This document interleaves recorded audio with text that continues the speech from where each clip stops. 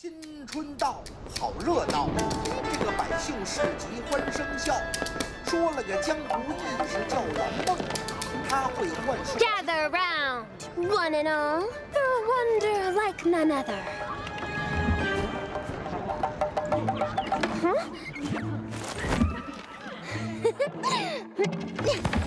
Ah, we have an audience.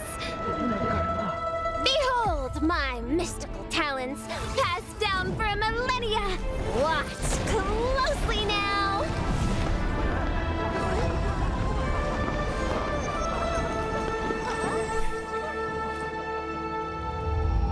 Criminal spotted ahead.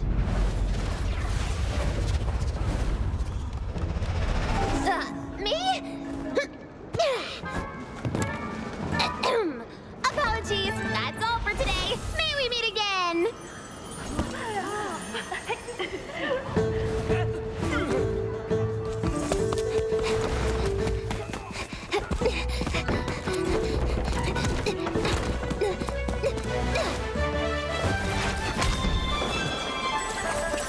Catch!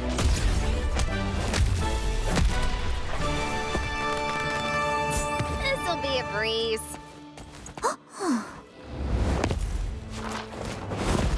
Case closed. Maybe we could just talk this over. 咱们是混乱一抽烟，两个人影都看不到边，为什么手持带蜡，像你也毫不突兀，两手指参与，一个丢下一个。哎，我人数无电，一个是左右摇摆轻松。 Give it up, miss! Take a breather, would you?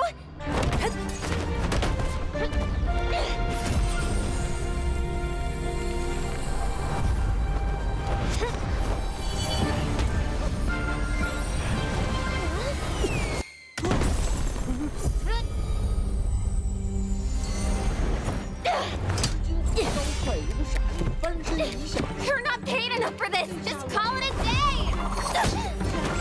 拿住他，可这位轻低头看，哎，那个大活人上了哪处？ You ever heard of work-life balance? See ya!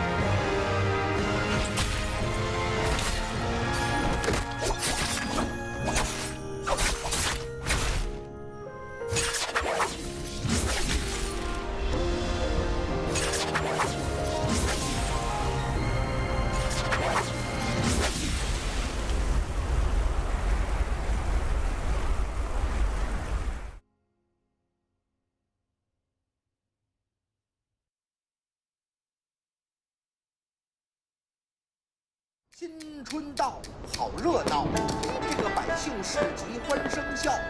说了个江湖义士叫蓝梦，他会幻术。Gather round, one and all, for a wonder like none other.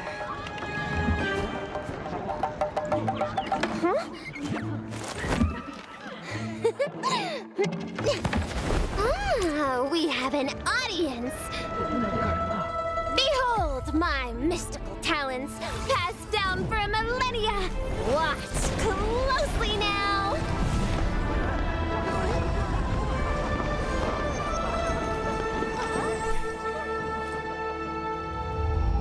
Criminal spotted ahead.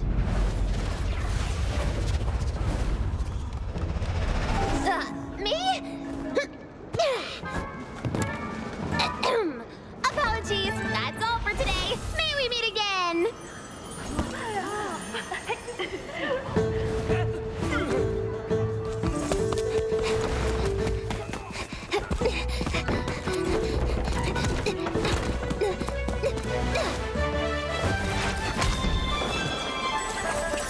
Catch!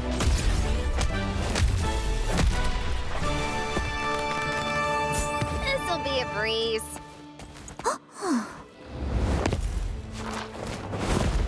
Case closed. Maybe we could just talk this over.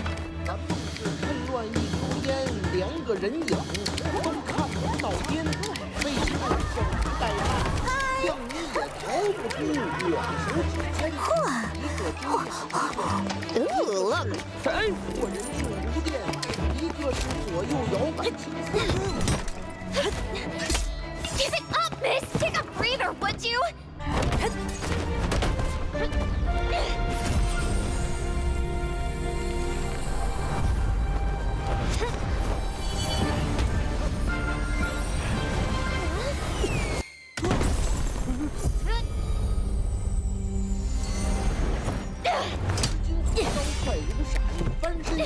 You're not paid enough for this! Just call it a day!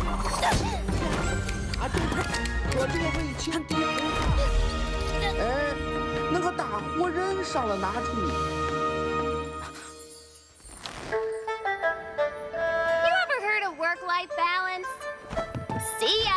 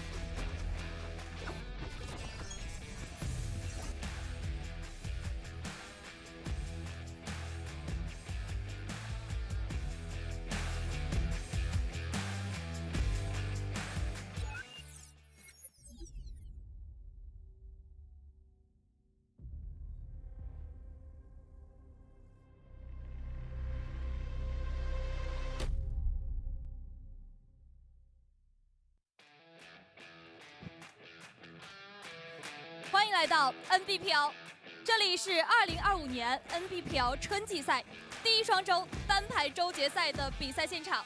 大家好，我是今天的主持人陈瑜。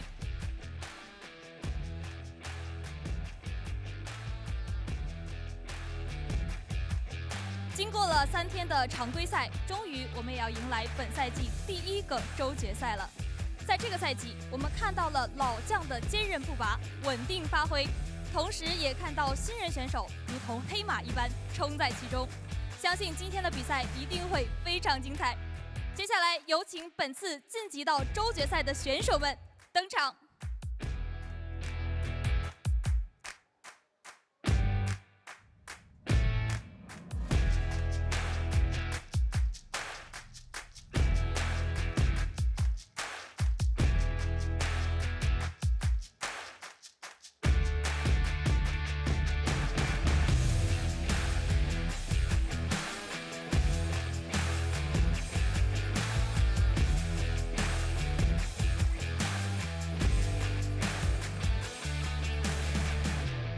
好的，那么站在我右手边的 OUG 麦，相信大家对这个名字绝对不陌生。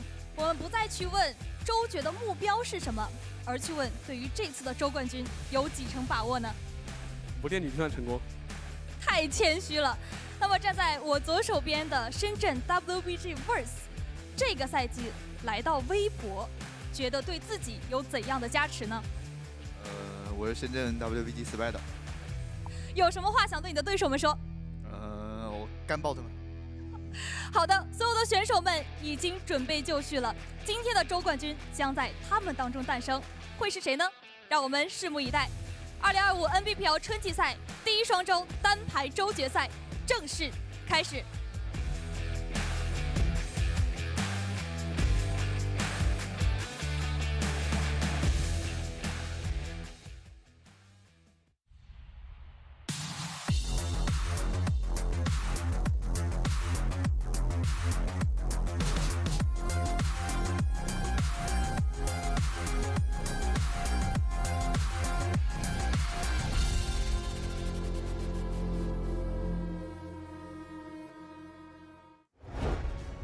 Welcome everybody to the 2025 NARAKA BLADEPOINT Pro League Solos. My name is Creatives. I'm here with the one and only Severio. Severio, we're back for our first bi-weekly finals of the year. Here starting off with solos. Tomorrow will be trios. But man, Severio, we got a lot to talk about before we start getting into these games, with just how everything has been panned out throughout these last previous weeks with the bi-weekly, especially with the new heroes in play, new players as well. We got Asia in the mix now, the first player coming out here from the newcomers to, you know, being able to qualify for a bi-weekly final. Not a lot of players are able to do that, but Asia will be competing today to try to get a chance to take a chip home. But Severio, talk to me, bro. How do you feel about today's games? Bro, I'm thinking about every single instance that the meta can be shifted by today's standards, because this is the first time, folks, for solos for finals into the new season, to spring season for 2025. We have a little bit of an update for you guys for on Twitch for rewards, which is going to involve you with watch time. But more importantly, for your first week, you are going to get some Mirage coins. So get it tuned in for 60 minutes. Make sure you line up your Twitch account with your NARAKA BLADEPOINT account, whether you're on the launcher, whether you're on Steam, any of the sources, Xbox, PS5. Just make sure you guys have an opportunity of getting that linked up, and you should be able to get the rewards as well as the daily drops that we usually come through with the Tay, with the Silk, and the XP bonus. Second week, though, for finals, we're going to end up getting that avatar. In the third week, we'll get a bubble choice that's custom made for one of the players that we see and choose. And then Eternal Radiance, that background, always a pleasure to see those ones, because, you know, it's always about the stockpiling of those backgrounds and just how you can drip out the best way possible. But I want to make sure in noting about the fact about Asia, right? Newcomer onto the block, 4 MVPs for the first week throughout 2 days that he was playing. And he was able to showcase, you know, his work in the second day of playing. I mean, first day, he was, you know, he got 1 MVP, and that was about it, around like, you know, 10 to 12-ish points going through. But going into the day 3, not only was my man able to get 3 MVPs, he was the 3rd highest scoring day of playing across the board between all the players, including against Mike, including against Verse. And this puts him on the top of the board right now to be one of the people to see about his fighting potential. I mean, he's been able to kill out players regardless of what their name is, whether it's Mike, whether it's Pace, whether it's Wufong, things that kind of make it seem that even under his standard of being one of the newcomers, like with Pace being one of the newcomers back in 2023, having his stayed his name similar to those guys is just something that I am just excited to see coming from today. And as well, just seeing about the character shift. I mean, we've seen Lonnie coming through and the players are deciding between V1 and V2, and you see this happening over and over. Just like that, we're gonna take a look over to the standings, because this is gonna be C8 where the top 12 bring those proposed points from those previous days of playing. Yeah, just coming off of that, to add on top of that, I mean, everybody in here has been in the league for over a year, right? The only player that has not, it's going to be Asia, right? I mean, look at it 2 times on top. Once again, starting off hot here with the 2025 season, still in first place. OUG's Mike going to be taking that 7.7. And let's just talk about WBG. They do let go, or whatever the circumstances is with Spider, but what a great pickup to pick up Verse. I mean, Verse has been a very dangerous player since he's gotten into the league, and now representing WBG, we do see him in a very comfortable spot to take this chip home. And the other player right under him is going to be WZ Arano, which Arano has been a very phenomenal player throughout his career in the pro league.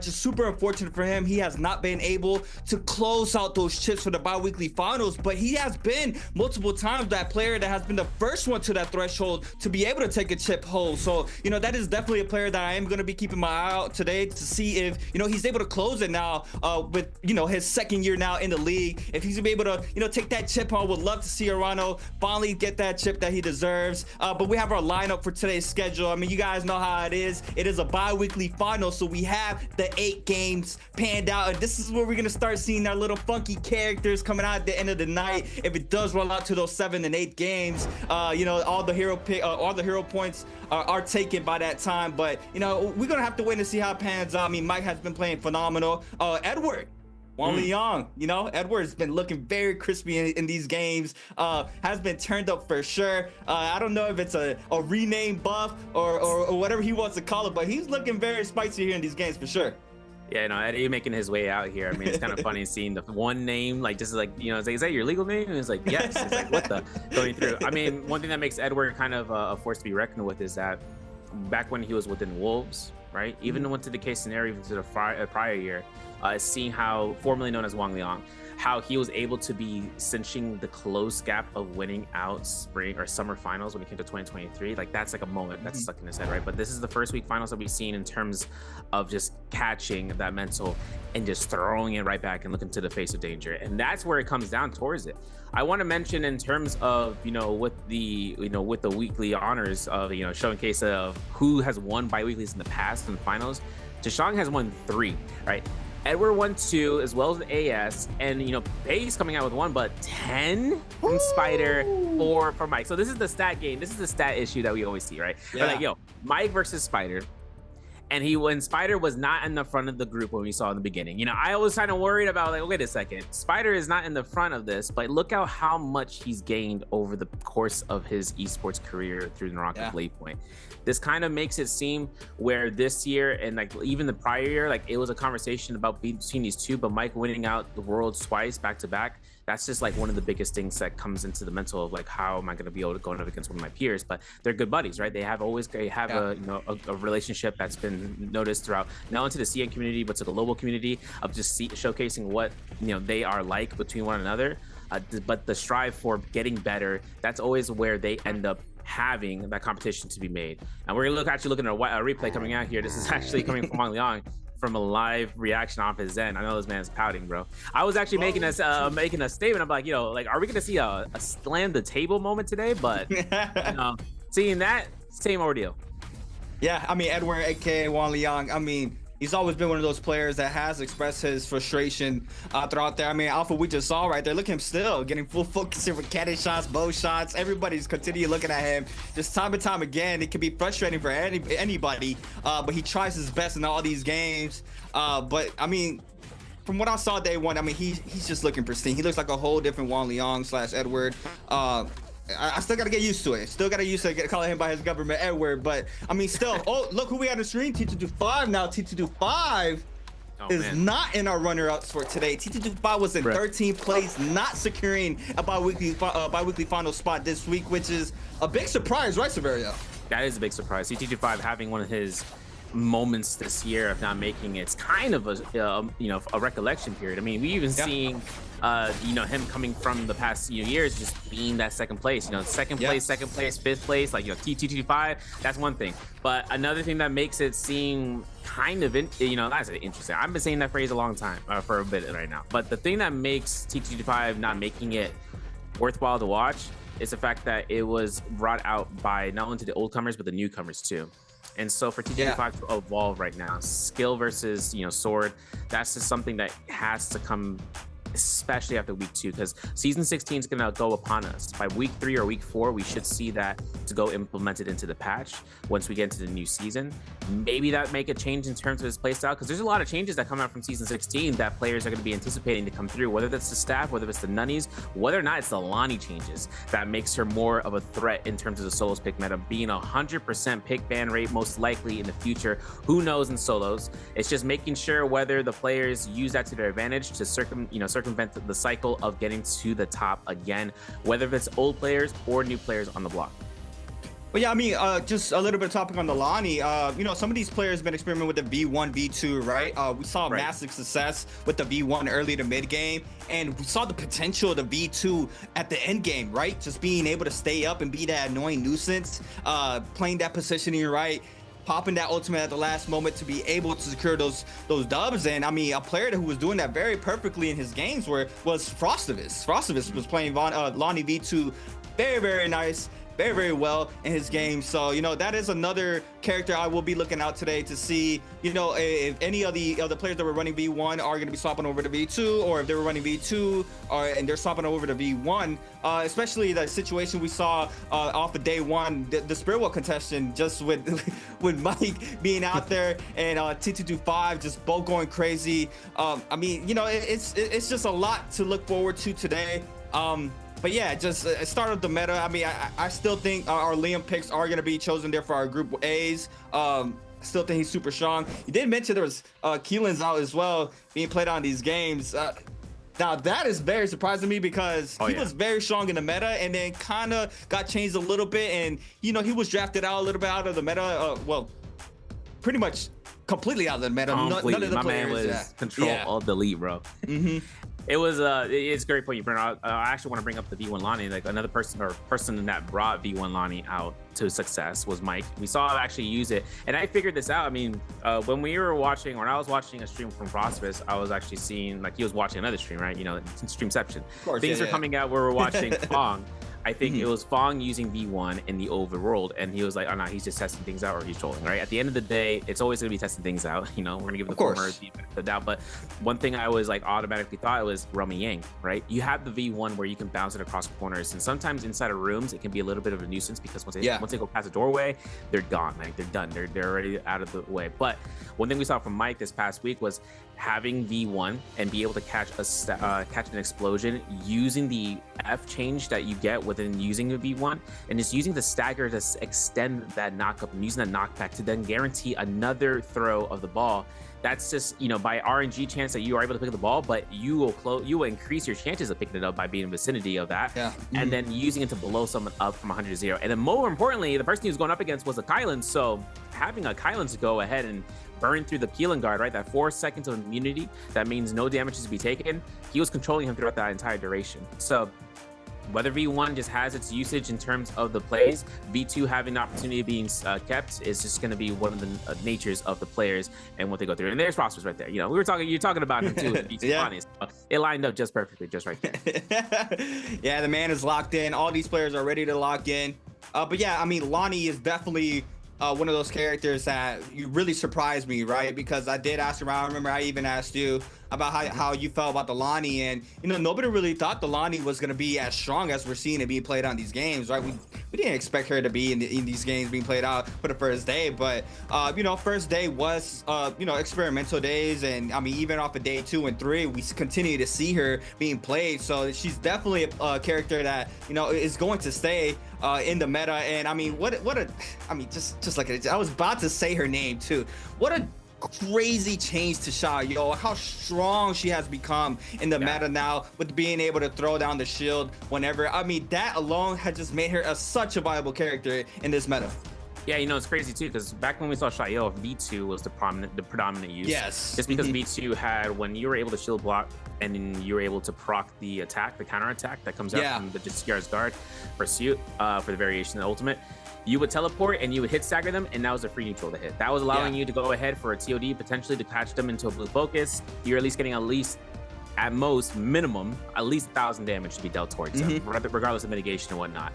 And so for the most part, the players having V1 to be the option, it's not only more to the benefit. There was so much added towards her kit with V1 being changed, where not only are you able to store your shields and be able to throw them, you're also able to reduce your cooldown of your skill. Combo breaker cooldown reduction of 7, like, you know, any skill that you have, whether F1 or F2, it's 7 seconds. You reduce that for every shield block. So a person now can go in, use your combo breaker, use the ultimate, and get started, just like how we are right now, folks. We're starting right here for game 1. Here's the phase selections for y'all in terms of Midoriya Midnight being their first round. Standard 8 games in biweekly finals. If you understand how it works, these phases are going to stay the same in terms of the normal format for that we've seen in the past for 6 rounds. But once you reach 7 and 8, whoever is at the top of the leaderboard up until a certain point of reaching match point, they will be pushed to the bottom of the phase list, and the remaining players who haven't hit it would be one of the first ones. You'll get a chance to see what I'm talking about later on if it's your first time here, folks. But we're gonna get into game 1. We're gonna take a look at the phase selections. I was talking about whether or not we're gonna see Liam or Shayo switch up from the first phase to second phase, because players would like to hold on to them in case the phases start to get a little bit wonky. But it looks like Liam's gonna be guaranteed. ASE's XY,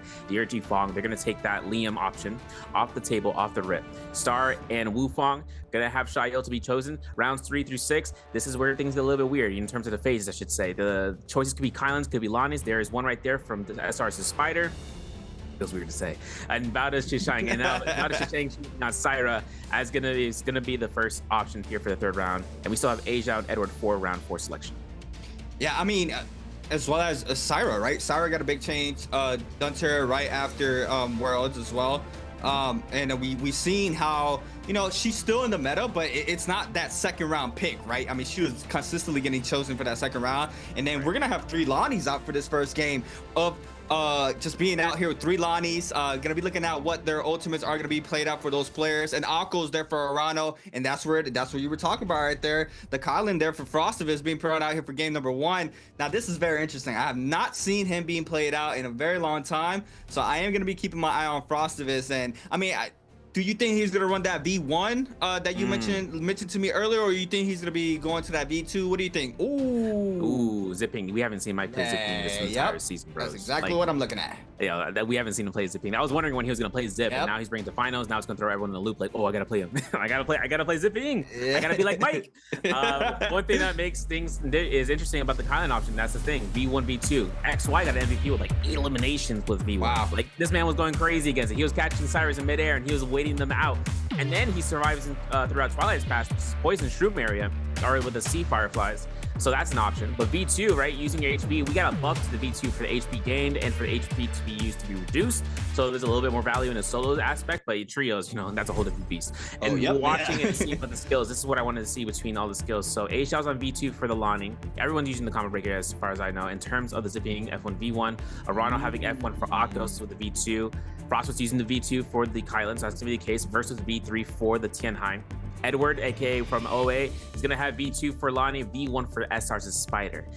And I'm kind of curious in seeing Wufang. He's bringing out the F2. This is a skill we haven't seen. We see more combo breakers than anything. F2 was more of like a ranked mode thing coming out, but for the Nbpl season, seeing a non-combo breaker skill, he's gonna fully rely on using his ultimate to kind of soft true, you know, get out of there, but also get used of using it off the ground with F2, setting a hit. He can burn out the combo breaker for his opponent. He can then go for a lump sum exchange in terms of that. That's going to be what we might anticipate. But more importantly, just seeing about where these lines go up between the V1s and V2s, Spider's the only V1 Lonnie, so if he's caught into the end game circle, they could just go ahead and focus him out. That's usually the case that we see.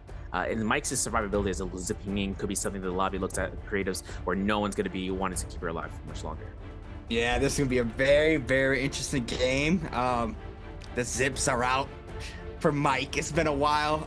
Even Zip now, she has that free dodge after that ultimate pop, right? So, you know, that is an extra little umph to her kit that, you know, it's a quality of life change that, you know, can be a big decider in a lot of fights where, you know, like little micro decisions can, you know, determine your life or death in these games. But we have our spread here for these players. We have 2 players landing Arcadia. I believe we had like 3 players landing Imperium, and then the rest of the lobbies landing towards that left-hand side of the map. That's 4 people landing in the middle there for Imperium. And we're gonna have a very, very hot start here for our first game of the 2025 Biweekly Finals Solos. My name is Creatives, and I'm here with the man Severio, and we're locked in with possibly 8 games, Severio.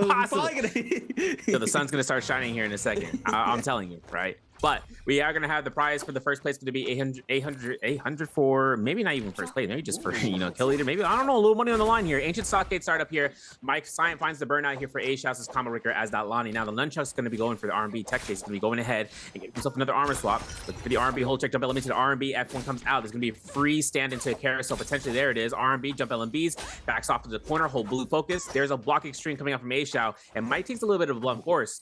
We still haven't seen whether he's going to pick up that pulse sword, which I'm looking at the ground right now, and this is an option for the table, but it's going to be really difficult to use a pulse sword against a long sword, so neither or is going to be wanting to make it happen for A-Shou. His turn is going to be looking for another armor. If he can find the swap, he finds that's another 600 health that he can turn through, but 1 LMB to the F1 comes out from Mike. Make sure you can hold the blue focus. Early anticipated parry. Horizontal dodge. We're going to get caught into the LMB uppercut into a 2-1-1. No, we're going for a pulse sword. Grapple his extensions, come to the stagger. Another uppercut tempo with the ultimate being activated at 70%. Mike's okay to stay healthy here, C8. Yeah, I mean, that's the beauty of the Zaping right there. Being able to pop that ultimate at 70% rage, it's just a beauty. You see Mike just full confident going back in. LMB focus there for A-Shou. Gets the power as well off the skirt rush. F caught in there for Mike. And now the Lonnie ultimate's going to be invested there for A-Shou. And Mike, with that ultimate gone, is trying to create the space here in the situation. Nice little Vitality pop there for A-Shou on the top side. The B2 comes out into the R&B focus, into the R&B, their finisher for A-Shou, taking out the big man, OUG's Mike, to start off game number 1. And that's a big kill starting off. That's a big kill. Coming out here towards the Tincture Woods, we're going to see WG verse up against Bowdish Shishang. Having himself purple halberds, going for that 1.2, gets himself caught to the staff R&B. This is going to be big for Verse to go for the LMBs. He's got ultimate in just a second, but Verse or Shishang already has it ready to go. He gets caught to the dazzle. Verse might actually die here? Question mark? Nah. F1 into getting caught by the laser beam is not going to be an issue here. It's going to be whether or not Shishang can go for the laser beam across 20 meters, by the way. Oh. Goes straight through the Tumultual, does not give any worry warp reasoning for the Tumult. He doesn't care about the wall. Because Syra can go through the walls, and that's just something, 20 meters, by the way, for the laser beam, that can just cross straight through. And Shishang just goes ahead and envelops it, gets the damage out. And also seeing over towards Imperium, this is where we're going to see where Arano goes against Fong. Fong, the fan man, Dagger man, still going at it. This time around the Liam, tons of damage onto Arano. Arano does manage to find a common armor swap. Now try to run for the hills on the Oculus. Has that ultimate online if he needs it, as well as Fong has that Liam ultimate if he does find an opportunity for him to call in and try to get this elimination onto Arano. The raw uppercut connects to the air LMBs. Oculus ultimate invested there, trying to find the leap connection from Arano. Nice ult there to iframe the V2 there from Arano's ultimate. And Fong now still trying to get aggressive in the situation. Arano trying to find a quick little reset in. I don't see any other players around here in the mix, so this could be an isolated fight for now. We do have the V2 connected here for Fong. What's gonna be the mix-up? He can't go for the double R&Bs off of this as well. Goes for the R&B ×2, and that's all he needs. He could have extended it as well, but Fong, not even having to do so, picks up the elimination there onto Arano. Very clean from him being able to get the double R&B for the fan. Now up against Frostfist is A-Shou, who has already active Lonnie ultimate, used 1 cast, has 2 more, now 1 more, but he gets caught. There's the V2, there's, oh my goodness, 1 HP in the dream for A-Shou. For here, if he can find an armor swap, he gets 200 healing from that ball returning, but Frostfist is right behind. He gets a kill. That's his 2nd kill of the game. Purple weapon from the purple dagger. He's already going to be able to look towards buying possibly a Moonbane to get a securement for a Romy Yang, but we'll have to see, because Mike right now in Imperium on the underground of the cavern. I see the vision. I see the vision there with the Kylan. Not gonna lie, I see the vision. Mike, though, going out against SR Spider. Big scrap offs. The 2 warriors of the NARAKA BLADEPOINT Pro League going at it right now. We see Spider being the aggressor and Mike getting aggressed on, trying to see if he can find the space right now on the Zaping. Beautiful kites here from OUG's Mike. I mean, the movement just phenomenal here from the 2 times. We do have another player showing up in the back in XY, but we have our first Roma Yang starting to form on up. So these players are going to start playing around these realm gates to try to get inside that realm for that buff. We know how strong it is to be able to have that Vermilion's Birds Might buff in the early game to try to get more eliminations. But just going down the elimination list, Frostivus with 2, Edward and A-Shou with 1, as well as Choose and Fong going at it. But Verse, a little bit of slow start here for Verse on the Temi. It was just super unfortunate to catch a Syra. I mean, we saw how just defensive he can be against that character right on the Temi. Yeah, exactly. Yeah, Syra has her opportunities to counter out Temmie. Temmie is always an option to counter other characters, but there's always counters to the counters, and Syra is definitely one of the ones to make it happen for it and against him. Now we're gonna have a Roaming to be used though with the Moonbane by Chusheng from Team Valda. He's gonna have it to secure over by A's off the peak. We still have some Roaming over by the Hollow Worship and Empyrean. That's where Spider, XY from ASC, OUG Mike, a plethora of players just making their way. While we're looking at to Arcadia, Star actually has Volpine's Essence on the standby, so whether or not he cannot get it to burn out within the Roaming, that's his main objective, right? He wants to hold it for endgame. Wong is going to be holding out here, or Wufong, I should say, looking to loot up here, but they're going to have a mutual agreement for the Roaming as the pass comes out. And with it, having their ultimates ready to make sure if they need to scrap off, if anyone shows up, they can go for it. Yeah, Wufong was running the F1, correct? Correct. Yeah, so... No, oh, yeah, I guess he switched off, huh? Crazy. I thought he was... oh, yeah, we saw that. If he was on F2... that can definitely catch people off guard, right? I mean, you just stand there to see the combo break, right? But I mean, that does give you that prio. So it's kind of like a double-edged sword. Depending, as soon as you throw it out, you have to make sure that their F is on cooldown to get that damage confirmation. But Frostivis is Mike just going at it right now. Just a little bit of love taps here in the Romayen gates. XY showing up. Asia as well from Alliance starting to pull up. Players are going to wait this out, but Mike with 33 seconds to be able to enter this Roman Yang still has that as a ping ultimate online, so he's pretty much chilling right now. He's just going to go ahead, kite out all the pressure, ice off all the aggression from all these players if he has to, and if anything goes south, he can pop that as a ping ultimate. He is going to be getting that back as soon as he enters the Roman Yang. We do have A Zhao, Frostbiz, everybody just scattering out. Nobody wants to deal with his ping. I mean, they already know once that ultimate comes out, it's pretty rough. You can throw everything here in the early game. Not everybody's fully scaled out, so it's not a, it's not a big heavy worth if you're able to get anything out onto Mike. But right now, he's just gonna chill out, wait this out. We are gonna have our first Romayang. It's gonna be OUG's Mike against OA Edwards for our first Romayang of game number 1. So this is a lore accurate thing. This is something we've been waiting for a while now. Everyone in C has also been waiting for this because Edward says, I want to fight Mike and Romayang and I want to win. And this is going to be the case scenario. RB comes out here from the drop down. Edward looks for the stanchion and gets caught into the clink, and Mike looks for the LMB. He avoids it, goes straight towards an offensive scare rush for a stagger. No parry opportunity from the pitter patter, but there's going to be a scare rush again and again from Mike. He finds a pillar. They're going to be trying to go for anticipation face off here for a game of chicken. There's going to be the chase down. One RB connects, but the third one actually connects as well. Purple focus is going to be anticipated. Mike gets caught to the LMB. RB crouch LMB coming out from Edward. No, he holds blues. He goes for the stanchion again. LMB stagger isn't going to be successful. 1-2 hold check back into the parry into the 1-2. There it is going to be another pitter patter coming out, and Mike holds it out here. Watches out. Edward might be pocketing an O here as a defensive measure. Obviously, right now, Mike is in a world of just chilling out. There's going to be the combo breaker. There's the Lonnie ultimate. And now it's going to be a case scenario between whether or not Mike is going to burn his one for this.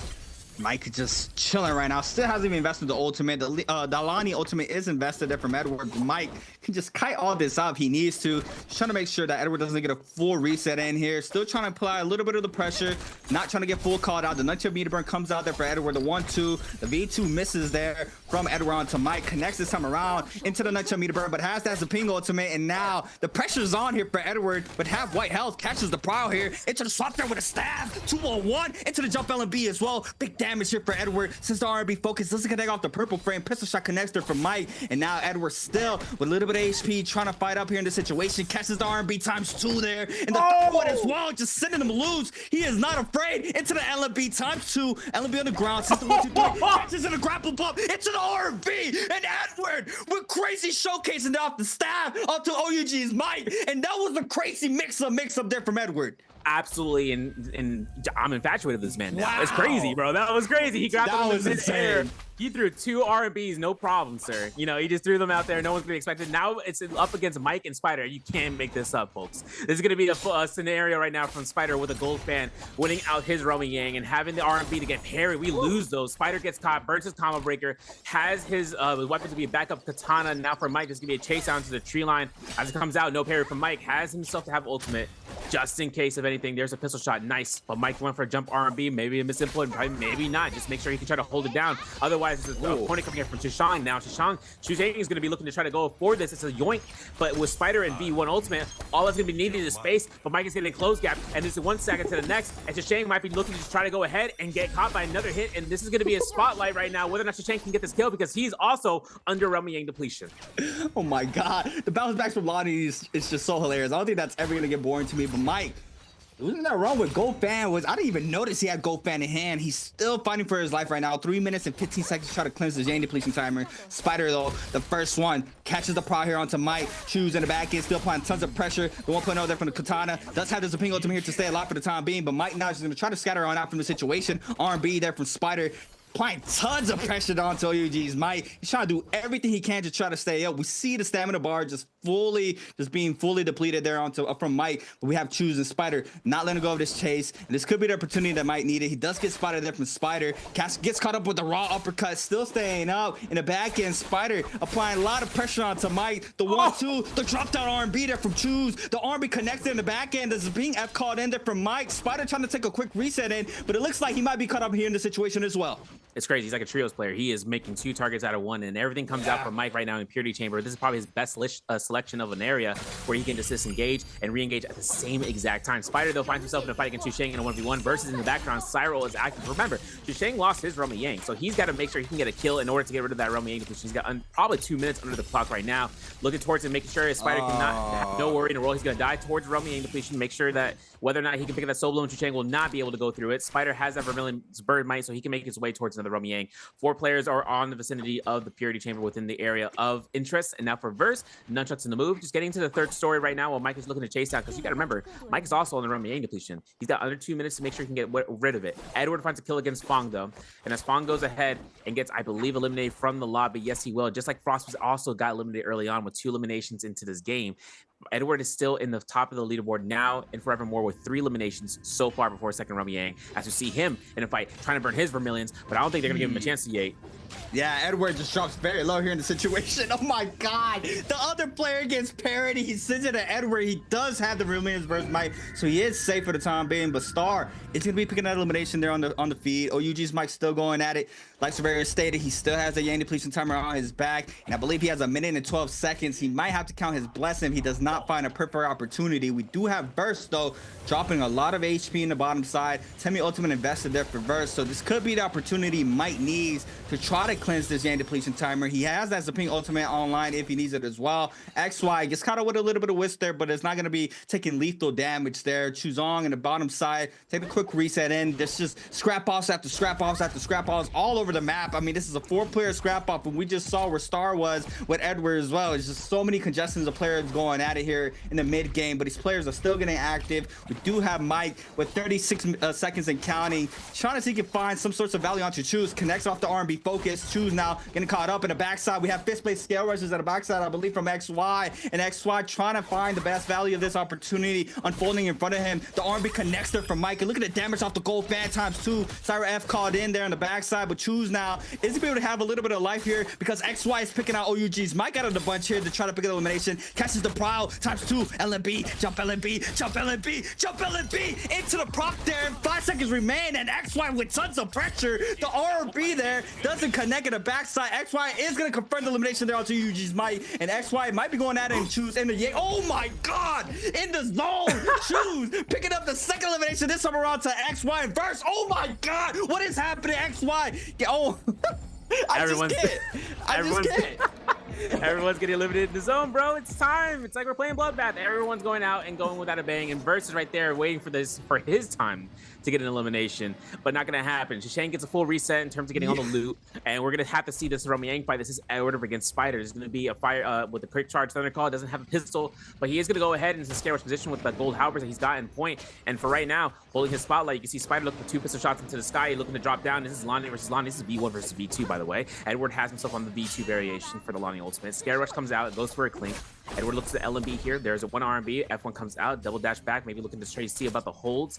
R&Bs comes out. There's a little bit of a dangerous situation. Once he gets caught in the scare rush, he's gonna have to burn his combo breaker. There's a nice parry. Oh my goodness, catches and looking for the TOD. There it is. Maybe 1 chance for 1 R&B, maybe even 2 R&Bs if there's anything come out. But Spider, he has nothing to his kit to survive, and Edward gets that clean sweep. Ooh, Edward taking out Mike and Spider? Okay, Edward Wong Leong, I see you. A Xiao, though, in the mix this time around. He's fighting Star with a purple staff, applying tons of pressure, catches the R&B on the ground. A B2 called in there from A Xiao, getting called with a grapple bump. Now the F called in from A Xiao to avoid the full damage there from Star. We do see him now swapping on over to the long sword. He's going to fish for those carousels. We know how deadly those can be in the corner here in the realm of Yang. Clint comes off the scare rush to the aerial R&B there. The blue focus there from A Xiao, trying to go for the double parry, tries to hit him with aerial R&B times 2, doesn't connect this time around, catches with the third though. He just let him lose. He sends it again. Now the prop there from Volpine Essence from Star catches the scare rush into the fourth. He just let him lose. He's not learning, and Star now caught in the F, sends the LMB focus. F caught it from A Xiao. He's like, yo, cut that off. I'm done with this. Eat this pistol shot and back up for me, because I need to win this game and start coming out victorious in this Realm of Yang. But what a showcasing from these players so far here, Severio. Yeah, it's been turn that TV off, turn that TV off. You know, one thing, you know, it's funny too. Star just picked up an engraving. That was the J that we saw.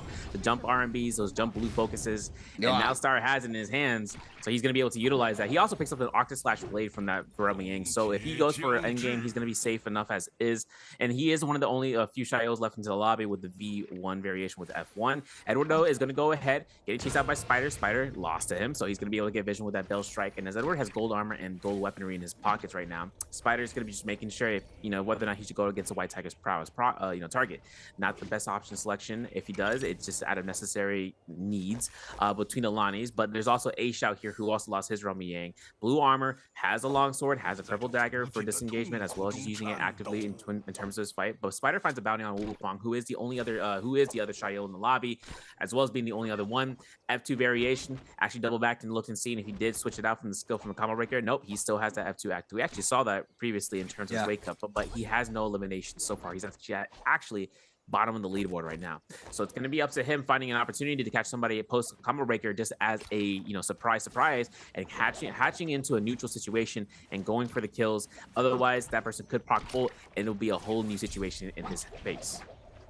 You know, Edward already with an amazing game, 4 eliminations, right? Going into this end game pretty soon.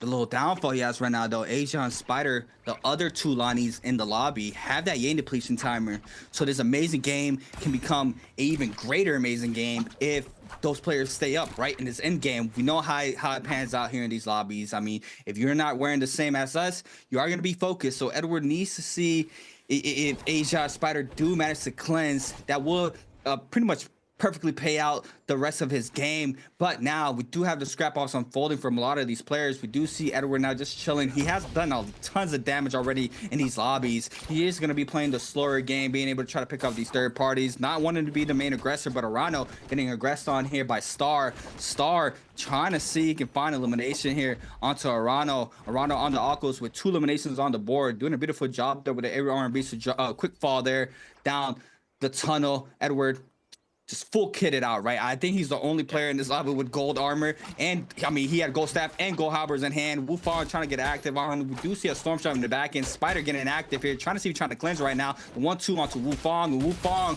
could be very hard to try to catch him, but gets caught up in the corner. Xiao ultimate now invests, and this could be the life that both of these players possibly needed to try to cleanse the Yang depletion timer. Exactly, yeah, and Wu Fang just goes for a reset here. Counter grapples, gets caught to the block. He still has his F2 to come out here now. He goes for a shield throw in midair against Spider, who gets caught into the explosion. Star's gonna be looking to try to go ahead and try to invest into a chase, but it looks like Wu Fang gets one other block. He's gonna have his shield to be ready to go for a shield throw.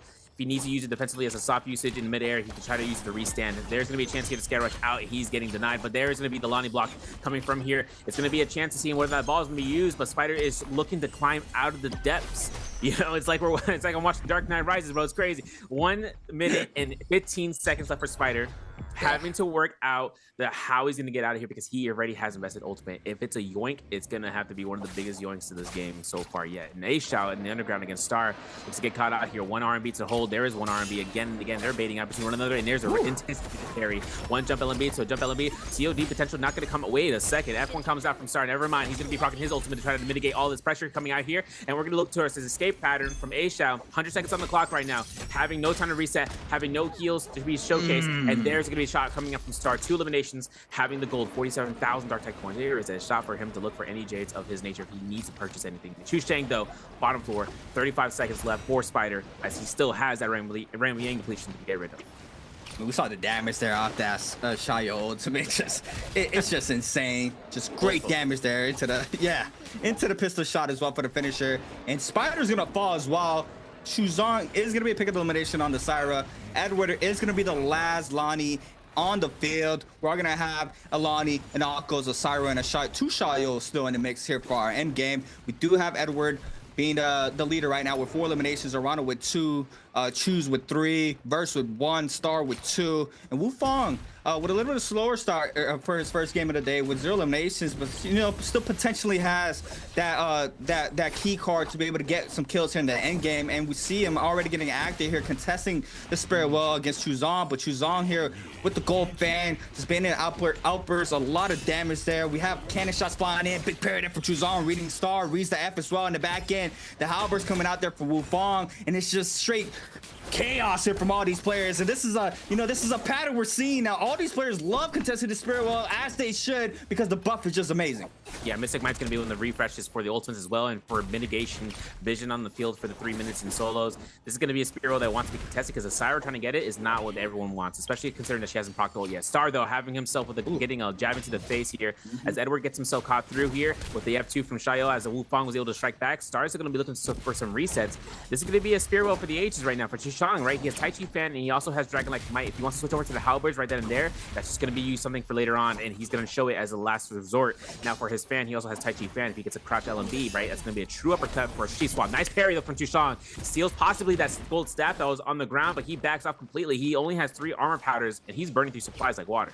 Yeah, he needs to be real careful. We do see him trying to not apply a lot of pressure in the situation. It looks like Star is going to be contesting it for now. Shayo ultimate there invested in the backside. Not sure from who. I believe it's Wufong, the only other Shayo in the lobby, popping that Shayo ultimate. Wufong now trying to take a full reset, and Star is going to secure that Mystic Might, gonna leave that gold armor on the ground. We do have our random band spawning in as well. We do have Star with a gold pair of dual blades that he just picked up from the Spirit Well as well. So, you know, he is gonna be having the weapons of choices that he needs. Gonna be able to outburst a lot of damage. Choose though, might be eating damage. Nope, he does not eat damage off the Moonbane. Star trying to look and get aggressive off this Mr. Might. He's gonna have the information from all these players with that Mystic Might ticks to be able to see where everybody is. And we do see him going straight back in onto the Syra, the 1-2 minks there from the dual blades. Parry base, both players parry actually there. Chuzong now trying to let go of the wind guts. Does get the damage there. Now another one doesn't connect this time around. The R&B minks comes out there for Star. Choose now trying to stay up. Oh, there it is. He lets it loose. Well, Severo was talking about the Tai Chi. Now we do have Star trying to stay up. Wufong joining the party. He knows this is a perfect opportunity for him to try to stay up. Oh my God, the dazzle in the backside. Both shot there from Verse, and we see him do this earlier as well. The aerial jump LMBs there from Star from the longsword, and choosing to be forced to pop his ultimate. And now this could be a big problem from here once his ultimate runs out. Exactly, 18-second duration for V1 in solos right now, and we used to see V2 during the off season, but they had gutted it in half of the healing. So V1 having more predominant usage just because of the HP shield that you get. Only problem is right now everyone can look towards his direction and make sure that once his ultimate ends, it can go in. Oh, Star gets caught by the dazzle though. Cannon shot's good for it. The Rupture Guild Orb actually starts to proc in here as Shushang goes flicks and finds an armor swap, loses the gold armor. That's okay. He doesn't have supplies for it anyways. And now for anyone else that could looking for that gold armor to try to use it later on, looks like Shushang versus Combo Breaker. Drop downs R&B, gets 100 healing from the F1 proc and looks towards the Scare Rush out the windowsill. Nicely done. Another target though, another Shayo, another worry. And there's going to be another chance for him to kite around here looking for that purple armor fully refreshed. There's going to be a chance here to pick it up. Look, sort of holds horizontal, gets caught by the jump LMBs back to back. And there's one clink, an engraving reveal. This gives Chuzong something to think about here as the F1 goes ahead and gives him aerial position, but there's not enough time here. The zone ticks out. Wufong gets the elimination with that Rupture Guild Orb, and now Edward finds a kill against Star in the background. It looks like, or not against Star, but Edward looks like get that Soul Bloom as a pickup, and this is going to be where he gets himself into the endgame circle with 3 minutes and 40 seconds. See, and this is what I was talking about. Wufong with 0 eliminations, but being able to stay up in these lobbies, picks up 2, jumps out from 12th to 5th, just like that. Now securing these eliminations, doing everything he can, and now everybody's pretty much level low. We have, you know, Edwin and Orano, you know, just playing around each other right now. The Akko's knows, yeah, I'm gonna play around this Lonnie, you know. I'm playing around you. I know you're juiced up right now. I see your gold armor. We do see him here with a full inventory out right now. I mean, what a beautiful setup that he needs here for this end game. 4 eliminations on the board for Lonnie. I mean, this character is just growing on me more and more and more, you know. Just I love her character design. she has a phenomenal kick. I mean, we've seen how strong Alani can be in these games. I mean, these games are not easy, right? I mean, this is the best of the best in these lobbies, and being able to, you know, go against a Xiaoyu and a Liam and come on top. I mean, what else can you ask for, right? We do see how strong the character is, but Wufang also with a nice little kit on him here on the Xiaoyu. We do have a Temi still up here for WBG's verse. WBG's verse on the Tumult. You know, sometimes see the Tumults getting picked out very early. A lot of players do get eliminated pretty early on the Temi, but, you know, Temi in the end circle can be a very dangerous character to have, you know, be able to slow everybody. But we are going to see our zone starting to spread now, zone 6. We are going to be moving on into our last zone right after this. And, you know, this is where it gets spicy. And this terrain is looking spicy here. So, I mean, look at the drop ball here. It's going to be very interesting to see how this plans out. Yeah, we're gonna actually take a look at the replay right beforehand where Star was able to get the kill against Xusheng. Double beats to the extensions and goes for the engraving, right? But we saw how Edward gets the elimination against him. Watch this, right? Once he catches a kill with this, with the Rupture Gale, Wufang was able to find the elimination. Star was stuck inside, and Edward finds the last hit confirmation off of there. Wow. So that was where how Star got rid of. And one thing to know is that Edward has the advanced heal, has a Storm Stride. He's actually healthy as is, and he had 10 armor powders from the start from what we were able to witness. Wufang, though, has 1 vitality. If he gets caught into a burn, no one else has a burn Jade in the nature. I know that Wufang has himself to use his Rupture Gale. He's at 1 more repair chest in his kit to try to burn out. Edward is the biggest threat here, but also Tumult. You mentioned how earlier how easy he gets fastly picked off here. This terrain is not really in his advantage right now. This cliffside, this whole sight line of verticality, this puts him at a spot where by the time that we reach into the final seconds, his ultimate's gonna have to be Sublime to catch everyone in one spot. Yeah, I mean, this terrain is going to be very tricky. I'm looking at the Tumult. I mean, how hard is going to be to try to catch these players. The Lani, I think this is Lani's playground right now. The Xiaoyus could use the terrain for their favor as well to try to stay up there with the ultimates once this zone fully closes. But just a matter of seconds, we will be seeing that unfold. 1 second for the next zone to start spreading here. Zone 7 now. Zone's getting smaller, players getting closer. Harano and Edward both on the top side. The only 2 players here in this lobby so far with a gold armor fully scaled out, and Akos and Alani. Wufang and Verse are playing that middle to low ground here in this terrain. The zone started to spread. All these players are going to start moving in pretty soon. And now in a matter of seconds, we do have, I believe that was Alani F called in. Have halberds in hand for Wufang, trying to see if he can find some sorts of damage. Arano gets flinged out inside the zone, trying to stay up. We do have him eating up a little bit of damage. Edward playing the high ground here, investing all the grapples, plus the Lani ultimate now. Wufang staying the low ground. Burst now, calling in the Temi ultimate, trying to see if he can find some value off of this. Arano connects off the V2 there onto Fong. Big damage here inside the zone, but Arano takes a lot of white health and gets caught out the V2. We do have Edward with a crazy V2 snap, but Wufang picks elimination there with the cannon. Picks a shot, connects there for Edward, and Verse trying to stay alive, and it's a tie, but Edward is surely gonna be taking his MVP with 5 on the board. And what a beautiful showcase in here. Start out here for our first game of the day. First game Edward got, he won Romy Yang, he fought Spider, he went crazy, bro. He went crazy. He fought Spider and Romy Yang as well, too. Bro, clean gamer for today. Gets 2nd place, gets 5 kills, gets 7 points for game 1, and has himself at the top of the leaderboard. And for the match point, you're right, we need to reach 28 points. And in the next following round, we'll end up going ahead and seeing whether that player can get MVP to win the day out. And having an opportunity to see the endgame zone, I actually want to talk about how, you know, Wufang was in there with the V1 and just having his opportunity, just holding it down, especially against the Akos, against, you know, Arano being able to throw those V2s. Just hatching out the V2 pounces through the shield and burning through it. But even with Verse actually pulling himself out with the Molt Wisp in midair, just trying to work it through and throw him down, that's just a difficult endeavor. It's a difficult endeavor indeed. And for Edward having his MVP as Lani, this is going to set himself out, quite possibly. Good motivation, good morale boost. My man's getting survived by his peeps. And I told you, man, what did I say? Don't pull up on me. I told you I was gonna win you around. I told you. He did. I mean, taking out Mike and Spider in the round. Beautiful showcasing that from Edward. But I mean, man, I just got a little PTSD from day 1 where I was casting. I was seeing Lani being played out. I feel like you have to focus the Lonnies there in circles, right? I mean, we saw the crazy snipe Edward had there from the high ground. Nobody was contesting him there in that situation. And day one, I believe Frostivus did a similar as well play where he was able to come on top, being the only Lonnie in the lobby, as well as how Edward was now just being able to be a big nuisance there with that V2 being called in. I feel like that ultimate in a very small congested area, like how it is for the end circles, it's just super strong. And I think like you just got to full focus the Lonnies there in that situation. We did see the Temi ultimate getting invested there pretty early.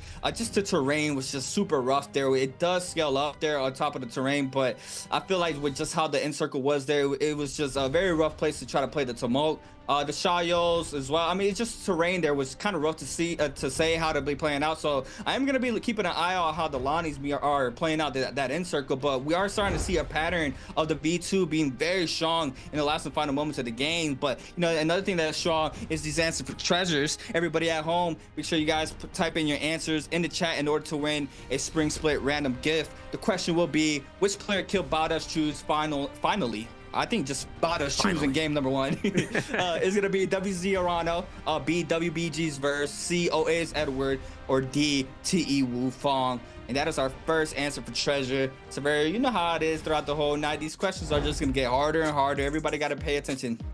Always, you know, it's like finally, like, you know, he's lived far enough. My man went past the expiration date. You gotta throw it in the trash, you know. All right, Edward though, first place comes out here with not for placement, but for just having as many kills as he had. 5 eliminations in that game. Crazy. 7 points as stated earlier. Wufang get the second place as well, or actually has second place in overall with 4.5 points, 3 eliminations, 1.5 replacement. And then we see Chusheng with 3 eliminations with 4 points, 3.5 points given to Arano, 3 points for Star and Verse, 2 points for Fong and Frostivus, 1.5 for Spider and Ashao, and XY with 1.5. And, you know, head scratch moment with Mike with 0 points. Listen, first game jitters. Yeah. I mean, the thing is that his fight into Rumble Yang was kind of stuff going through, and especially him being a Zipping and not being seeing her as much. He was trying to see if she had any sort of viability in terms of being a surprise pick, but we saw what happened against, you know, the prime target, especially against Lonnie's and her chasing him down, especially against seeing about, you know, what happened at the Purity Chamber. He just really didn't have any sort of way of catching elimination again, especially against chasing out Chusheng, who was not going to let that happen as a Styra. And for this is going to be Edward coming out here for 12.9 points in the overall. Like we mentioned, 28 points. That's the match point threshold for you guys who are new to the scene in terms of the Nbpl, of understanding how this works. Is that when a player reaches that threshold of 28 points in a game, that game does not end, and they are not the winner at that point in time. They have to catch an MVP in the following game in order for them to win. Now, if we end up going through all 8 games and we have multiple players with the match point threshold and they still don't get MVP miraculously somehow, it ends up going to the highest scored unit. So it's still in earnestness of terms of having as much scoring with points as possible, because at the end of the day, we'll never know how that ends up, where the bottom 3 ends up fragging out in those final games. But we're gonna get some highlights brought to you by China Unicom, and we're gonna see some replays, especially this first fight at the Ancient Sake. CA, take it away. No Gamers United, man.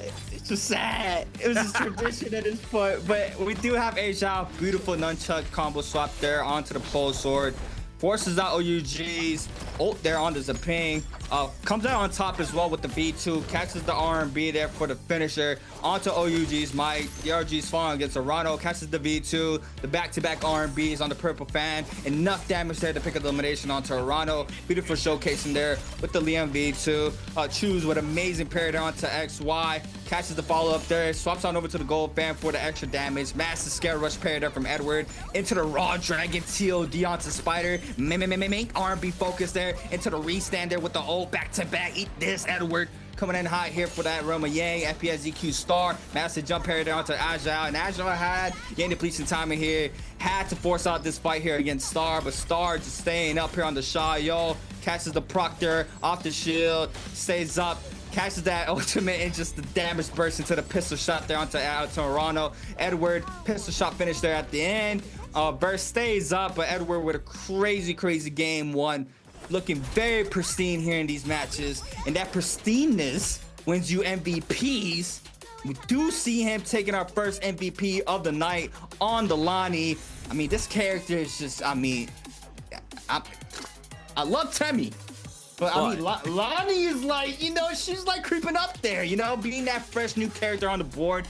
But Edward here with his third MVP, 18,000 damage, 5 eliminations, was running that F1 V2, Soul/Storm Strike, quick charge undercall, damage reduction, jabbing, advanced heal. I mean, we've seen how strong that advanced heal can be, right? Just that health over time, being able to have the most value out of the Vitalities and powders, and especially in the situation that these players in, where, you know, at some point, those resources become very, you know, it becomes very rare. You just eating up a lot of damage, or you have the movement and the knowledge to stay safe. So you are using a lot of those resources time and time again.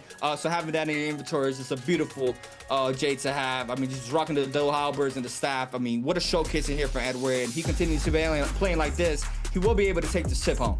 Yeah, it's a game-changing Jade, especially coming after survivability. And we've seen that in the game circles when there isn't so many options to pick up resources, whether from a shop or from bodies. Those are limited by the end of the day. For that Jade to be in his possession is able to out-sustain anybody in the field of play. And this is actually something we want to talk about in terms of that end-game circle. Something that makes some characters more prevalent than others is where how much can they keep themselves afloat. And I think Lonnie has the opportunity of being one of those characters, because we mentioned how you mentioned how she was able to kind of keep herself alive in terms of end-game, or even also catching last hit procs and then letting the zone take damage, do the rest.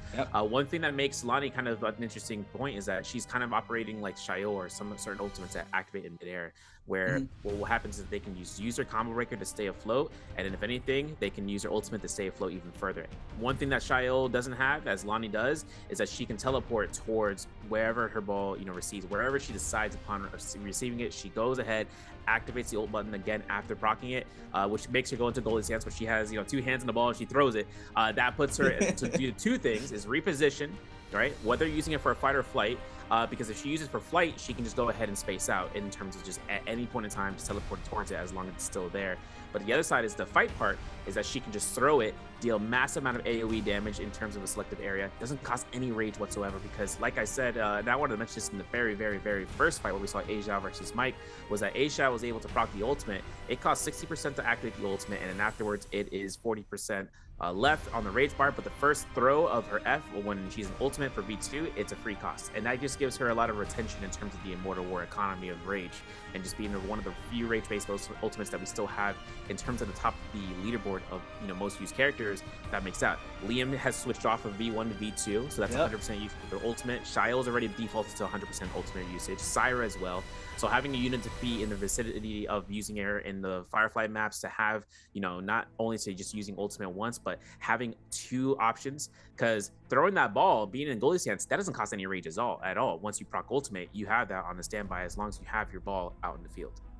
Yeah, I mean, it's just, it just looks annoying to deal with. You know, like, it just straight up, just looking at it, how I'm watching these players play it, it's just so much pressure, right? Just being able to keep that rebounds going time and time again in an end circle. That zone is ticking for so much, right? Like, you try to kite around, you're just ticking for so much damage. Someone's getting caught up in, right behind you or near you, like, you're possibly gonna be eating that damage as well. So I mean, I see the beauty of that V2 shines very, very good at the end circle. I see the potential of the V1 early to mid game. I mean, being able to get those long range picks there with the V1. But I mean, just overall, the character just looks phenomenal here in these games. Crazy sight. I mean, OUG's Mike with a donut into game number 1, right? I mean, that is a crazy thing to see. You rarely don't really see Mike going off just with, you know, no points on the board. You know, right before that first run, Yang had a beautiful start, right? He came in there with that round with a gold fan, was scaled up. I mean, he got realm for free, was getting aggressive on a little bit, but everybody backed up, gets inside the realm. Just, I feel like that fight against Edwards, it was just a big momentum switch, right? I mean, that was like that was just insane. Like, bro, I saw that, I was like this. I was like, bro, no way this man just got the MVP in that fight, bro. I was like, there's no way, bro. Yeah. And it makes it very apparent in terms of like the overall switch up. I mean, we saw last year that interview, right? One of the more potent interviews that we've seen, where Mike said this year's been very difficult because it's a decision between skill, like not the skill of the character, but like the skills, ultimates. Correct. Oh yes, I remember. Having abilities in the mix versus knowing your weapon knowledge, right? And that's the thing where Lonnie, she's very versatile in terms of her weapon selection, because like we saw the halberd, you just go for meter dump into the knockup. As long as they're in there, she can knock back in terms of the flop state. And this comes out towards where the average of, you know, of how the players, seek in terms of using the characters and in battling the thought process of whether or not it's ultimates versus using the skills or combining both of them. Some characters, they can't use both of them because they switch off their ultimate, like Kylan, Syra. Sometimes in the aspect of Akos, right, he's a hybrid of options where he can just be able to pounce with his claws, and then if he goes ahead, catches free neutral off of it, boom, bam, bop, he goes ahead, launches out. Can you use a V2 in order to set up? And this is actually something else too, where characters or players would switch out the skills. Some of the more predominant usages back last season, a little bit of the use of F2 Akos, just because it was able to set up for LMB, right? You go ahead and get the stagger, you go ahead and you can set up a TOD if you decide to go off of it. And then if not, what we see this year is the usage of F1. Why?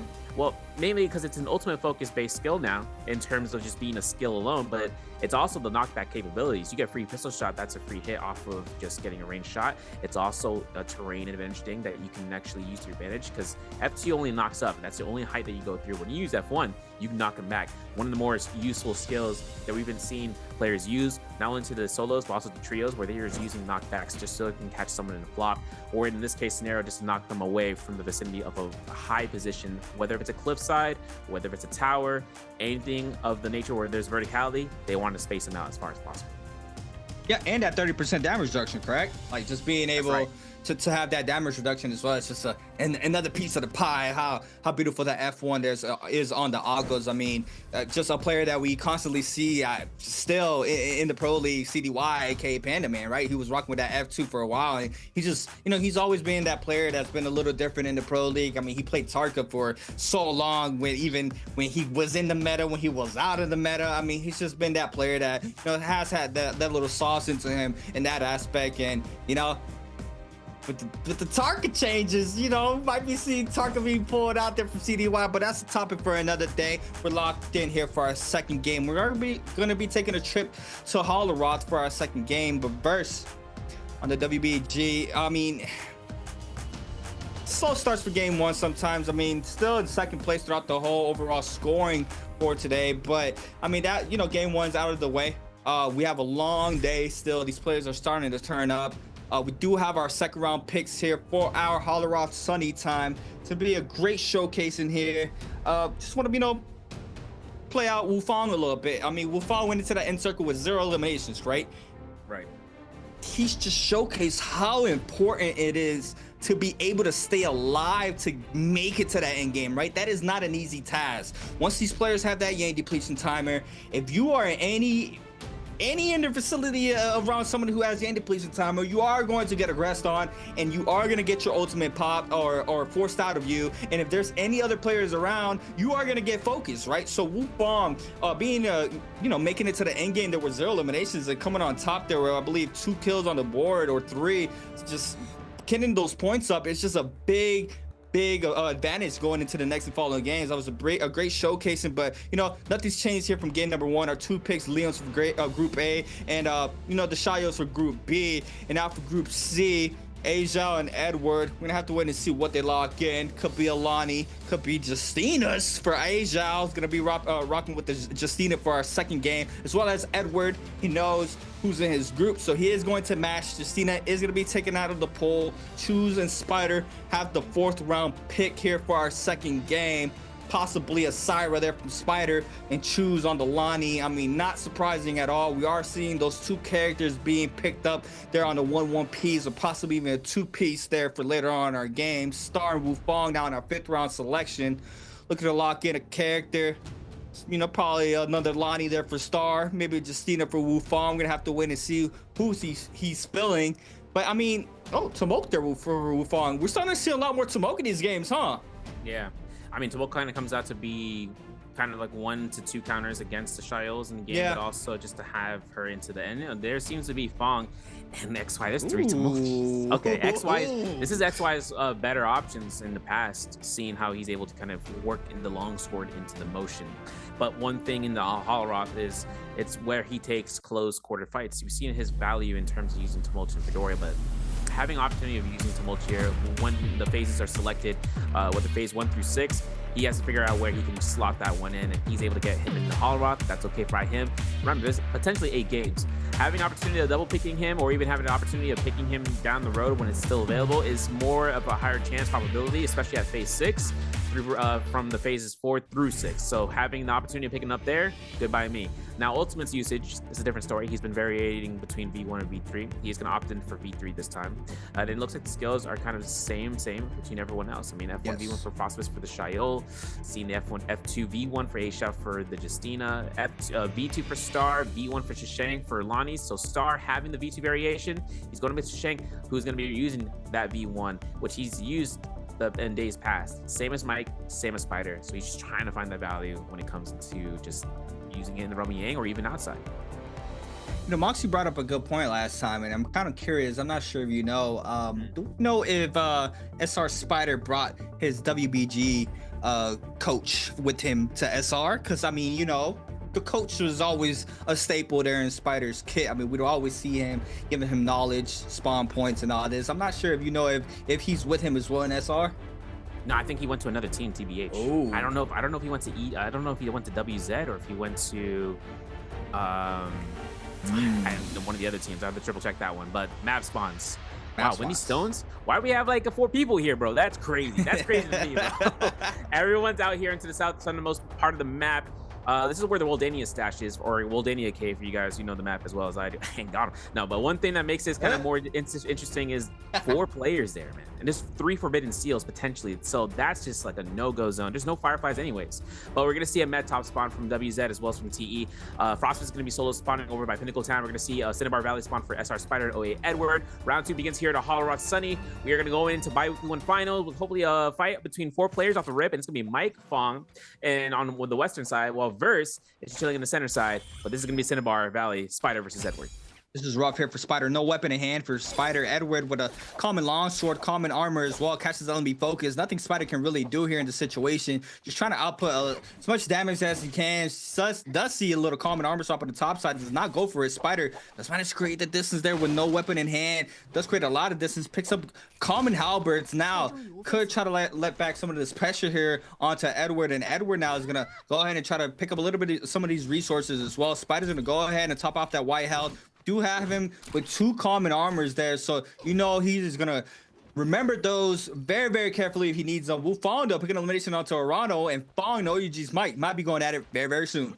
Very soon, yeah. Into the dunes, getting the economy of the boxes to break down, especially with the under the cellar, right, where they have the gold troves and green troves. Back over to Spider versus Edward though. Don't jump R&B to the next. It looks like Spider was able to go ahead and got the slap, double slap. Did we go for a triple slap? No shot, man. We gotta be, no, we can't go for quadruple. We can't go for 5. Can we go for an R&B? We baited it out. And there's a 1.0. Don't do it, bro. Don't do it. We're gonna look for a 1-2. Hold check for the 3. Get some blue focus, and that's gonna be where the F2 gets the best. His Spider has himself an ultimate as well as Edward. He gets it, he procs it, he's out of there. Okay, he almost got caught with that dazzle, but now Spider looks to go ahead and reset. That was gonna be possibly one of the more biggest shenanigans we've seen so far, C8. Nah.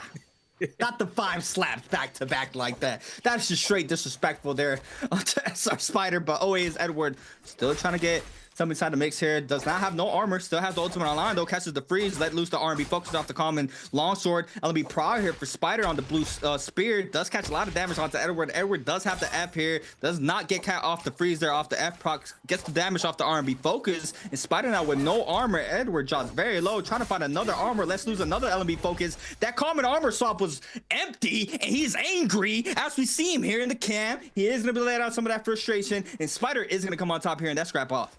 Yeah, we're switching over to the Windy Stones. We got Verse, we got Wu Fong, we got Mike, we got Fong. We got F1 from Mike though for his PM gameplay. Huge R&B potential here for a meter dumping. I don't know. Mike is looking to scare this tree, and he drops down. He tries to go ahead for spacing back towards the loot. If he can find an armor swap, this is going to be his chance. Every one of these pillars might have a little bit of an armor or a trove. There's the LNB catch out here. Wu Fong looks for a parry. F1 investment comes out from his end. 2 tumultuous in this circle right now. There's 3 total in this lobby. Armor swap is good for Mike here, as we always see. He always finds a background. A Shao is also approaching to the scene as another with a Justina has ult ready, and he's making sure he can use that Hong Sword while everyone is focusing out this Liam, who is on a low HP board. Yeah, I mean, you want to take this Liam out, but Mike, with eyes at the back of his head, being able to read that focus attack, gets the parry there, still trying to get inside the mix. Wu Fong pops in that F. Nice little raw uppercut there from Mike, though. Now the Tumult ultimate invested there. It's going to come out from one of the Tumults. Wu Fong now trying to stay up. The Wisp does not connect off of that. He's holding blue, does not get the stagger. Now Asia as well in the back end. We have Fong and Wu Fong full land lose those Wisps there from the Tumult. He's like, you're my brother, I'm going to use the Wisp as well. He is going to get some damage there, and Mike is going to fall, but Burst and Fong still going at it. Yeah, it's going to be a big fight here. There's an ultimate proc coming in from Verse. Gets a nice double wisp potential for some pistol shots. Gets his V2 proc for the first orb. Looking for the second one, but he's got to be careful. That tumultuous wisp is going to be spammed out here between every single one. And now Verse has to work out whether he can survive this. One scare rush up, he finds it. He can go for another one. He gets caught to wisp throws, pistol shot spam. And that's going to be a V2 orb. He gets caught by the freeze. A-Shao look for the kill steal. He's going to find it. Soba going to be picked up, and A-Shao is going to have to be careful about this. He could get caught. Oh my god, trying to stay alive. The Justina now would have common armor. Fong drops very low. Doesn't catch the prior off the dash, but the 1-2 and A-Shao coming out hot here now. Wu Fong, last one standing. F caught in there for the Temi. The second freeze connects into the 9-meter burn. That's gonna be a lot of damage there from A-Shao. Does not get the full damage because of the terrain. Wu Fong being able to stay up now. Looks like he's gonna try to get inside that zone. A-Shao as well. Still applying the pressure onto Wu Fong. Wu Fong dropped all that common armor, purple armor, I should say. Catches the prior, the LMBs, jump LMBs ×2 into the finisher. LMB there for Wu Fong. And that would have been insane there if A-Shao would have picked up that third elimination there. That would have been disgusting, but still, good turn out there, doing the best he could in that situation with the 2 Tomokes. And I just want to say that was toxic, right? Having the 2 Tomokes there to be able to pop that ultimate for them and using the F there, that's just disgusting. But look at the scrap out here in the middle, the bottom side of the puzzle, just Frost of his Spider. We have another player, Star, as well, going at it here. This could be bad. We have a Thorny Roller kill elimination here. Yeah, it's going to be tough. 8-second cycles throughout the area of where it shows up. Star is looking to scare these dual blades, I just say. Spider with a spear, having the broomstick active. Star gets killed out here. Mike finds elimination. No, the roller actually finished him off. Since that's tough, bro. Every single one of these times you're going to miss it, but you know, it was off camera by the grace of the spectator. Mike looks towards it though. He gets got throwing the orb, gets a little bit healing back, forces Spider for a reset, has a purple staff. Frostbus on the bottom row, having to loot up the body as Star's remains lie there. Now for Mike, he's over by the salvation podium. No one has solved the puzzle yet. This is gold weapon on the line right now for anyone to take before first realm. The problem is everyone wants to contest it, and this is one of those few case scenarios where we still haven't seen anyone conceive the Morris Blessing chest to come and spawn through here. Everyone's spawned out. It was everyone who spawned in the vicinity has finally just made their way towards this area, and without any sort of way of confirming this, if there's 3 players, it's just because there's too much pressure to try to solve the puzzle, because someone could just go be in the back line with an R&B blue focus.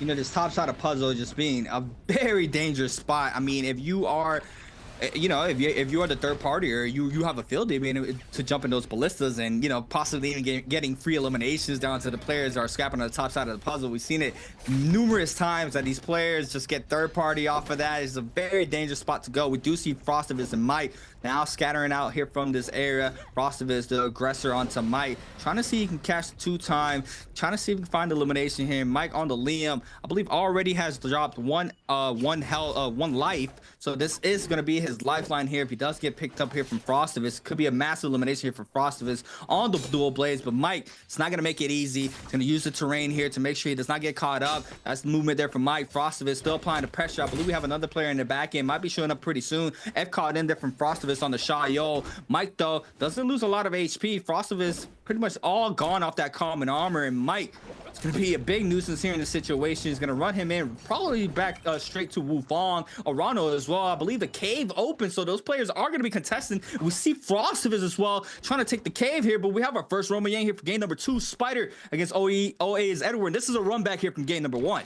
Yeah, big run back. Span's going to be in the pocket of Edward, Spider with the purple staff. No special CJs either, but the gear is a difference worlds apart. All about the skill of the player and their units. Now there's going to be uppercut. The F1's going to be burned out from Spider for his combo breaker. Gets a little bit of that heal back from it. Looks to drop down R&B, potentially for Edward, looking for a stagger, but Edward is looking to spam the R&Bs from this fan like he's in the plat 3 lobby. It's crazy. One jump LMB to the next, one R&B to the other. Now Spider looks towards it and dropping down here for the R&B. He finds himself to worry about whether he throw the next one. Looks for a crosshair. He doesn't get it. Mike's checks it, gets caught, loses the staff. Now the F1's still available for Spider, but he loses that purple staff. Now it's in Edward's favor. Looking towards his LMB uppercut. Maybe it's 2-on-1. No, we can't 2-0. We can't do that, bro. It's gonna be the height advantage that comes out to Spider, and he gets caught to the dazzle. Now Edward might have to actually cancel ultimate to get his combo breaker here, because this is gonna be a TOD right here. There's nothing that Edward can do about it, and that's gonna be the case scenario. It's gonna be a chance here for Spider to get caught with the freeze. Oh my god, double down on the freeze. The LMB, jump LMB, not gonna come out here. One bow shot in the dream. Spider's gonna go ahead for a reset, as well as Edward on the other side. Yeah, this is a very close fight. We see the HP dropping very low. Edward's the second one to try to pop that in. He does manage to do so. Spider now holding the scare rush, does not connect off of that. Massive parry there from Edward. That's going to be the elimination there for Edward, and Spider's going to fall off of that. And what a beautiful showcasing there for Edward. That crazy tilt. I mean, I've never seen a Raw Dragon off the staff, so that was a little ambitious there. But I mean, Edward still being able to stay up there. Asia against Choose here. Gets caught up here off the scare rush. Rolls though, does not manage to catch the power. Yes, he does. Catches the repot into the 2-1-1. Big damage into the R&B focus there off the purple katana.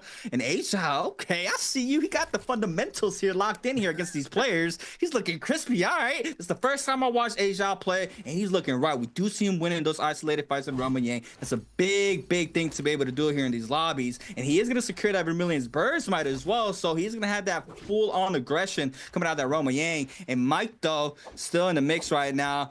Gonna try to find more eliminations on the board with one on the board. Spider with that Yang depletion timer, 3 minutes and 42 seconds and counting. We have a congestion of players that are still around that cave area. We did see Frostoviz in that mix. We're gonna have to wait and see what happens. A-Shell is gonna go right back inside the cave. He's gonna pick up more of these resources. He has the gold longsword, so potentially in that second round with Yang, he could outburst a lot of damage if he's able to caught that prow there on the wall. Exactly, yeah. Arano, gold weapon as well, gold fist plays. Horizontal was kind of a wild haymaker there, A-Shot. He's going to burn his combo breaker as a result towards the Forbidden Seal to make sure the Shadow has nothing to use it for. There's going to be an R&B attempt. He's looking for neutral here, big time. Every single one of these attacks is just holding out the .9 to try to make sure he can go for a stagger and try to catch Arano there. There it is. F1 combo breaker usage. Perfect. That's what A-Shot's going to look for. But he gets caught by the LMB. Next, there's the extension. FC burn out from A-Shot. He knew he had it the whole time. He just wanted to see where he was going to go with it. And Arano gets counter grappled. A-Shot looking to try to catch it again. There it is. Going to have 10 seconds till that combo break is up for Arano, so he's gonna have to make this one count. But once to the R&B, one jump LMB, it gets caught by the LMB again, and A-Shot goes down. Vermilions are burned. This is gonna be Arano winning out his second elimination, but now counter grapple coming out here against Yashang, who is on the vicinity as one of the other Alanis in the lobby. That's the second time I see him go for that double R&B off the longsword there. I don't know if that's more damage outburst there off of the double R&Bs from the 2-on-1. But I did see Spider go for that as well. But Chu's going at it right now on the V1, already invested here on the Lonnie. Arano might be the center of attention. Edward getting caught up, gonna eat up a little bit of damage there off that V1. He's gonna get a little bit of getting caught up ×2 there. He's gonna catch a stray. Mike though, full focus on Chu's. Chu's drops very low. Now the whole lobby pretty much is gonna be full focus in here. Baldas Chu's inside the zone, getting caught up in a grapple. But Arano invested in Shaya ultimate to try to pick up this elimination. Justina ultimate invested as well. In the back end, the freeze connects there. Edward does not pick up the elimination. It's gonna be Fong from downtown with a pistol shot, and that's a nice elimination and a freebie there from DRG's Fong. Yeah, DRG Fong finding a pistol shot between all the melee attacks is actually a miracle for him to confirm the kill. So he's far, and he's going to be spacing out here, but it looks like Arano gets caught into the zone. I think we have Roma Yang for another 30 seconds for that buff from Vermilion's Burst Might. It's going to be burned out here. There's going to be a kill elimination. Edward finds it against Arano. A lot of eliminations to be spread out here. There's going to be V2 from Verse to get the kill elimination against Edward. Finds his Soul Bloom, and as Verse backs off here, this is like literally a mess. It's like a potluck of kills coming out here. Woo! Every single one of these players coming out here for the yoinks, and then they just go ahead and back off. Like, yeah, I didn't see nothing. What are you talking about? That is insane. I mean, Edward does fall, does pick up another elimination on the board. Now with 2, taking the trip to the Soul Ultra, so he's still inside this game. We do have 9 players still remaining. Edward with 2 eliminations, as well as Verse and Arano and Wufong. Asia with 3, Star with 2, Mike with 1, Spider and Fong with 1 as well. So the kills are pretty much spread out evenly. Our second Roma Yang starting to form on in. Mike trying to take this one as well. Do see him already posted up in the Roma Yang gates. We do have him now. The purple halberds, purple cannon in the hand as well. Nothing too crazy on the J setup, I believe. Just standard damage reduction. There, nothing too crazy. No purple, no gold. Spider in the cactus area. They got to be very careful not to get, shot there by some ranged weapons there. Attack Jays in his inventory with a damage reduction. Just full on attack here on the Syra. Wufong getting active against WBG's Burst. Burst on the Liam. Wufong on the Tumult. Purple pole sword, trying to catch any of these scare rushes. We do see Verse with a common fan. We do have a common pattern from a lot of these players, running a fan or a dagger in the back pocket for the movement. I mean, obviously the fastest scare rush in the game, just being able to scare rush around and get out of situations where you need to get just being able to scatter out. Do have him just trying to play the silent game there on the bottom side. Wufang might lose track of him. XY in the backside could be potentially moving on in. I mean, the Temis are very close to each other since the start of the game. We see how close these players are being around each other, and we saw the damage that they're able to do as well earlier again, where one Tomo pops the ultimate, the other Tomo benefits from it. I mean, that's just insane. But we're gonna have NPSZQ Star against OUG's Mike, and Star has gold nunchucks here for the second round Yang. He does. He also has Cyan Fang, so if he goes for a 1-2-3, it's going to have to be surprised. Mike has himself, though, Halberds, Purple Armor, Liam playing gameplay as Jeff classes on. He's going to be looking for the RMBs, double 1-2, making look for the cannon shot, doesn't connect it, goes for the proc shot, doesn't have it. He's making sure the blue focuses are coming out to be anticipated for a react parry, and everything comes out for the LMBs for the stagger as well. We've seen this coming out from Mike. There it is, LMB to the RMB, uppercut, not going to come out here with a combo breaker. Star looks for the 1-2, holds for the parry, but doesn't go ahead and activate. Oh, now it comes out. Mike is going to be making sure the counter. There's that 1-2-3 talking about. There's the goalie stance, throws it, gets tap dodge rolled. Mike still has 2 orbs to go here, making sure to see where Star commits in his action. There's going to be with the F dash. He is anticipating the orbs to come out here. This is big game, big brain play from Mike. There's going to be Sustain coming out. There's another setup here. It's going to be 1-2. The one orb is down. The second one might be confirmed due to this Benthic not going to come through here for the horizontal. Might be Mike's chance here to pick up that last orb here, C8.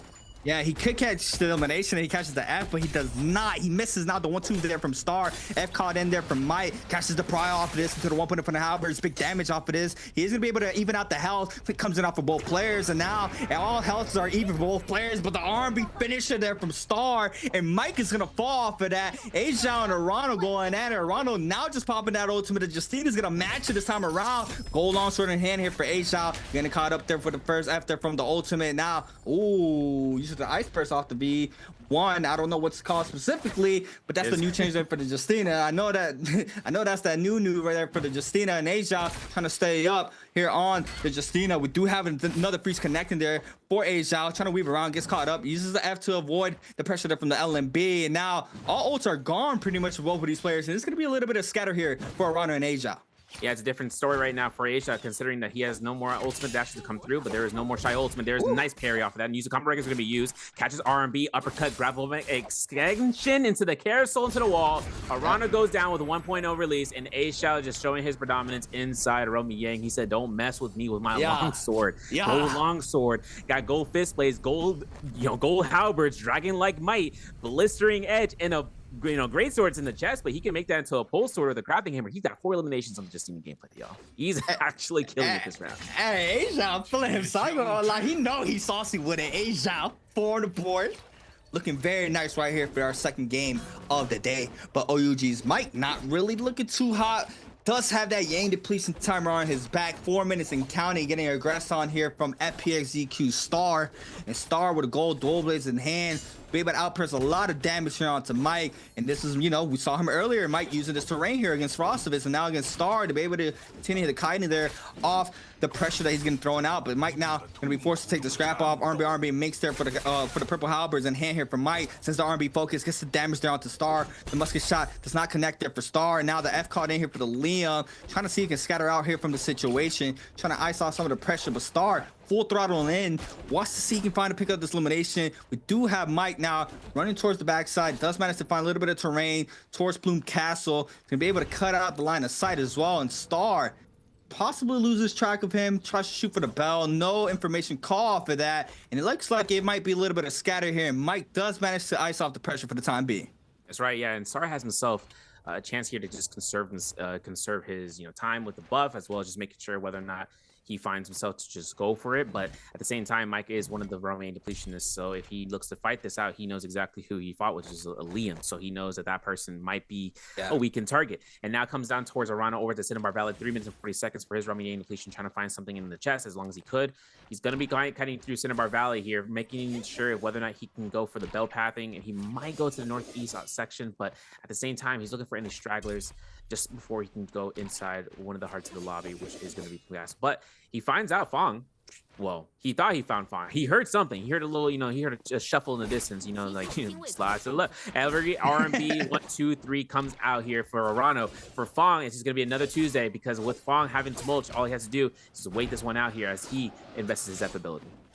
You know, this is the thing about Fong. I mean, he's been doing this for a very long time, right? I mean, we don't really see him inside a mix like that. He is more of a conservative player, more of that third partier, being able to pick up those easy eliminations on the board. I mean, you saw him getting caught up by 1-2 and quickly scatters on out. He is off the scene, right? He does not want any of that smoke. He wants to make it to the end game. We saw the success Fong had being able to make it to the end game. And I mean, that's what Fong pretty much strives for every single game, being able to get those points at the end game, try to snag up those eliminations. But Mike still going at it with a minute 45. Time is ticking. Liam ultimate investor here from Mike. Star might be the one getting a lot of pressure here from Mike. We do have him using the bottom side of Plume Castle to try to ice off this pressure, but Mike full throttling in onto Star, getting caught up. The V2 does not connect. That's a nice little iframe there from Star off the F there from Lalani, but Star now drops very low in the backside. The V2 does connect, but onto the other player is gonna throw him right at him, and Mike's gonna pick an elimination onto Star. Does manage to cleanse, and Mike being able to stay here for game number 2. That gold armor is somewhere in the midst of that body, so whether or not he wants to go back for that, it's going to be a risk in the half. But everyone's fighting out here towards this area over by the Achilles Gate. Looks like XY is going to be Edward, it's going to be Wufong. Wufong with no armor, Rano and DRG Fong actually looking for him as it's Mulch in the lobby. There's going to be the ultimate coming out to be invested here. There's going to be a horizontal with a fan, and there's going to be pistol shots, whisk throws, everything. Oh my god. Chayo ultimate comes out to be invested. No stackers to come out from those whisk throws. Oh my god. I can't, bro. Arano's trying to live for his life, and he is going to get out of there, which is a sliver of health. But he's got 100 seconds left to go off of this. 1-2s, again with the double RMBs. We've seen that twice fold so far for Arano. Now he's going to be going ahead, looking for the bow shot, but into the Moonbane. Could be dire straits because the Spear Will is a White Tiger's prowess. So for anyone making their way towards that, after this Moonbane ends, they're going to make sure they can get that buff. Wow. Crazy sequence right there. I mean, we've seen XY and Wufong just playing around each other on the Tomok. I mean, we saw the pressure there. I mean, if you were probably any other character, you probably wouldn't have survived there if you were not on the shot. Yo, just being able to get caught up with there with those whiz back to back to back. It's just so much pressure. We've seen it from the beginning of this game that the Tomoks are pretty much playing very near each other. But Arano with 57 seconds and counting to try to cleanse out that Yan depletion timer at XY, the first one in to try to get some damage onto Arano. Skill Rush connects here for Arano, the 1-2 there into the jump LMB, putting up a lot of damage onto XY, pretty much almost knocking off all that purple armor. We do see a wisp getting thrown down there from downtown. XY with a nice little bow shot there in the backside. Arano getting full focus by the whole lobby now. Do have XY being able to take a quick little reset in 30 seconds and counting. He's gonna have to see he can try to get someone focused, try to get an elimination on the board, but it does not look very too hot for him right now. The Temi F called in, the Wisp connects, Spawn with the damage there onto Arano into the 1-2, but XY with the kill still. Another fellow Tomok being able to pick up elimination, and Arano's gonna fall here. That was a yoink of the century, bro. Another one for the list. And that's going to be an ultimate cast from Fong into the Achilles Gate. He's going to get a reset off this versus going to look to flank around and gets no orb confirmation. He has one more. He does not need it to use it, so he's going to cancel it. That way he has a combo breaker. He got the White Tiger's prowess off, and he got all the weaponry that comes out of it. Mike, on the other hand, stacked as all can be. Golden on his gold armor as a Liam. He's going to be one of the few into the lobby, and there is, with the opportunity of fighting out the Tumulch, it's going to be a dire straight moment because remember, Tumulches don't, they can use their own, combatants' ultimates to their advantage, other Temis. So if with V3, they reset the Wisp, they can spam out and try to go for a last hit confirmation. That's the most important part about it. Now, for Verse right now, playing the only other Liam with Mike, it's going to be kind of a moment between the two, a bonding moment, if you will. Just how power comes down between the two Temis, 2 Liams in the lobby. So anyone kind of worked out and seeing the A shot with the Justina, they're going to be going for it. There's going to be a chance to see in the Jade. So Heartstopper kick, Arc Slash Blade, I believe a Skyforce, Juggernaut level 2, a Sap Jade on Mike. He is stacked as can be, has dual blades that are gold rarity and gold nunnies that we saw earlier. He's got 19 grapples, 4 healing berries, 9 armor patterns. He's good. He's Gucci. As long as he doesn't have to be forced out to burn out his supplies over and over and over because he gets caught by chip damage, or rather finding bodies to go ahead and resupply. It's going to be up to him to finding those opportunities out. I mean, you see Mike peep though. He sees what the issue is here in this lobby right now. He's full on aggressing the Tomok as well as Verse. They know they have to try to take out 1 or 2 of these Tomoks. I mean, they are just full running this whole lobby. They're seeing it time and time again. We have another ult invested, I believe, from another Tomok. Fong being able to catch the Wisp off of this alone.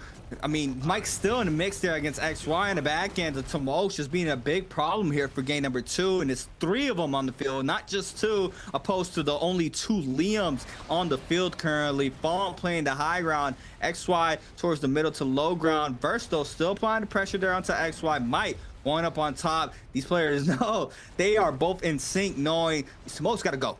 They have to go, and they have to go as soon as possible. XY calling the F there against Verse, but a Verse there with grapple check there onto XY. We do see him trying to scatter off from the situation. The pressure's getting iced out by the opposing Temmie in the top side. Now, Verse coming right back in. Lots of damage there on the bottom side. Mike as well on the backside onto Fong. And Fong eats up a lot of damage. Getting got up in the corner. This could be back here for Fong. Gets caught up with the RB Ming. So 1, 2, 3 as well. And Verse there with elimination onto DRG's Fong. And that's one Temmie gone here from game number 2. And that's a nice little showcasing there from WBG's Verse and OUG's Mike. Yeah, Future Aggression reminds me of Spider. It's like the same team beforehand. Who's crazy? No, but one thing that makes it happen is that Versus getting that, getting the opportunity of killing out one of the 3 Temmies into the end game circle. Now there's only 2 left. He's finding himself Fire Target Lock. He has a Cab Bloom, has a that Cyan Fang that we saw earlier. If he finds a crafting hammer, he can make this into dual blades, and that is a predominant hold blue weapon that goes through and setting up combos, LMB uppercut into the extensions, and there's so much verticality on the slope of this end game circle that he could just go ahead and extend it with bow shots if he needs to. Wu Fong though has himself pistols ready with the pole sword. I'm not mistaken for whether or not he has the blistering edge. We're gonna have to double check and see about that later on. We're looking for a jump LMB for a stone form so he can mitigate this from the pressure that Mike is putting up with the halberds or with the dual blades, making sure you hold horizontal against those halberds that Versus having on hand. There's the RB confirmed 1-2s, making sure you can catch for LMB. There's gonna be the ultimate proc as Wu Fong might be caught into another 1-2-3-1 RB here. He avoids it by a sliver of help, but H-out 5 kill eliminations. Justina in the lobby, 1 of 2, by the way, in this game. Wow. Hey. Hey. Mike said, I forget, but I don't forget. And he's on him.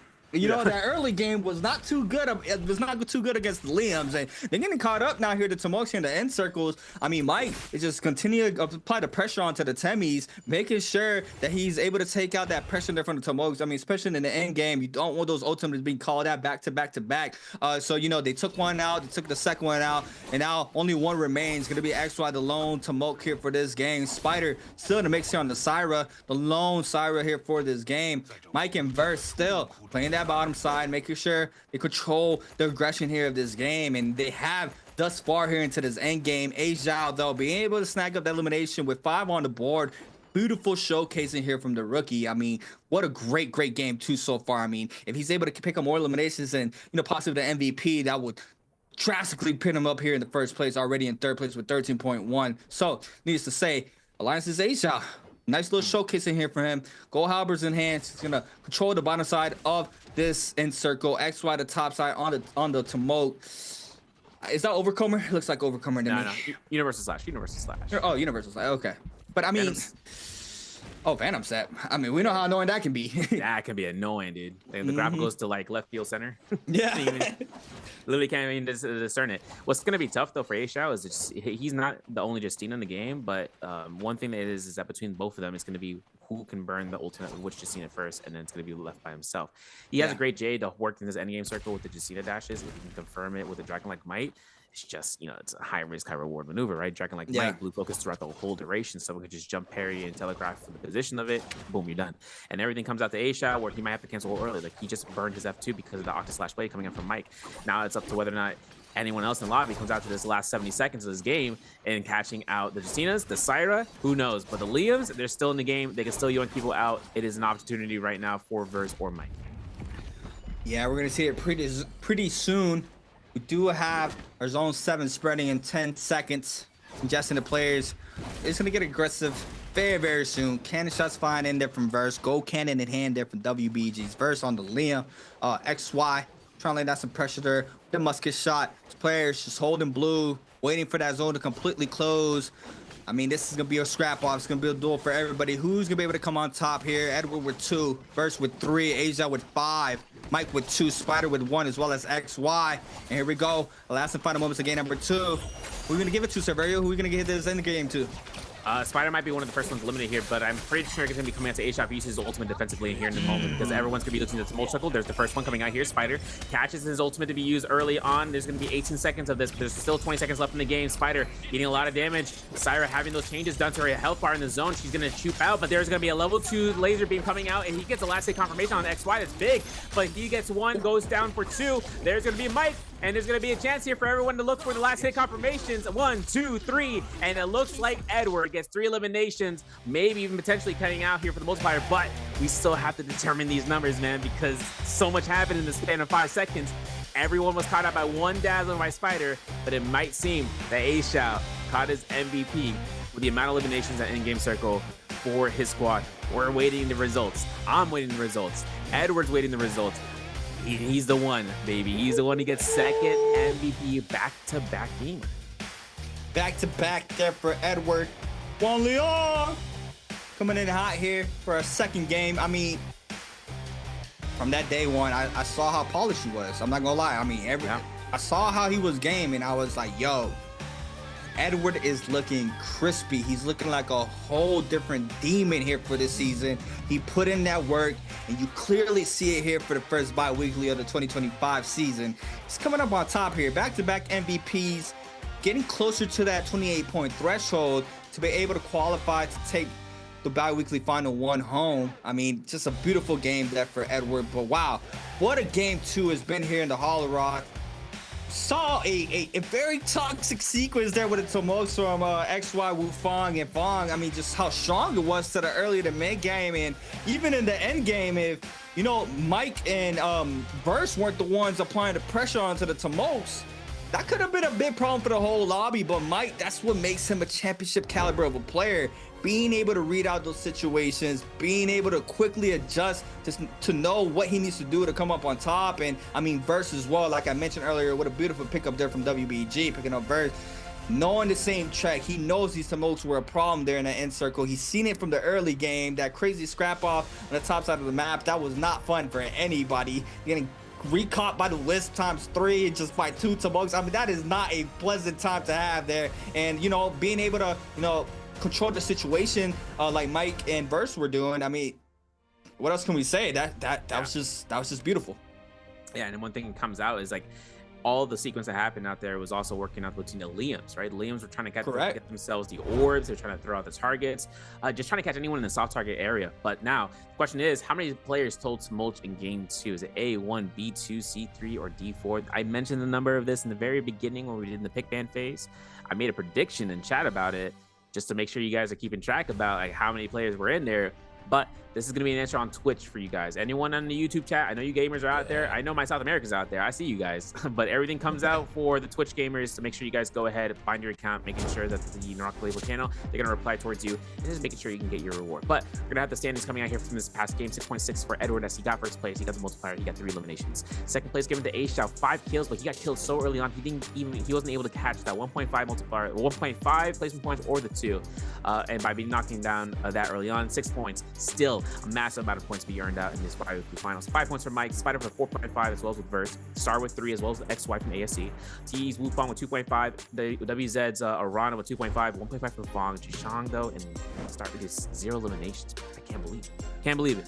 But this is going to be where the games come out for Frostbus, I should say. He's going to be having himself in 11th place with DRG Fong in 12th place. XY is in 10th place with 8.8. Bao Shishang with 9th place and 9.1. 10.9 for SR with SR Spider in 8th. FPX Star in 7th with the same exact score. Most likely have a little bit more damage for him or kills in the tiebreaker scenario for points. Wu Fong though in 6th place with 11.8. 12.2 for WZ Zarano. OUG's Mike's in 4th with 12.7. 13.1 for Alliance's A-Shao. 14.4 in 2nd place for WBG's Verse.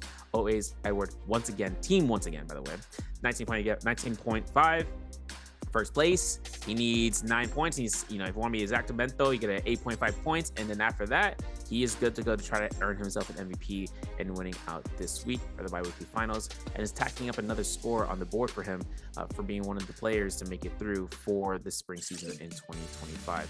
But we're gonna get some quotes and highlights brought to you by China Unicom. Bump it, Gamers United.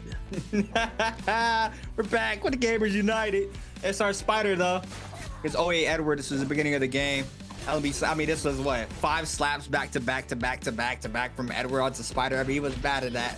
He was very frustrated. He almost had the elimination. And this was Aj out here snagging the elimination onto Verge. Takes out Wu Fong as well, I believe, here in this situation. Oh, it was Fong. R&B focuser for the extra damage. Catches another player lacking. Knows it's going to be Fong. With another dash, R&B Minx. And now he almost was super close to taking out Wu Fong. But he does get taken out here in this situation. And this was odd odds against him. Still takes Su in this situation. Does not come on top at the end, but does manage to get a lot of damage put in there and eliminations. Ace out here in the corridor with a big carousel combo into the R&B finisher there onto Arano. And, you know, he was feeling himself. He was like, yeah, that's me. That's me. I'm that guy. I'm him. it's kind of crazy seeing how he's doing now this day, and as well seeing how Edwards, for this, in general, looking at this man, double MVP. So for him to come through here as a Justina MVP, he's gonna have himself, pretty much, one less, sweat on his brow to make sure that he doesn't have to worry about where he's placing so far. We still have more Isle midday. That's where this situation might end up later on. Skyforce is one of his Jades. He gets a kill, full armor reset. That works on the end game circles too, just to chip away at damage if he gets caught out. Rampage though, in the aerial run, he had a fan, he had a longsword, he had a staff. That was his 3 most used weapons. We saw the fight in the early game with him against Spider in terms of the Cinnabar Valley. The shenanigans that came through with the slab, I'm kind of curious. That's not even the top 3 of his weapon selection. You know what I'm saying? Because this man threw 5 slabs in front of Spider.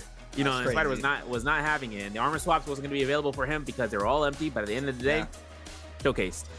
For Kabloom as well, if he was able to find the dual blades, he would have worked with Kabloom. I know that for certain, just because the opportunity for Kabloom to work itself, just for spacing, but also for capturing targets in the blue focus in range, and you're moving with it. And it also feels like, even though you notice certain animation changes with certain skill Jades to be in your play, like Blistering Edge or Phoenix Blast, it always feels like Kabloom just feels like there's something's off about that guy. He's holding LMB and he's moving. Well, why is he doing that? And so for some things that come out for people with Kabloom, they'll come out and then surprise. But spoiler alert, when the new weapons coming in line, throwing knives, man. Oh, nice. A little bit of sneak. I'm not going to talk too much about it because it's not involved with the Nbpl just yet, but just for you guys for the future, if you guys are playing in the current live service patch, we have a patch this Monday that's going to be coming live. But just like how we're throwing those knives, we're going to throw ourselves to break. You know how I did that clean as clean as, as a cloud in the sky. We're going to see you guys back here for round 3 for Biweekly Finals.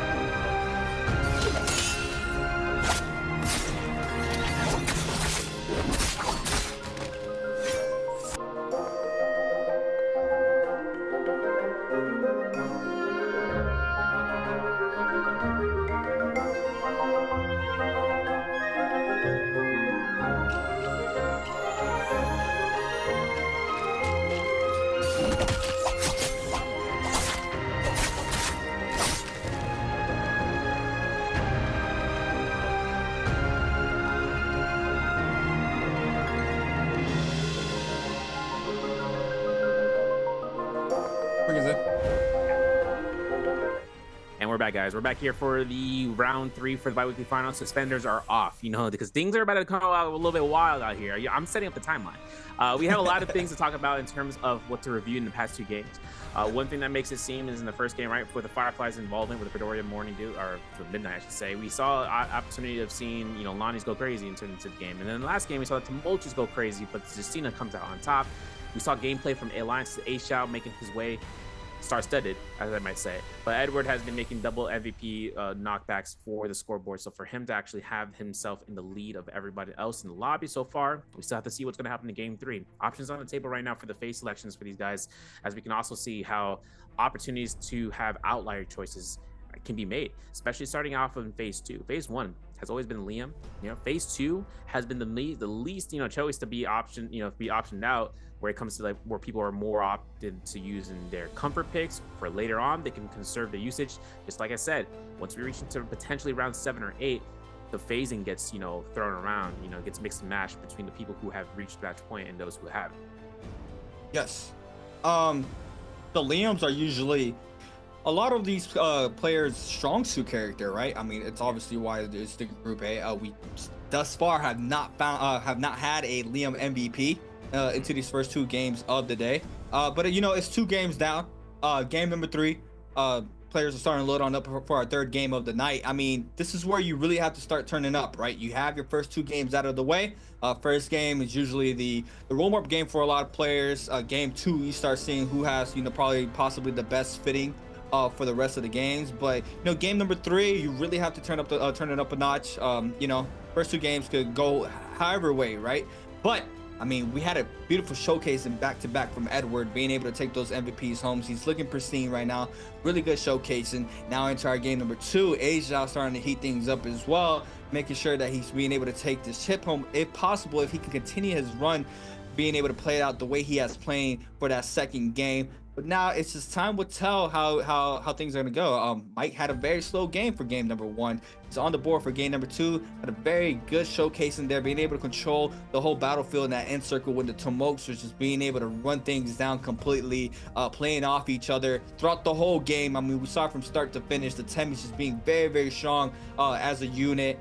You know, it's the name of the game, right? I mean, you can call it what you want. I remember in the beginning, a lot of people saw it very controversial, but I mean, it's smart. It's smart, and you're out here to win tournaments, and you're out here to take the chip home for your squads. Oh, but look at this, Edward in the air, not being able to play the video game at all here on the Justina.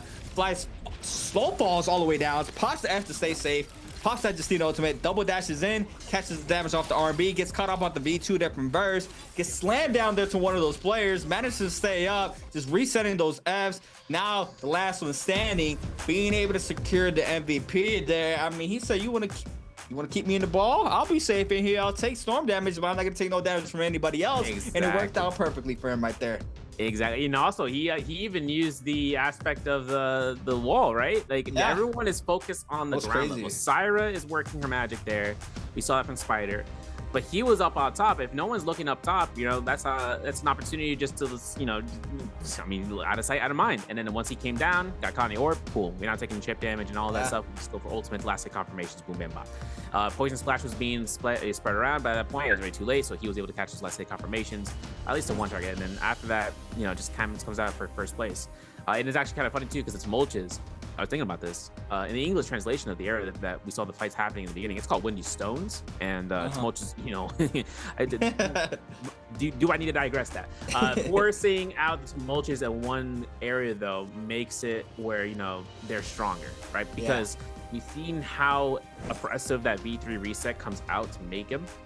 That's why we saw, when I saw XY ringing out the V1, I was like, this is interesting, because I would assume the reason he bought V1 is to keep himself defensively. But the problem is there's certain weapons that can bypass the wall. Yeah. Like the staff or the spear, if you're able to get that double charge ping for the Dragon Slayer, or for the staff, when you start kicking off of it, it's like a stanchion, like kicking in. You actually bypass through the wall. You may not get constant, you may lose your stamina, you might get the stamina depletion and all, but you would also be able to walk through the wall without any sort of, you know, animation lock. Yeah. So for that creates issues. So V3, there's more tumultuous in the lobby. That benefits all. You may not be able to use your combo breaker as soon as you might hope for, because you're already resetting the wisp, but that's just pressure. That's just control. That's animation control. That one of the strongest CCs in the game. So it's to have to detach martial art from Puck from Jades, but from characters like Shio Lockdown, as long as no one throws a blue focus in their direction, or any staggers, I should say, for any target, they'll end up going ahead and having just a straight up, you know, knockdown for the timer. Yeah, I mean, and even at that, we see how strong Temi can be in these games as well. Just how good the V3 re-wisp can apply with even ranged weapons, right? Being able to catch someone in the wisp, if you're on the outer of your wall, you just pop a shot in, reset wisp, pop a shot in, reset wisp. I mean, it's just, overall, for me personally, I think the V3 is better. But I mean, we saw it there, the Temis with the V3 just putting up a lot of damage, and it's kind of rare to see 3 Tomokes in the lobby like that. I don't even remember the last time I saw 3 Temis on the field being played out. But I mean, that's only game number 2. Game number 3 potentially of 8 games tonight, depending if any of these players take an MVP homes, if they take the 28-point threshold. I mean, this could be a long night, and you know, those hero points are starting to tick now with our 3rd game locked and loaded. Our first group is going to be Ajot and Edward, 2 strongest players, I would say, in our 2nd game. Edward with a beautiful showcases thus far. I mean, throughout game 1 and 2, super locked in, super composed, looking like a whole different demon here in the server, just playing beautiful NARAKA in and out. We're gonna have to wait and see how it responds here for our third game of the day. I mean, Morris Isle, the home of everybody. That's where everybody started playing. You know, obviously Group A, first round selections already been going towards that Liam pick as always. For our second round selection, we do have SR Spider already locking in that Shayol. Badass Choose as well locking in that Shayol. It's gonna be a double pick there for the Liams and the Shayol. So the characters are gonna be locked out for our third game of the day. You know, Star, Wufong, seeing what they're gonna be playing out. Fong, possibly the first one picking. We're gonna have to wait and see what he picks. But XY, right? XY, when he first got into the league, I mean, I saw beautiful fundamentals from XY. Macro, I mean, just has it all, right? Hasn't really been overperforming like he wants to. I know he has the capability of doing so. So, you know, I would love to see him turn up here for our third game, being able to showcase more of his skill, because I know I've seen it, those, especially with his extensions of combos. I remember he played Temi very well. He had a lot of extensions with Tomok. Now on the Lani, I wouldn't be surprised if he's playing that V2. Justina's Alani's both being locked out as well. This is looking like a full-on 2-2-2 split throughout the whole characters. I mean, we're to our second to last pick, and it's the Syra pick. So now our last round selection, it's going to be a little bit of a mix-up there with a Tomok there for Frostivus. You know, Valda for Arano. Is that super surprising of Valda? I mean, Valda's super strong. Yeah, she is strong. The thing is that just like Syra, they both got changes to their temporary HP shield, right? They can't out-sustain the zones as much as they used to before. But seeing her in here, it wouldn't be surprising as much, just because it is going to be 8 rounds potentially, so they have to find some picks that they won't burn out so soon, right? So for having him choose out Valda, comfortability comes out of it. 18-second ultimate duration, 3 spears. Capturing somebody like a Syra though is going to be his opportunity for, you know, for capturing her. But also she's going to have to worry about Liam's, right? Because let's say she does have ultimate active. If Liam doesn't preempt the ultimate, my man could go ahead and just throw her the orb when she's trying to go for a blue focus. They can tap dodge it, but then it could be a neutral stance, and he can still wait it out later on. But skill selection's coming out. V2 for the Liams, obviously. Coming out from both Edward and from OA and Alliance to Seishao. Now XY has V1 for the Lani. It's going to be interesting. Fong has V2 for the Lani. And that looks to be the only variation between 2 different skills for all the players on the board. I'm looking at everyone else scanning out. Nothing seems to be out of the ordinary. For this moment, though, remember, Morris, midday, everyone loves to see it. Celestia could be a potential spawn. Eventide could be a spawn. Sunwings is an opportunity for the players to come through. I think that's possibly where Arano would have the most success, especially just because he cannot sustain throughout the chip if he gets caught by the poisons. But more importantly, kind of looking towards box spawns, macro gameplay, like you mentioned, XY having an opportunity to go in here. Sunwell Dwelling, though, is going to be one of the main primary spots, and Eventide as well. Crow's Nest is going to be the northeast of the whole entire map, pretty much. That's where we're going to be spawning in here, CA, as round 3 commences. Yeah, game number 3, locked and loaded here for our third game of the night. These players are very congested here. I mean, non-stop scrap-offs. I mean, we saw the aggression throughout our first 2 games as well. These players are getting active, try to pick up those eliminations before that first Rumble Yang, try to scale up as well. Frostivus, the lone wolf on the top side of the map there on Temple, to be able to rotate in there for a potential third party to pick up some of those eliminations happening right below him. I mean, he's obviously going to see the congestion of players right below him. Wow, I mean, it's going to be a big aggression here off rip here for our third game. I mean, just what else can we ask for here, Xavier? I mean, a lot, because I could see a TOD. You know, I'm looking for I'm looking for 1500 HP going down to 0. You know, but that's probably not going to happen here just so yet. First place coming out here for the prizes game for each Biweek. It looks like it's going to go up and higher and higher and higher. 14, honey. 14 on the band. All right. Verse has himself the nunchucks, common armor, has a musket. He's ready to go against Spider. Spider, though, purple longsword, bro. If this could be worst case scenario, I don't know what it is, but there's gonna be a chance here for that armor pickup. Crazy. Verse loses all his armor for 1 army. Wow. And there we go. You start hunting around for loot spawns, but there's no armor in there, I believe. But he's gonna go for the RB 1-2 backup. Looks for the armor swap. There is any. Nope. He's gonna be looking to try to kite this building out. We've seen this time and time again, especially this building, surprisingly. 1-2s again. No burnout from spiders. Oh, no burnout from the combo breaker. We're gonna take all that damage. There's an engrave. He got an engraving as well, so he really has this in the books right now. Verse only has to anticipate the second engraving to come out, but that's a mind game, right? We know how many players kind of used it, spamming it. We saw Ashal spam it, but more importantly, just seeing in the early game, that's kind of a threat. That's an early game position that puts him at an advantage. Now Verse has to look towards just trying to find an armor swap. I mean, Fong takes out Edward. I mean, that could knock off a lot of that momentum that he had going into these games. I mean, let's say, I just want to talk about Verse for a second here. I mean, Verse has been just playing this perfectly, right? He's isolating off the pressure, still gets caught up, but still, he wasn't a disadvantage throughout the whole time. And he's going against a purple longsword against Spider. He was able to ice off a lot of the pressure. He caught Prowl 3 times in that situation, applying a lot of the damage. Unfortunately enough, it was not enough for him. But I mean, he did a lot of damage there onto Spider. There was a potential third party right there. Spider probably could have gotten caught up there, but third party right now we have Choose in the mix against H-Dow and XY, as well as DRG's Fong. But this is a playground here for a lot of these players here in that middle of the temple there in Celestia. But Wufong going at it and gets Spider. Raw Dragon help the nunchuck. He's able to catch that nunchuck meter burner as well. This could be an elimination here for Wufong. He's able to do it here with the blue nunchucks and a beautiful showcasing here for T's Wufong. Now showing up with 2 kills on the board and an early start here for game number 3. That happened so fast. Quick. Once the TOD happened, my man was like 1-2, boom, bum, da.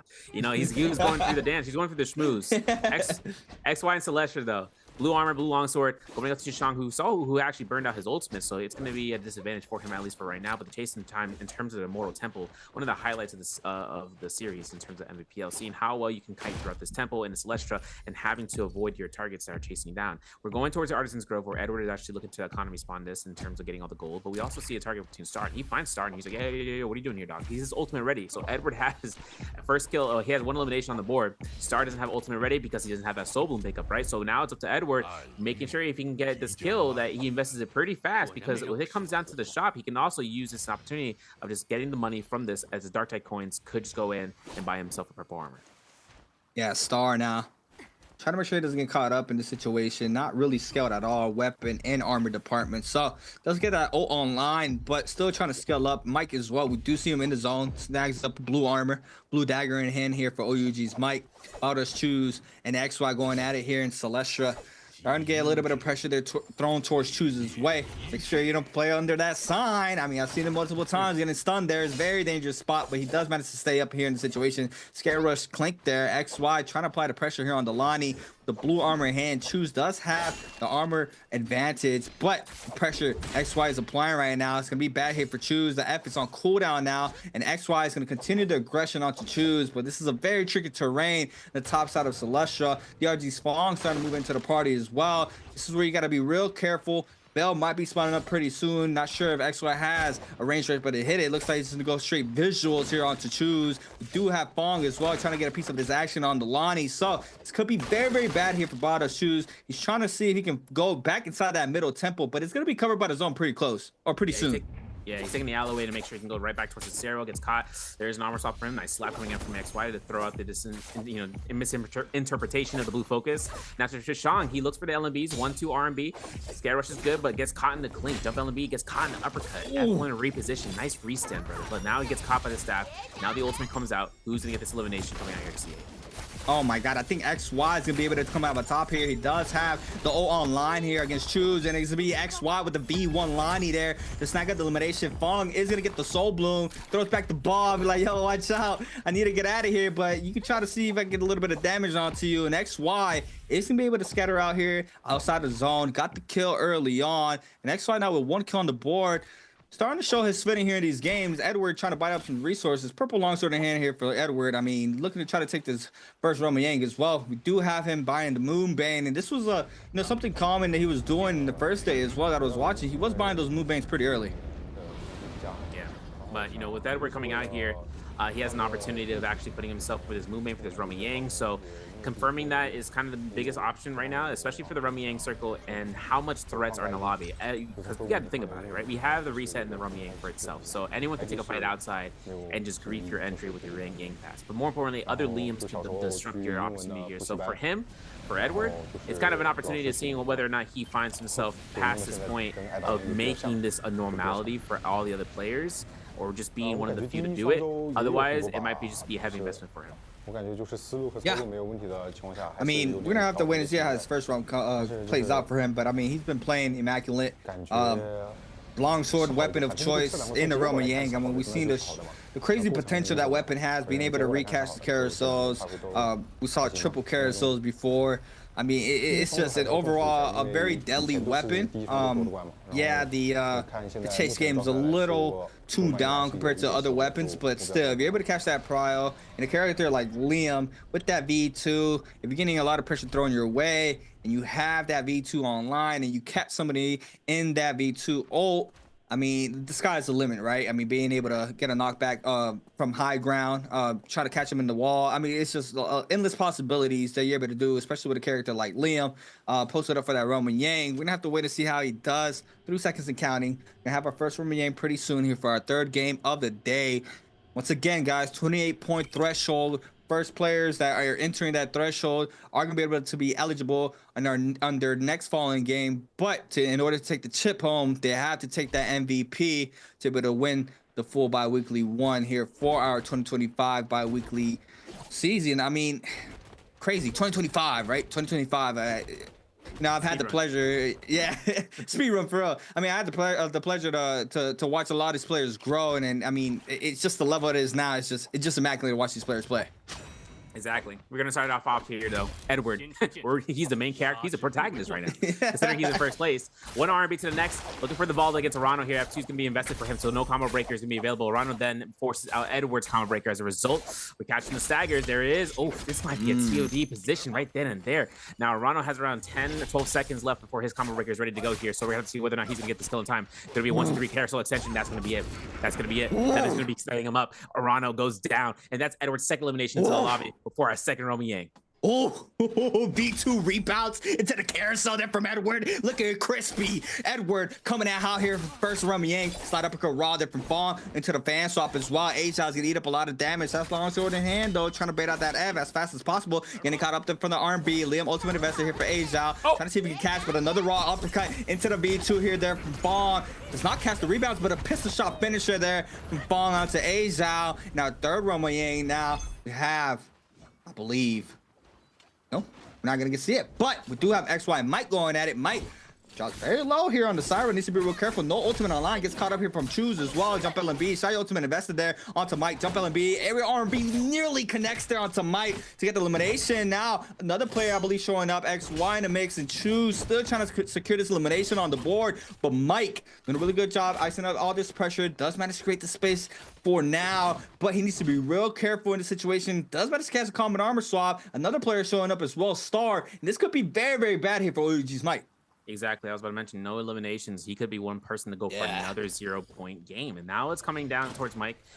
The only, the Siren inside of this Eventai Temple is going to be just trying to go ahead off of their resources. He's got 10 armor patterns though, but common armor is not going to go a long way. Edward though getting chased down to the southeastern end of the Eventai Temple, chasing down by Spider, looking for a Saga, doesn't catch it. This is dual blades of gold rarity, and then is looking at towards his Lonnie. It might be a chance here to see whether or not Fong looks for the yoink, as Edward is going to be going for it. Now, obviously, right now for the LMBs, right, Spider's looking to try to chase this with the RBs. Nice blue armor swap for Edward. That's 900 armors. There's a double blue focus coming out, and he's looking for 1, 2, 3s. He releases those. Another RB, but he's going to go through it, and there's going to be the F1 passive that comes out where E is able to keep his weapon so long as he uses his F ability just in time. Now, Spider gets caught by the orb. He gets thrown into the opposite direction, gets a little bit of healing towards Edward, but he's still going to be chased down here as Fong is going to be the menace in the lobby. Wow. Still trying to stay up. Has 11 million burst. Might catch his Fong now on the V2. Slams down. Shayo comes in hot as well. And Edward is going to fall here. It's a beautiful elimination there from Spider. And now Spider with gold dual blades in hand. Another recast out to 2 players. Fong's going to eat up all that damage as well as Wu Fong. Both of those players getting caught up here by the Shayo. Doesn't connect off of that one. That was the last shield there from Spider. Just seeing a freeze dodge there from Spider. Overholds the R&B focus. Gets the damage onto Wu Fong. Wu Fong now with a massive parry down to Spider. Can't get a capitalization off of that. I don't know what happened there. That could have been a potential full jungle, but now a third party. A Zhao, Wu Fong drops very low. Pistol shot finisher there from A Zhao, and A Zhao manages to cleanse as well. No, doesn't catch the soul blue. Catches another one. Catches the cleanse. Now the V2 slam down there onto Fong. R&B Mings in the back end. Longsword LB focus there from Edward, showcasing now coming back. Now Fong in a real predicament here against 2 Liams. Edward snags up the elimination. Reek comes back, gets the scrap off back. He is like, man, I'm not gonna let that fly. He comes right back, gets his 3rd elimination of the game. But A Zhao, man, A Zhao playing very, very good in NARAKA right now. I mean, but Edward as well, right? Edward with a beautiful, beautiful Roman Yang, being able to catch the carousel off the B2 there. I mean, wow. I mean, that group is Group A looking scary right now with these 2 players on the field. Exactly. You know, it's one thing too is A-Shot has great discipline there. He didn't go on top of the ultimate to be still in play, and that Soul Bloom as well. He stepped away from it. He knew he wasn't going to be able. If he tried to take it opportunity, that could have been a huge scare rush. That could have been stagger, and he would have been caught out. Burn combo breaker just like this right now. RB gets released here. Arana looks for the RB. Ooh, repositioned up on top. It looks like there's a chance here to see whether or not Arana can catch the stagger off of Chishang, who is going to be caught through. There it is. Stagger comes in. Valda ultimate preempted. He still has 40 seconds for his Rummy which you get rid of. There's going to be one jump the extension. We're burning for time. Arana looks for the spear throw. Wild haymaker throw, but it is going to be up to no avail. And now for Arano, hiding around the corner, getting chased out by ASC's XY. Frostvis is still in the mid. We haven't seen much of Frostvis today, especially considering we've seen him getting killed off screen, and it's kind of an unfortunate circumstance, but he still hasn't gotten himself any eliminations this game. He's playing out to mulch. He's in the mix right now in terms of looking around. He's at the southern east most end. Maybe he has a reset for his gear. We'll have to take a look and see because Arano right now is getting melted. Yeah, this is bad. Who's gonna be able to snag out the elimination here onto Arano? He needed up a lot of damage. It's gonna be Balda's choose there with the elimination onto WZ's Arano, FPHQ star, and Balda's choose. He's like, watch out, this my loot. Back up, this my loot. SR Spider's like, nah, y'all thought I'm gonna go snag up some of these Vitalis. Whatever he got there from that body. Choose as well is gonna retop off there on the resources. Now everybody scatters, right? 14 minutes, second round Yang. Gonna start forming up now. Do have 15 seconds to be able to take that round. The first one posted up. OA's Edward looking to go right back into that Roma Yang. We saw how strong he's looking at these Roma Yangs. I don't think he's dropped a round thus far tonight. I mean, I think he is undefeated. Oh no, he cast a curse. Nah, I ain't cast a curse him. It's OA Edward. That's just me. The thing that comes out, Chusheng actually finds the Godsend duo Jades. He's got Octa Slash Blade and Kabloom, so that's gonna be the case. So we're gonna see. He didn't find any dual blades yet, but there's gonna be a common opportunity for A-Shot right now. No specialty Jades, Hong Sword and Long Sword of gold or purple rarity, and a gold pair of dual blades. In his Rummy Yang by himself, no one's contesting this, at least for a little bit of a moment. XY here outside of this Rummy Yang circle, just waiting for the timeout to see if he can get a free round for a third option. Has explosive armor, has a switch dazzle. I hope it doesn't swap out. But then again, he's using Halberd, so he's more used to the sheep swap where he's able to shoot the weapon and then getting it for free. But he still has a fan, right? So he can use that as a escape out. He's up against A-Shot, but always Edward up against WBG Spider. We're gonna have to watch this one out because, like I said, protagonist territory right now. Rummy Yang is gonna be coming out here for him against Verse, who is playing out the Syra, and there's going to be a scale out difference. Otherwise, it's up to Verse with the skill set to beat him out. Let me see if I got a power to cast the curse. Let's see. OA Edward on the start off here with the gold dual blades in hand. Trying to find an opening here against the Syra. Has to have to stay safe there against that R&B focus. Just blue halberds in hand there. Verse. OA's Edward trying to find a fitting or trying to find an opening here against the Syra. And I mean, once that Syra pops out ultimate, it's gonna be a kiting game here for Edward. We see both of them playing that scare rush there on the backside of that pillar. Now he's gonna eat up a little bit of damage off the R&B. His pistol shot connects there for Versus as well, eating up a lot of damage. Oh, Sinzit gets the R&B prior off of that though. Sinzit again gets the damage. F-Caught in there for the Syra, has the opening if he needs it right now. Trying to see if he can find the prior. Manages to catch it into the TOD with a V2. Gonna go ahead and pop that Vitalia, slams him on the wall. R&B focus, make R&B damage as well. And Edward with the gold dual plays. I ain't cast the curse tonight here, Semifinal. I'm not. All right, you caught me. You got me. Listen, this is actually kind of dangerous right now because he got gold. He got gold halberds. He's got a second pair of dual wielding weapons. He's got armor pierce from that, as well as looking for a stamina strike, which I'm not sure he's going to be using. But 4 eliminations, Liam on the game, making it happen right now. It's actually kind of impeccable. Versus actually, when he loses it out, it's going to be coming out, you know, with a loss for words because he's a Syra and everyone could try to burn out her ult or not even taking a fight against her anyways. ASC XY, he won his Rummy Yang.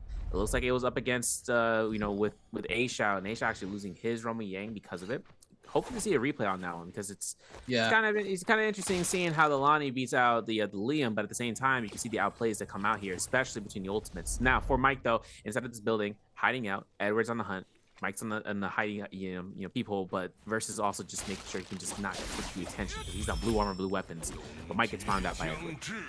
I mean, he just fought a Syra, so he knows. Got it. Nice little ship parry down to Mike. Edward now still applying tons of pressure.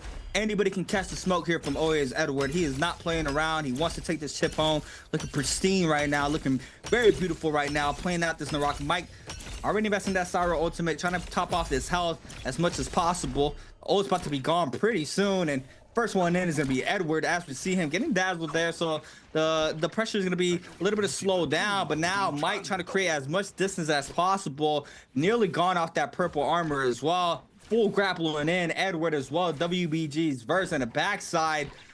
second player trying to apply the pressure onto OUG's Mike.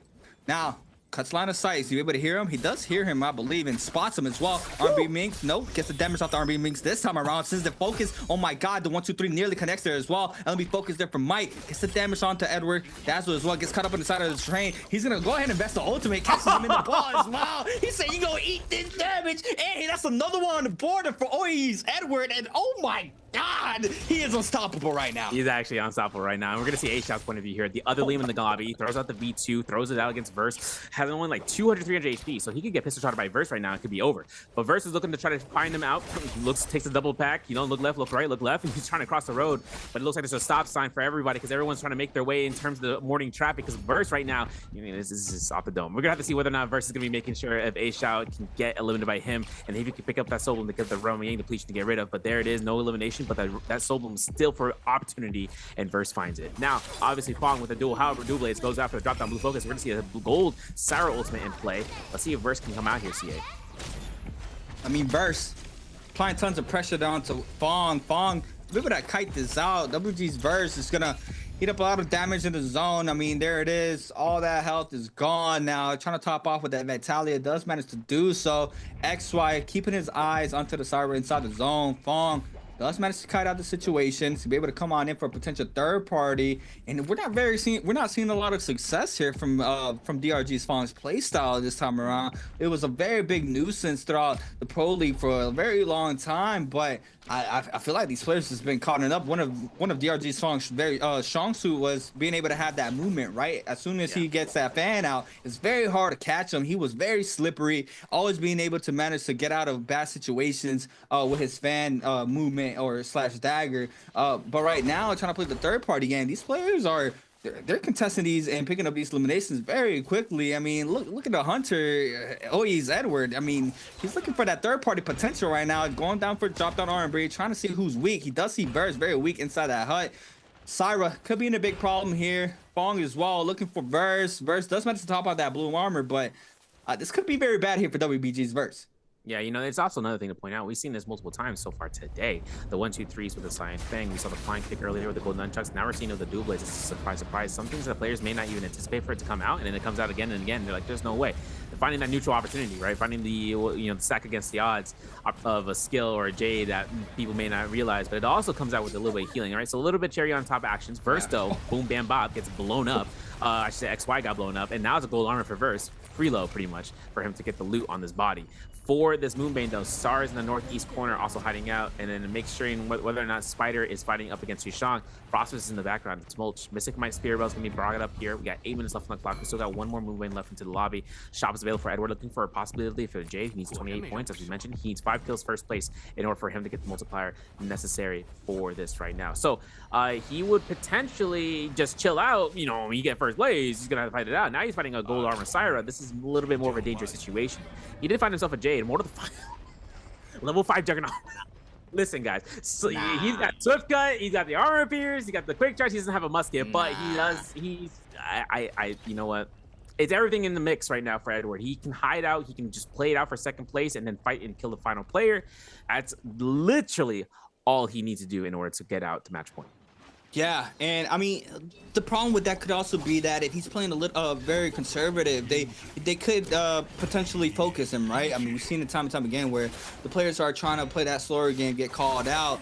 I mean, in a situation, there is not another Liam in play. There's 2 Shayols, and everybody else is a lone wolf, I believe. But choose Spider in the back end, getting active there in the spirit. Well, Edward as well. If he's able to contest and capture this Mystic Might, I mean, it's over. I mean, we just saw the full inventory he has in his loadout. Spider trying to contest the spirit well as well. The main character in the zone, OA, is Edward. Can go ahead and invest his Liam B2. Trying to see if he can catch anybody lacking with it as well. The backside. Oh my god, look at the damage. Catches Spider. Come here, boy. R&B gets the damage as well. Catches Mystic Might as well. Has to re-ult as well. I mean, Edward has full capabilities to win out this whole game. He literally does, but he has to catch a proximity shot for this second orbit. You can find it for Spider, but Spider is cutting this out, and he's making it really hard for him to kind of look for the usage for the second orb. He finds it. Nope, he doesn't. Just barely enough range. Heal, armor reset, everything for Spider to stay alive, but everyone's focusing down. The last shield block comes out. He throws. It doesn't get any sort of confirmation, so he's not locked in animation. But for Edward, he can look for the cannon shots here. Not going to be a problem for the proximity shots, but everyone is looking for this low health Shayo. Oh my god. It's gonna be insane here. Edwards be able to pull this out with 9 kills. I mean, we're gonna have a first character. I mean, our first player, the threshold off of 3 games alone. I don't think I've ever seen that. But still got a long game to be played out here for game number 3. And circles where the magic happens for a lot of these players. Edwards gonna be forced to pop this ultimate. And he catches him. Oh my God! He catches him through the hut there. Picks up the elimination onto Spider, and that's 6 on the board there for OA's Edward. And just everything, just beautiful played out here from OA's Edward. I mean, this could be a whole montage here from Edward alone being played out here for game number 3. Just crispy gameplay. It has a gold armor swap as well, and look what it is. The gold armor is landing right in the next zone as well, so he's chilling right now. Big chilling. Insult to injury, the Moon Main didn't even look his way. Couldn't be him. Couldn't be me. Couldn't be any other player like Spider.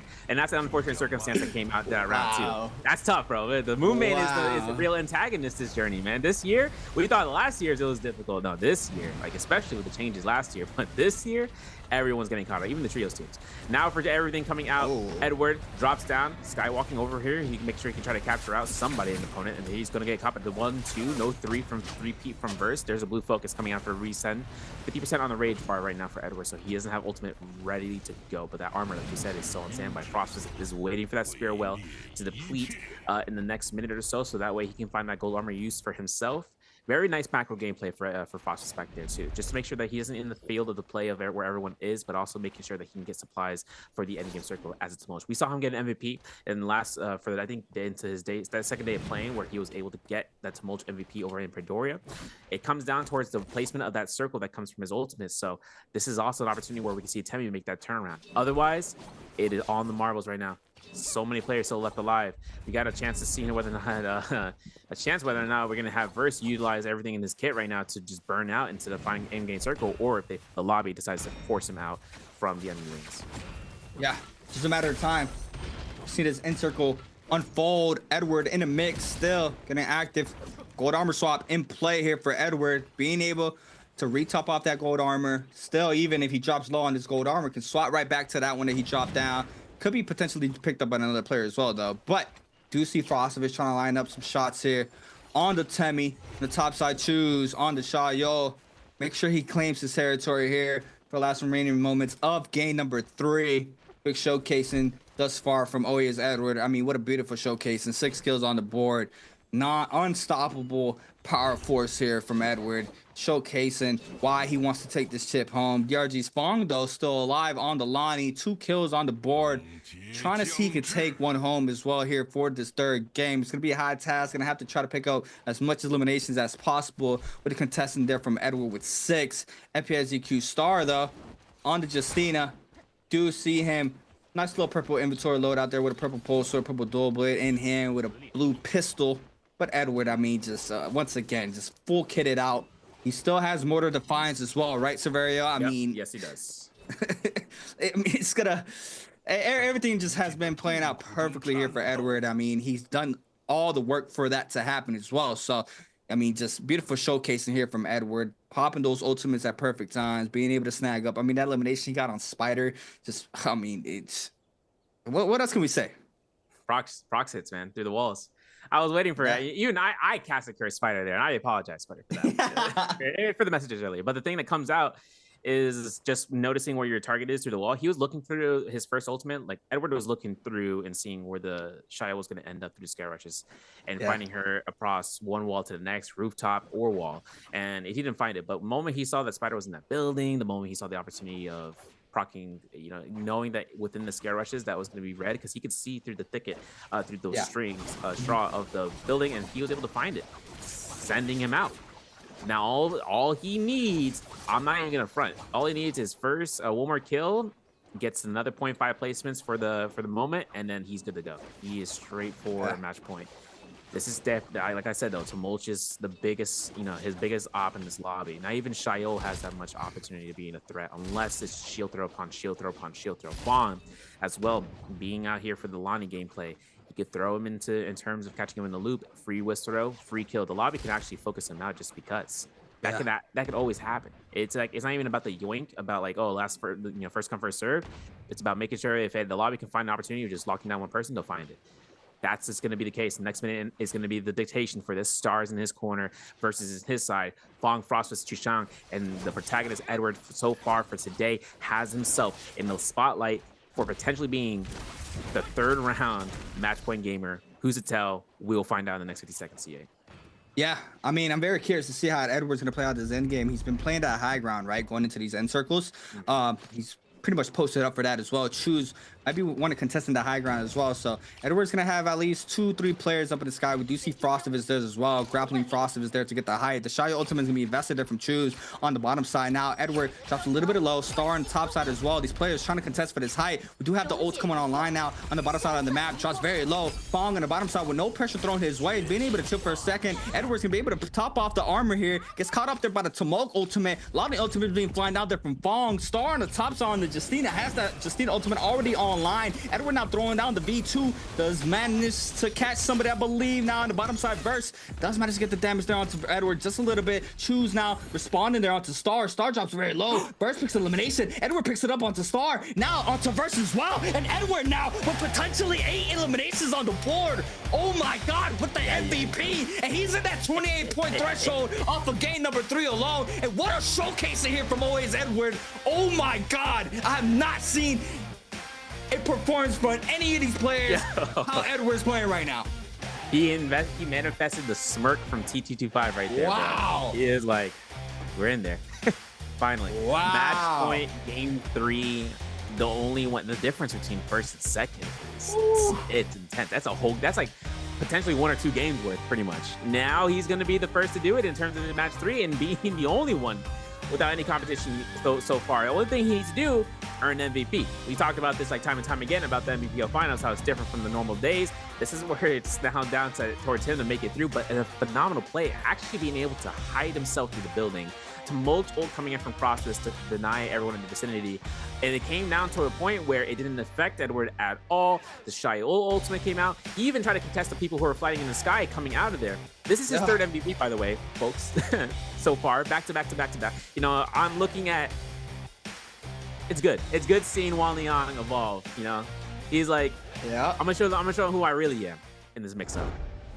Yeah, because, you know, last season, he was really in that, like, top 6, top 7 spot. I mean, he sometimes even had bad days for his bi-weeklies, and you know, you could tell that coming into this season he's been extremely polished, right? I mean, we saw what he's done throughout the whole day, even in the previous days, but today, I mean, what a beautiful showcasing, right? Not afraid to pop that ultimate to secure those eliminations. He did it against OUG's Might, you know, to confirm the eliminations as fast as possible, because you really don't want to get a third party involved, right? Whenever those third parties are involved and they see your ult is down or you have called in your ult at a specific time, a lot of the aggression will be thrown your way. So Edward being able to read that perfectly and playing these situations and scenarios, I mean, extremely well. Securing eliminations on the board, the end game that he's been playing, like, how are you able to secure 2 to 3 kills in the end circle right there every single time, coming out on top, already starting going in hot to the end game with 4, 5, 6 eliminations on the board? I mean, what a day it's been here for Oyes Edward. I mean, 100% win rate, Roma Yang, right? 100% win rate in the Roma Yang. That is insane to say, right? I mean, most of the times we see these players come in hot, they got 85%, 80, 75% win rates in the Roma Yang. I mean, but it's just been insane showcasing here from Oyes Edward. He has the momentum right now, but you know, this is where it becomes tricky in my book. We've seen Orano being one of those players back then as well, being able to get to that threshold very quickly, and then a lot of the pressure is starting to get thrown your way. Same way happened with Mike. First one that always applies the pressure onto you. Guess what? He's in his lobby. He's DRG spawn. Does not let you breathe. If he knows who you're playing, he is gonna focus you. We saw that in the start of when we got this new format here for the NARAKA BLADEPOINT Pro League, and then a lot of players started adapting to that play style where, you know, you can pretty much tell the groups by now, right? I mean, he had Liam first pick, so he is going to be at the last of the groups right now. So, you know, he is going to be playing part of those lower side bracket characters on the field, maybe a Tomog, maybe an Alco, so on and so forth. It's not going to be one of those top meta characters that we see the first 3 to 4 groups pick. So, I mean, odds to know, you can really pick out who is in the MVP threshold. So this is where it starts getting a lot more tricky. But, you know, this is where champions are made. I mean, wow. I mean, what a beautiful game there from Edward so far. I mean, beautiful day so far from Edward, not just game. Yeah. Yeah, I mean, he chose out Lonnie, he chose out Justina, he chose out Liam. Now it's up to him to whether or not he can double pick the choose him early later on.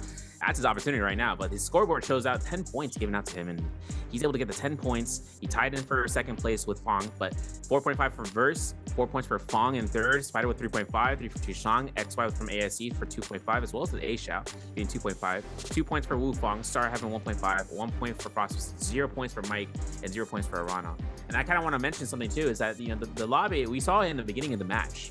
We might actually look at the replay to actually see it, but Edward was playing macro to a T. Where was he? He was in the Artisan's Grove. He was breaking boxes. If you guys ever been in that area in the map in Morris Isle, those boxes can give you supplies. If you break the weapon, if you wake the weapon racks, you get a weapon from it. You could also just get as much Dark Tide coins for purchase that you can conserve later on.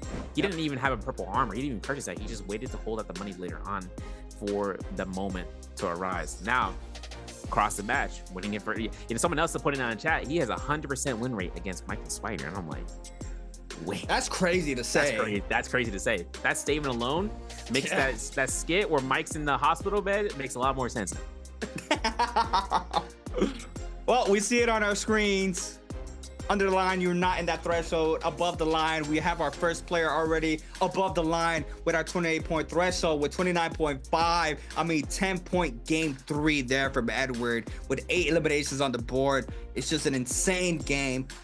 Second place, I mean, nearly a 10-point game difference there from Edward onto Verse. I mean, it's just an insane showcasing here from Edward. A Xiao, though, can't knock off A Xiao.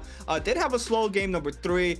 Was winning a lot of his scrap offs for game number 2. Slowed down a little bit here for game number 3, but, you know, still in third place with 15.6. SR Spider, 14.4. TE Wufang, 13.8. I believe Mike had 12.7 there for our last 6th place there. Do have our replays here for game number 3, powered by China Unicom. Gamers United, Severio. We have to keep it live. We have to keep it alive. Gotta keep it going, gotta keep it rolling. Like the slap right there from XY for the mix out. For Chushang too, he had a rough outing here. 2 players in the mix, 2 Lonnies more specifically. In the V1 from XY, he confirmed the kill. He was able to pick up the Soul Boom, but he did just an elimination against Chushang, while Fong was able to pick up the Soul Boom because you can't pick up anything on Lonnie. But Romy Yang, number 1, Takeen, 1, 2, 3, grapple extension, 1, 2. That was Arano's demise as the Valda, right? We saw the ultimate come out to be early, and then that's where Valda kind of goes out and be caught out. Now, A Xiao was in this fight against Fong here in this guy rush. Look at this. Oh my gosh. The TOD and the denial right there for the board. He missed it, but the pistol shots were confirmed after the double rollout. He knew what to do next. Now Edward looks towards it, 1 R&B to the next, 1, 2, 3. There's splitter animation for Cyan Fang, and now Edward looks towards it, gets caught to the dazzle, but it doesn't worry him because Mike get accidentally grief right here on the slate of rock where he wasn't able to get a successful scare rush. The orb was good. The blow up was enough, and that was the elimination. And especially Mike and back to back. Look at that Mike to Spider.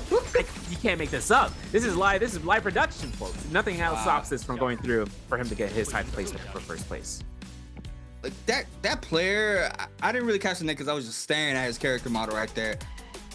He was right next to that player. He had no care in the world. He kept the cannon in hand to secure elimination before he, you know, potentially got eliminated, right? The player who was right next to him right there decided to get the damage onto him. He probably would have got eliminated, but he had the cannon in hand. The tick damage would have came into play, and possibly even after death, getting another elimination on board. But still, 5 MVPs here for OA's Edwards. 16,000 damage on the board. 8 eliminations here in our bi-weekly final 1 here for the 2025 season. Had Armor Pierce, Order Defiance. I don't even think it procced. Sky Pillar, right? He still had that in the inventory. Juggernaut, Quick Charge Thundercall for a pistol, and Cyan Fang there for the last Jade on the Liam. And I mean, I just said before this game started that we haven't had the Liam MVP, where it's, you know, usually the strongest character for a lot of these players. That is the character that these players are usually practicing the most. Before Liam, I believe it was Hottie that a lot of these players were, you know, streaming, or whenever they were streaming, they were trying to get the best Hottie as possible, because the Hottie was just super strong. But now with the change where Hottie is not able to pop any berries or Vitalias in flight mode, chopped out the meta. You literally chopped out, bro. You got gutted. Yeah. Served up on a silver platter of not to be served at all. Like no one's gonna be able to play him in solos at least for a bit until any sort of changes happen. But that healing is a real kicker in terms of his potential. And it's funny too, right? We don't see as many Liam MVPs. It's crazy too because we see him in usage all the time just because of the opportunity to just A, control the field of battle between your opponent.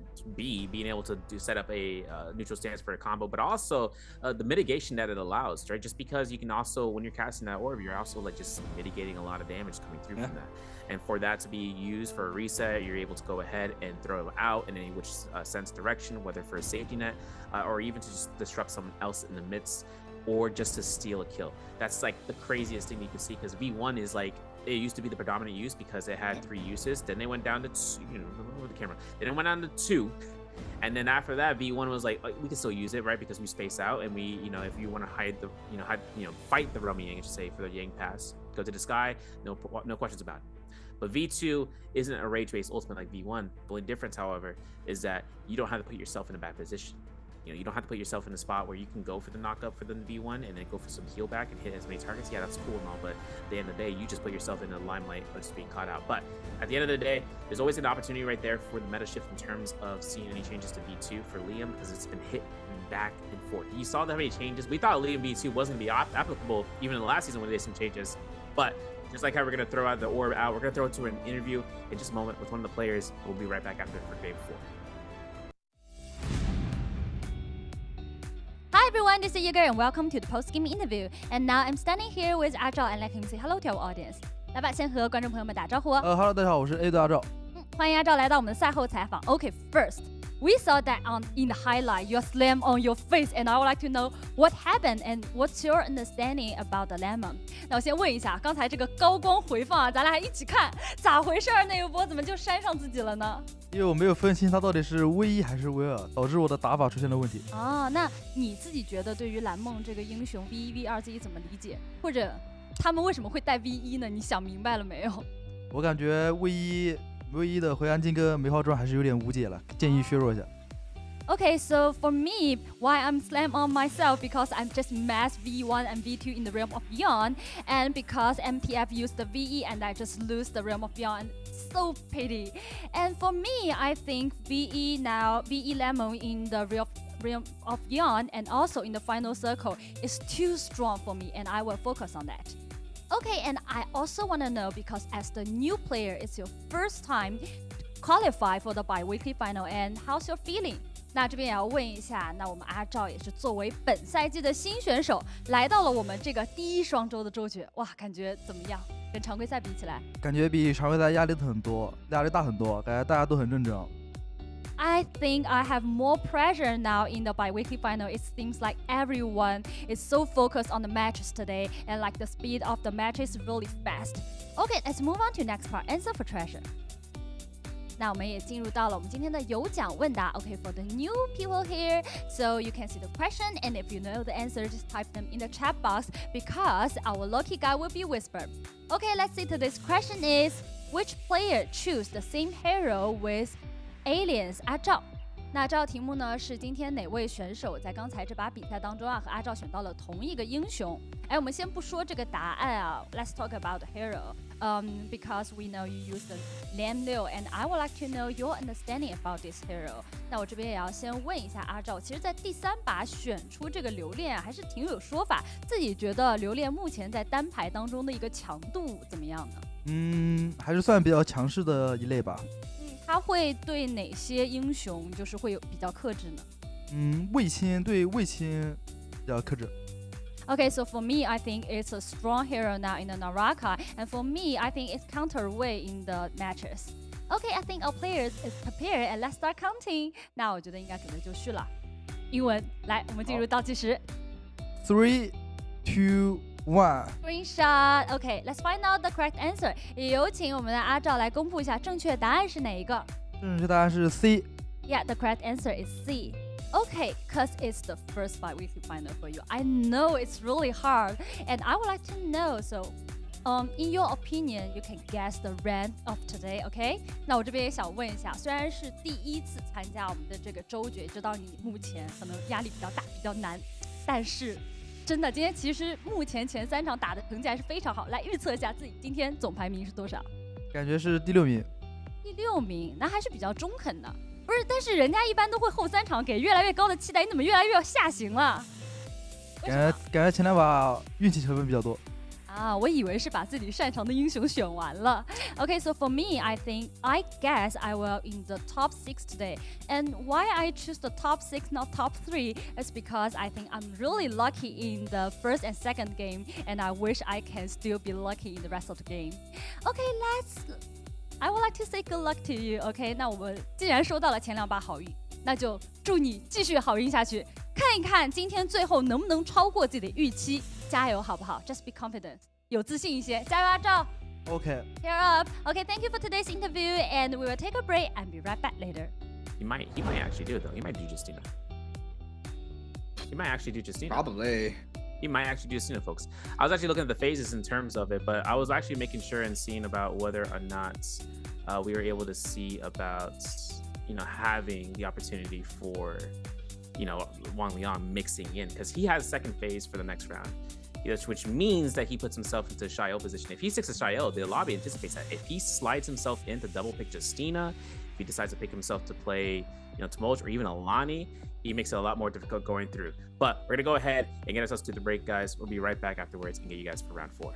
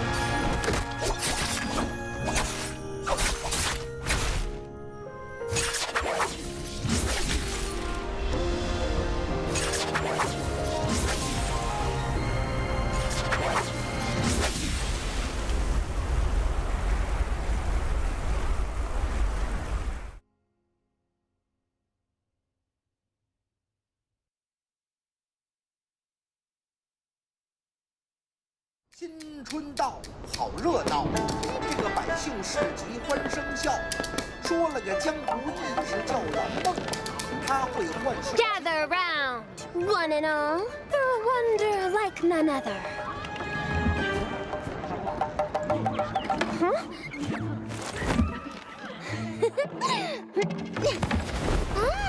We have an audience. Behold my mystical talents, passed down for millennia. Watch closely now.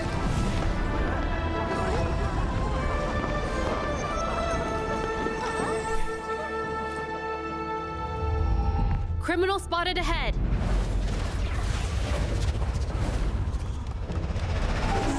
Me?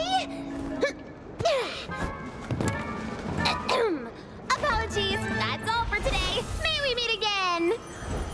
Welcome back, everybody, to the 2025 NARAKA BLADEPOINT Pro League Biweekly Final 1 here for the 2025 season. My name is Creatives, and I'm here with the man himself, Severio. What a crazy Biweekly Final we had so far. I mean, we've had a dominant performance here from Always Edward, in and out, showcasing that he wants to end this game, this night, just pretty much now, right? I mean, we have our first player in the threshold after 3 games alone. I mean,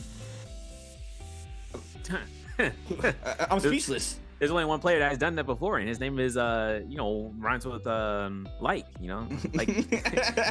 it doesn't make it more difficult than that, and it kind of makes it kind of interesting to see, because this is performance value from a player that we've seen over the course of history and time. Now it's putting himself in a position, he's the only person in the lobby.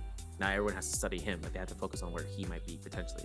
And I was talking about this right after the interview, right before the break, right in between, right? I was yapping about it with CA just in a second. It was about like, where was the phase selection for him and who is his potential going through? Because he's in phase 2, which means Shail is more the guaranteed options there.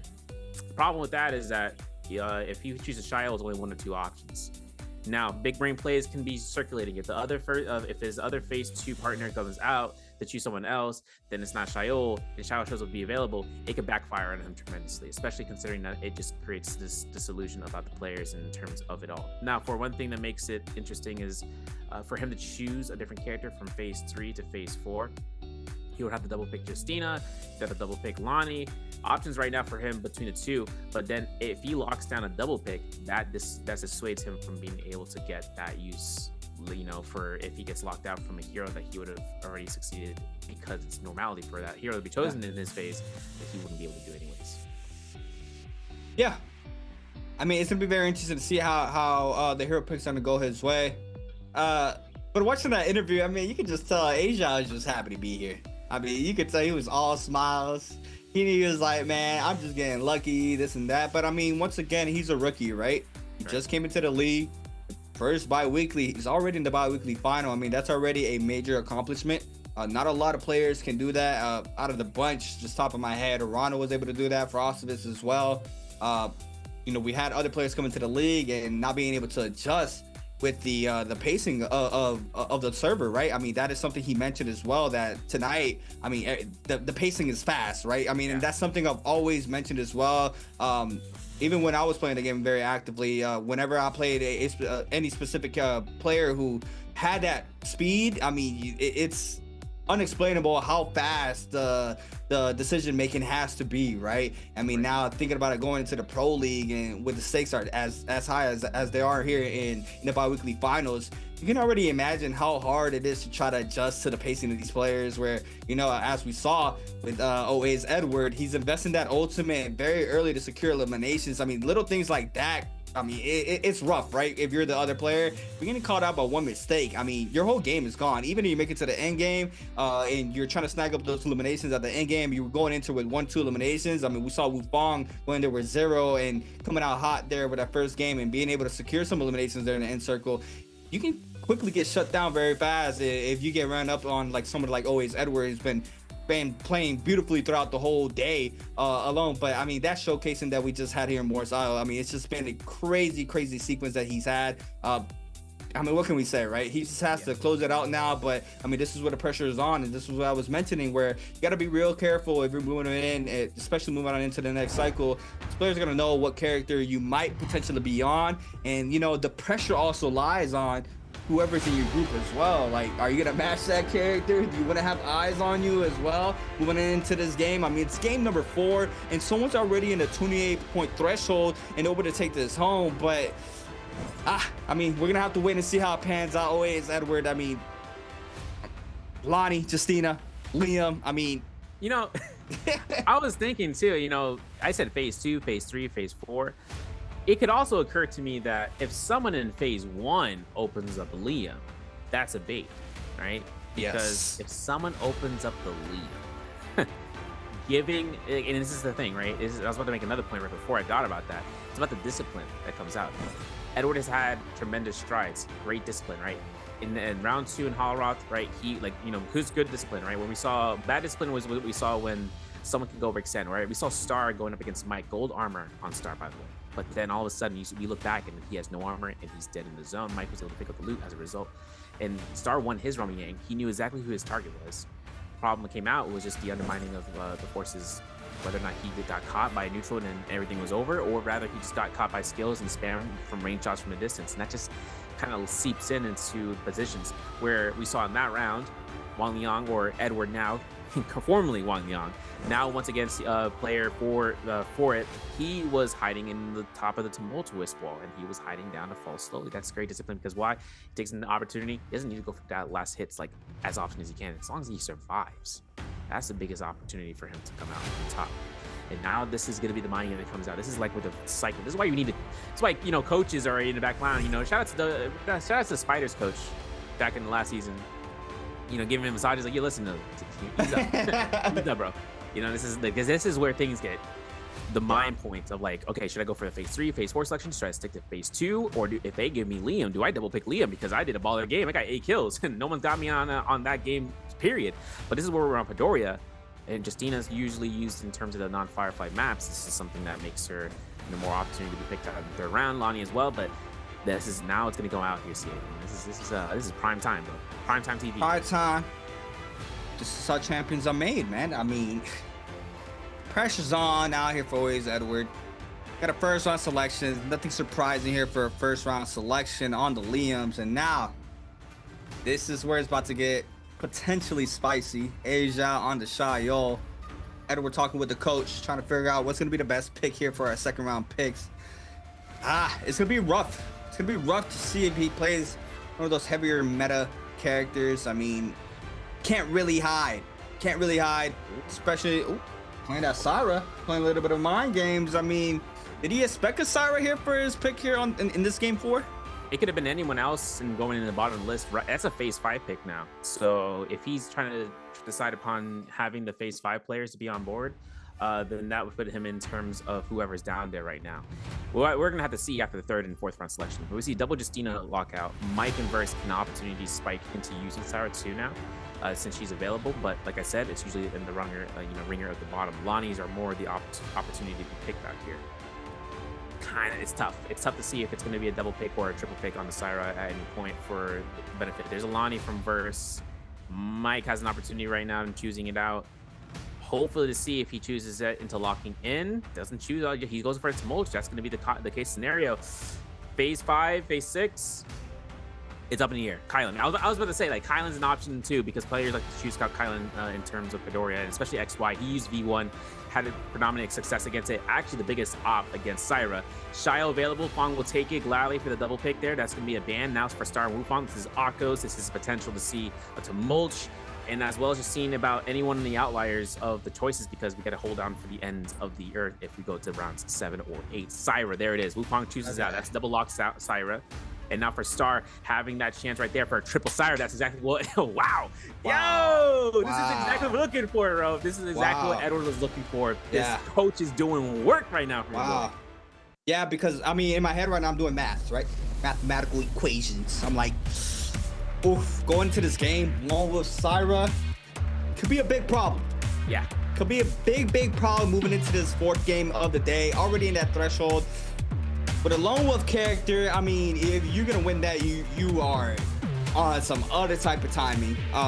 But the last round selection does perfectly. I mean, he played his cards right there. I mean, 3 sirens on the board for this game. Now it's gonna have to wait and see if how the end game plays out here, and I mean, obviously everything else in between, how he does here for this 4th game. But still have a lot of games left potentially. It's gonna be up for the cards. Thus far, Edward has been playing amazingly, as we've seen him showcase throughout the whole night. But yeah, wow, Kylan XY bringing it out here. It's kind of, I don't know how to explain it, because I remember when he first got released. I mean, he was just a menace, right? Coming in, Numbers, man. yeah, He was doing numbers. yeah. And the thing was, like, potential solos and trios, right? Not just solos, not just trios. He was doing damage on both game modes. And you know, now that he got a little bit of changes, these players are starting to find a opening for him, right? I mean, and this is what's amazing now. I remember right before we had this hero point selection, we had full games of full Tomokes, full games of full Mataris, or whatever the case would be, right? Now with this hero point system, a lot of things started changing, and then we kind of jump into like a, you know, first round selection, 2 sound selections. But we got a selection here: Edward against Star, Syra v Syra action, R&B focus there for Star, catches the damage, the 1-2 follow up as well, has the F, does manage to weave outside of the window there, trying to scatter on out, gets caught up on the jump LMB, and not a hot starter here for OA's Edward. Yeah, now he's going to be in soul form, so he's going to be able to move out and make sure he can find a better spot to respawn. Arcadia, I was going to mention this in the preview about how Arcadia might be an opportunity for him to want to hunt down and try to get the Vulpine's Essence just to create survivability. On drop, though, it's the biggest RNG factor, period. But we're going to see between Verse, Mike, and Spider all in one hilltop and one mound. Where Mike has no armor and he's using the spear. He's trying to bait up the R&Bs. This cliff, you know, the little bit of slippery slopes is going to be difficult. Spider looks to turn around and go for the 1-2s. Doesn't need to go ahead and turn around, but Mike does so, and Spider finds the R&B. That's going to be the elimination, and he's now on to Verse. Ooh, massive parry there from Spider onto Verse. Big damage. F caught in there for the Lonnie. Catches the R&B Prowl, though, to the follow-up LMB. Catches the Prowl once again, and Spider now with an opener, catching 2 on the board, and this is where you got to be a little bit scared now. Spider starting to heat things up here for his 4th game of the day. Starting off hot here with 2 eliminations on the board. Now jumps off to the 3rd place spot. I mean, just look at the point differences there from Edward opposed to everybody else. It's just a crazy lead that he had thus far. It's 29.5, 2nd place 18.9. I mean, Spider and Asia, I mean, they're just like playing consistent, but I mean, Edward's just been on a whole different game. Spider, though, going out against Asia this time around, and Spider still hunting, looking for more here to potentially pick up his 3rd elimination of the day. Yeah, or of the game. We're going to have an armor saw coming up from Asia. He finds it. Spider is able to find the loot for it. And this is going to be Soul J pickups. Nothing for Asia to be beneficial except for mitigation. Gets caught in the burning his combo breaker. For Spider, this is another armor swap that he just realized. Parry. Parry on the dollar. Not through the window, so that means he traps him in here. LMB to the LMB uppercut 2-on-1 swap is good. And there's going to be he knew he wasn't going to get it. He knew the rollout was going to occur. He went for a neutral stagger onto that. One jump LMB to the next. F1 still available. Doesn't burn it out. We see Edward, though. He's back in the mix. Could be a kill steal here. B2. Insta pickup, parry on the field of play into the knockback, and Edward is not in a good position, especially with the Spider with the active Limo. He misses it, but he still has chances to see a reset right now, especially considering he's not the only opponent in the first 4. And I haven't seen Spider blinked once. He is in full flow state right now. You see him getting the call, getting the everything, the rock, paper, scissors, right, from all these players, perfectly playing out. Picks up 3 up in the board early here for game number 4. Scatters on out. Potentially comes right back in for a 3rd-party potential. These players are going to try to see who's going to be able to snag up that Vulpine. We see how strong that Jay can be for a lot of these players. But Edward now, no resurrection in play. Already died once off spawn. But Mike and Arano going at it right now. Mike on the Temi, Arano on the Justina. Blue armor advantage there for Arano. And Mike does manage to snag up a blue armor this time around as well. Does manage to find one. Arano might be cutting a little bit of line of sight, trying to get it active pretty soon. Grapple now. Mike trying to scatter on now. I don't see a potential 3rd party, so this could be a little bit of isolated fight for now. But Mike doesn't want to take any of the smoke. He is going to back up. Arano, though, wants to full throttle in. Managed to get the call there off the bell. Star and Spider going at it. And Spider already halfway through to try to pick up that 2nd ult there for himself. Already on the Liam, but Star is the first one in. Star gonna be going ahead, getting a little bit of the gold meter up, gets a little bit of heal back, has the Vulpine's Essence on standby. He's up against Spider right now, who is at 65% rage. So for Star, it's gonna be a sustained battle. RMB for the nunchucks, looking for the drop down. Goes to grapple stagger, goes for crossbow shot, I should say. One LMB to the next, 1-2. There it is. Uppercut's good for the 2-1. It's confirmed. F1 is available for Star now, but he's gonna have to be very mindful about when to use it. Edward though comes in here for a yoink potentially for the Syra ult. That's still yet to be procced. And for Edward, he's looking to focus onto Liam again. Not focusing on the Syra, not seeing eyes onto her, so he doesn't know where she is. He doesn't want to focus onto that. He wants to make sure the target in front of him is what's focused, and he goes off and backs off. This is nice. We got 3,000 gold right now. He looks to try to burn himself in terms of getting more Dark Tide coins, and if he wants to save up money for the shop later on, all he needs to do is either go through Realm Yang to get the purple armor, or just wait it off later on. Otherwise, if he takes his fight right now in the Realm Yang with the blue longsword, it's only up to the skill set. Our map showcases, though, he does have Valiant Challenger active. What a man. Actually having that active on the map for everyone to see and for everyone to want to take the ego, but if they don't, that's understandable because he could be stacked out, right? He's over by Arcadia. They might think he's got Vulpine's Essence. I don't want to mess with that, folks. Yeah. And if they see the Syra, we really don't want to mess with that, especially in the overfight. But Roman Yang has around 30 seconds until it starts hitting the ground. Roman Yang has to be selected. Moonbane actually being used over here. Not sure if that was up to any of the players that we can see in the vicinity because I haven't seen the pop-up just yet, but that Moonbane just to throw them off, that's just going to be the case. And for this, we're still going to have this moment of hoping to see about, the protagonist right now. No J's on the plate. He's got a pulse sword as a secondary option for melee weapon. So if he looks for stone form, one of the better techniques to keep him mitigated and alive, he's going to have that on the standby CA. Yeah, I mean, man, this could be a big problem for the whole server right now. I mean, Spider right now with those blue nunchucks, the frame trap, those with the LMB catches are just beautiful played out. He is going to be aggressing Star once again. Overholding. This is the second time he's overholding that LMB focus. Gas the damage, forcing out the F this time around here onto Star. And this is what I'm talking about, that frame catch. He tries to go for the TLD off the V2. He drops it though, and now the Syra is going to respond with the ultimate of his own, and Spider's going to eat up a lot of this damage. Still has the realm pass, but trying to get out of the zone right now. The Dazzle's connecting here onto Spider. Star though applying tons of pressure onto Spider. We use the V2 as well. The beam's doing a lot of damage in the backside. Star wants to confirm this elimination onto Spider. We do see him scatter on out, trying to take a quick reset in. The R&B spin back there and the R&B focus. I mean, just everything. F called in once again. This is one of the beauties of the Liam, being able to have that safe route, even when releasing, to not drop your weapon. Just the beautiful plays there from the Liam F, and he's gonna be able to go right back in and pick up the pass with 15 seconds remaining. He is able to take this Roman Yang pretty soon if he's able to ice off this pressure here from Star. Yeah, it's going to be dangerous right now. The Yang pass is still available. 5 seconds until entry. Spider looks to get caught by the LMB, burning his top position. He's waiting for the confirmation of the blue focus. Now Star doesn't capture him. This is Roman Yang. Edwards in his Roman Yang right now, possibly waiting this fight out. He's waiting for this Yang pass to be used. This is Fan Pulse Sword. Oh, man. This is a good weapon selection process. If we get to see the skill set of the player, those two weapons right there back to back. Oh, I can't wait. Can't wait. Now we're going to see a Scarewell play because everyone, if they don't want to enter Roman Yang, understandably, a V1 active ultimate for Kylan in a moment if XY gets hunted down. But like I said, V1, not V2. And it's going to be Battle Shishang against Spider. Okay, purple armor versus purple armor. Easy, equilibrium. Always Edward. Free Roman Yang potentially. I'm not too sure. Nope, he's up against A Shao. And A Shao is stacked out. And he is the Shayo in the lobby. And it's going to be between him with a scatter shot. Not going to matter. It's going to be him against Edward. At the end of the day, one's going to take this one out here to C8. Yeah, I mean, playing that long zone in Roman Yang, not a surprise. He has a fan in the back pocket as well.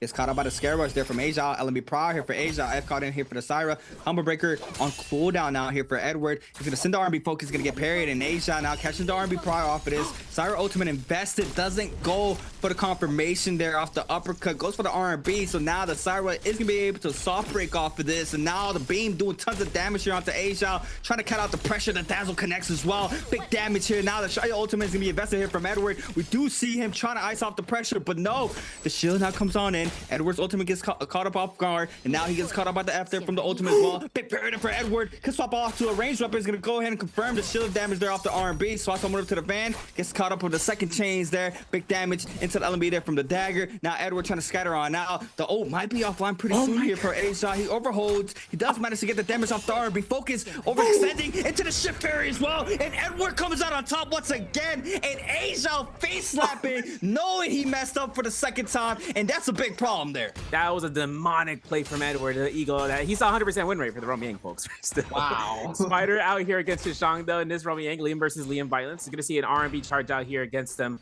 Pistol coming out here. Purple fan on the standby. Gonna see a chance for the scare rush. Maybe connecting it. Not gonna be the case. Nice scare rush here from Shishang. He actually confirm this R&B, the jump R&B.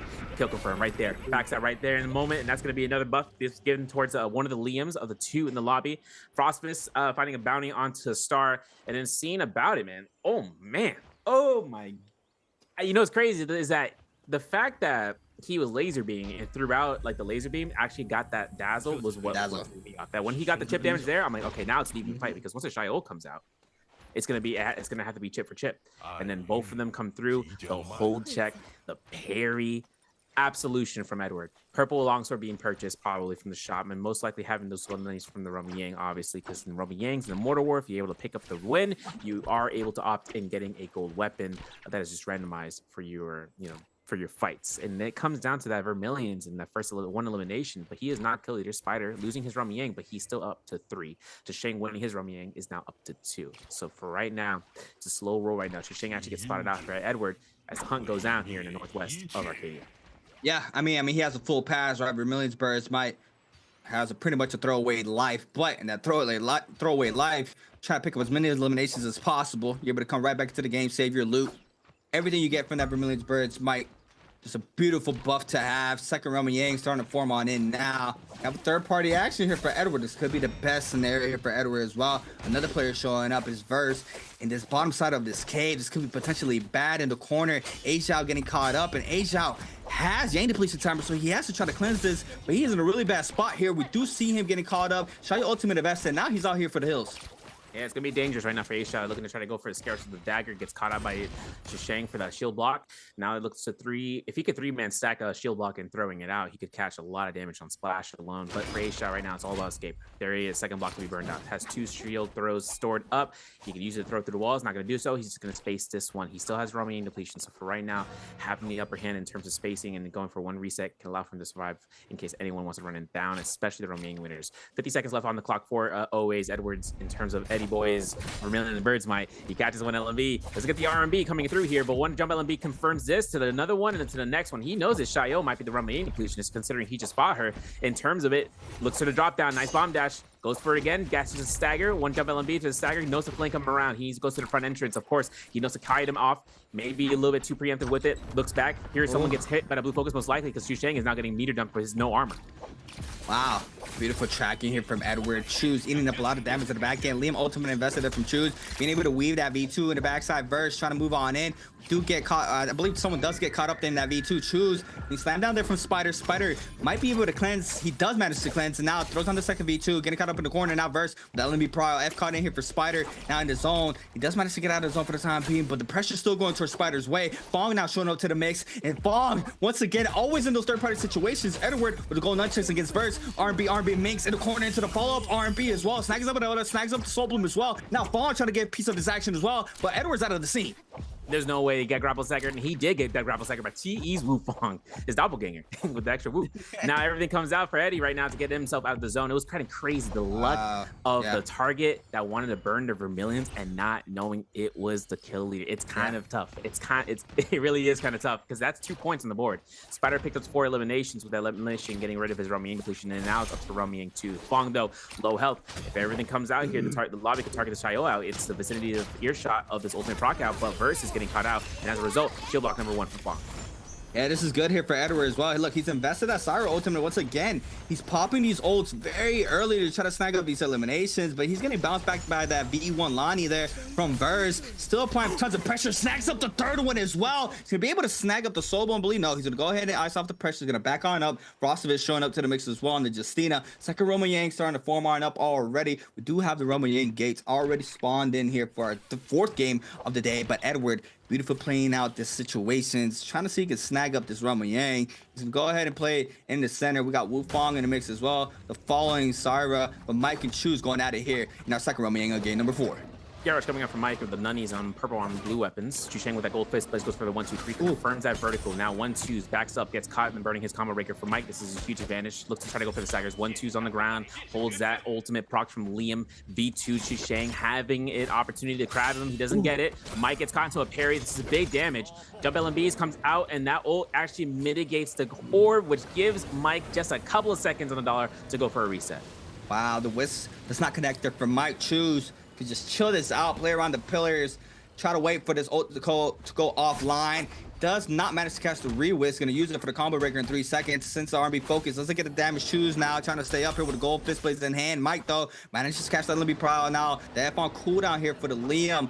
Mike on the blue nunchucks, trying to see if he can find the falling damage that he needs. Now gets caught up off the 1-2 here for the fist blades. Gets caught up on the 1-2 once again. Now this time around from Mike. Manages to catch the prior off of this 2-on-1 R&B damage. Blue rarity though, not a lot of damage off the R&B focus. Not getting caught up. F caught in here for the Temi. Wisp does not connect in the backside. Yes, it does. Re-whisping him back into the R&B there to connect onto the Wisp. Into the final hit there from Mike. And textbook Temi there from OUG's Mike. And I mean, that Temi does not look as changed throughout this whole time. Yeah, and he actually picks himself a Skyforce, gets with a fan, a gold spear. This is massive for him right now. First elimination on the board right now. It's Edward and Wufong. These guys have to hold out for dear life because, family. Everything comes out towards these guys and staying alive, especially for the Syras, knowing that the lobby can look towards them. The only thing is that Edward didn't have ultimate when that Romiang closed out, and so for everyone kind of working off, it's also an opportunity to see about Spider.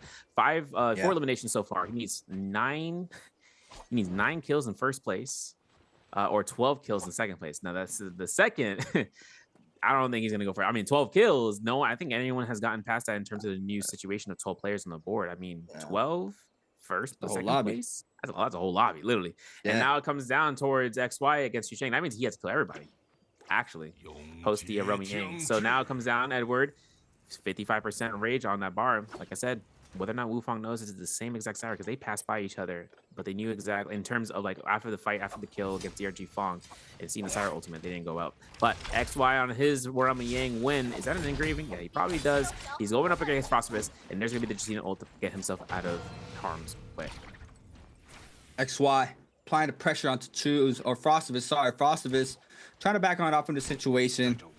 Running for the hills, hard grappling out. Choose as well, join the chase, but Frostibus is gone.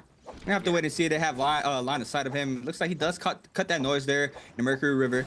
Does go under, doesn't get caught up. He snags back up there. He is gonna take a breath now. XY with the advantage here, calls in the F now. Kindly ultimate is gonna be invested here for XY. Does manage to catch the first slash? Yes, it does. But a V2 stops that damage there going on to him. And Choose gonna pick up the elimination onto Frostibus. That's a big kill there from Choose, but the pressure's still gonna go towards his way. Yeah, V1's gonna get himself out there, so XYs are not reset angle unless he wants to go right back in because he doesn't consume HP with V1 folks. So for him on the Kylan on that ultimate, it's gonna be the best case. He burns his immortality guard, so that's gonna be unlimited slashes for 4 seconds as well, on top of not taking any damage, but at the same time past that point of the threshold of 400 health. For Chusheng though, whole check of destiny, parry it out, no combo breaker, extension, 1 jump LMB to the next, maybe another one. How about another one? And that's going to be it. That's going to be 2 eliminations. That's going to be the White Tiger's prowess also stacking up as a result of that. And now he's able to kindly pick up the loot, make his way back to the zone, and having to see about what's happening over here by Azoth because Edward is still on the high line of looking towards it. He's building up rage second by second. He's getting himself to look for any sort of cheap targets to hit with the yoink. And it looks like he's making his way against Mike as Tumult, who is on the ground, as he makes sure that the other Syra doesn't have any chance. And that's 1, 2, 3. That's a Cyan Fang coming out here, and Edward gets caught by the Whistler. This could be a scare rush out, and then Mike will take that as a way to disengage.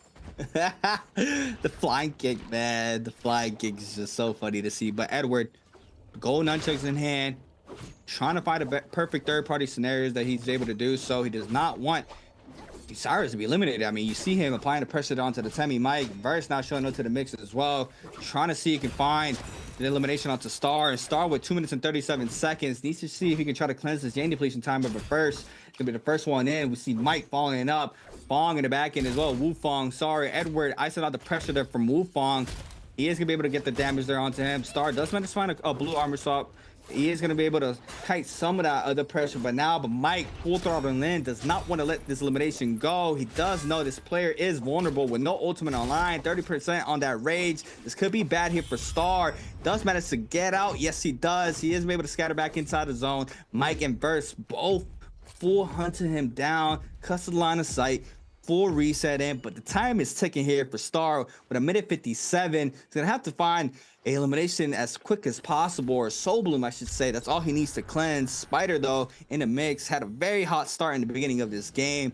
Has had a bounce back there off that Roma Yang that he lost in the first Roma Yang of this game. Being able to stay up and cleanse up. He is still a runner here for this game with the most eliminations in this lobby with 4 kills on the board. FPXZQ's Star, though, still on the run, 1 minute and 32.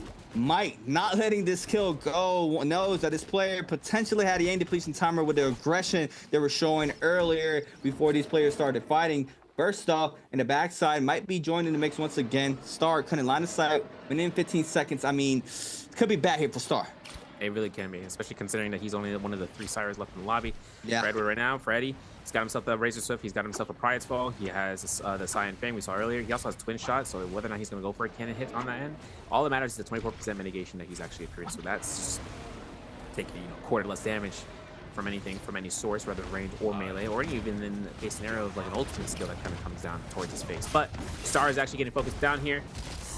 Gets himself into the horizontal, into the full rebound, gets F1 in the ground level. Windy Trinity comes through, double LMB. And we know that this is going to be a chance here for the seal. That's going to be Verse hitting up the elimination versus up to 2 right now in the Lonnie. And he's looking to back off here, 4 to 9, I should say, for the healing berries towards the armor powder ratio. 3 eliminations. Spider's still his biggest op right now, considering that he is a kill leader, but he doesn't know that it's a Liam. And Liam's not going to be holding out here until he's trying to make sure he gets MVP. But this could be a focus fire right now. Looks like Fong is going to Wufong actually being no armor here inside of the spear. Well, it might actually not even work out, because even with the double dazzle, it's gonna force the other Syra, and they're looking to try to focus out the Liam, but now it's like this, the control is out of control. The Dreadful Whale comes out, and Edward gets caught through XY's gaze. And Mike is very controlling the tempo of his battlefield right now. We see him on a Tammy applying tons of pressure to everybody in the lobby right now. He was trying to eliminate Star there, and Star does manage to fall down, but now the Syra ultimates were invested. Edward does not get the value that he looks for. He's going to be forced to back on up. We do have the pressure there for Spider this time around. And now Proc comes in off this nunchuck. Spider, though, not letting it loose. Casts the velocity and the toll there on the nunchucks. Catches the 1-2. Edward has to win this fight with no ult online. The flying kick connects there from Edward onto Spider. Musket shot connects there for Spider. And now both players with even health with the gold rarity nunchuck. Spider, he's eating tons of damage. There's going to be a full reset here in this situation. Spider was trying to snag one up, but not managed to do so. XY, though, managed to take out elimination onto Wufong, and Severio was mentioning XY was the biggest one out here with the Q1. That's part. B1 comes out, the infinite dashes can come through, but XY looks just to reset into the sky. He gets almost caught to the wind wall, so that's close. But then the Spider, he's going for the chase down. He's going around the corner here. That full reset that Spider had with Edward is it's dangerous. And considering both, considering that Spider is at 4 eliminations right now, he's looking to kind of kite around. XY looking to hunt down Mike, as there is no more tumultuous circle to be worried about for an ultimate. And since XY had procced out that Spirit Well buff with his White Tiger's Prowess, another refresh, another White Tiger's Prowess. This is his ultimate. He has a standby ultimate in case of anything. We got 5.5 minutes. This match actually went by really fast, really fast. Wolpine's Essence is already burned out, and that thing is not in the game any longer, but for everyone kind of working this one out, it's up to whether or not Mike can survive if the lobby decides to want to target this Temmie after his F has been consumed.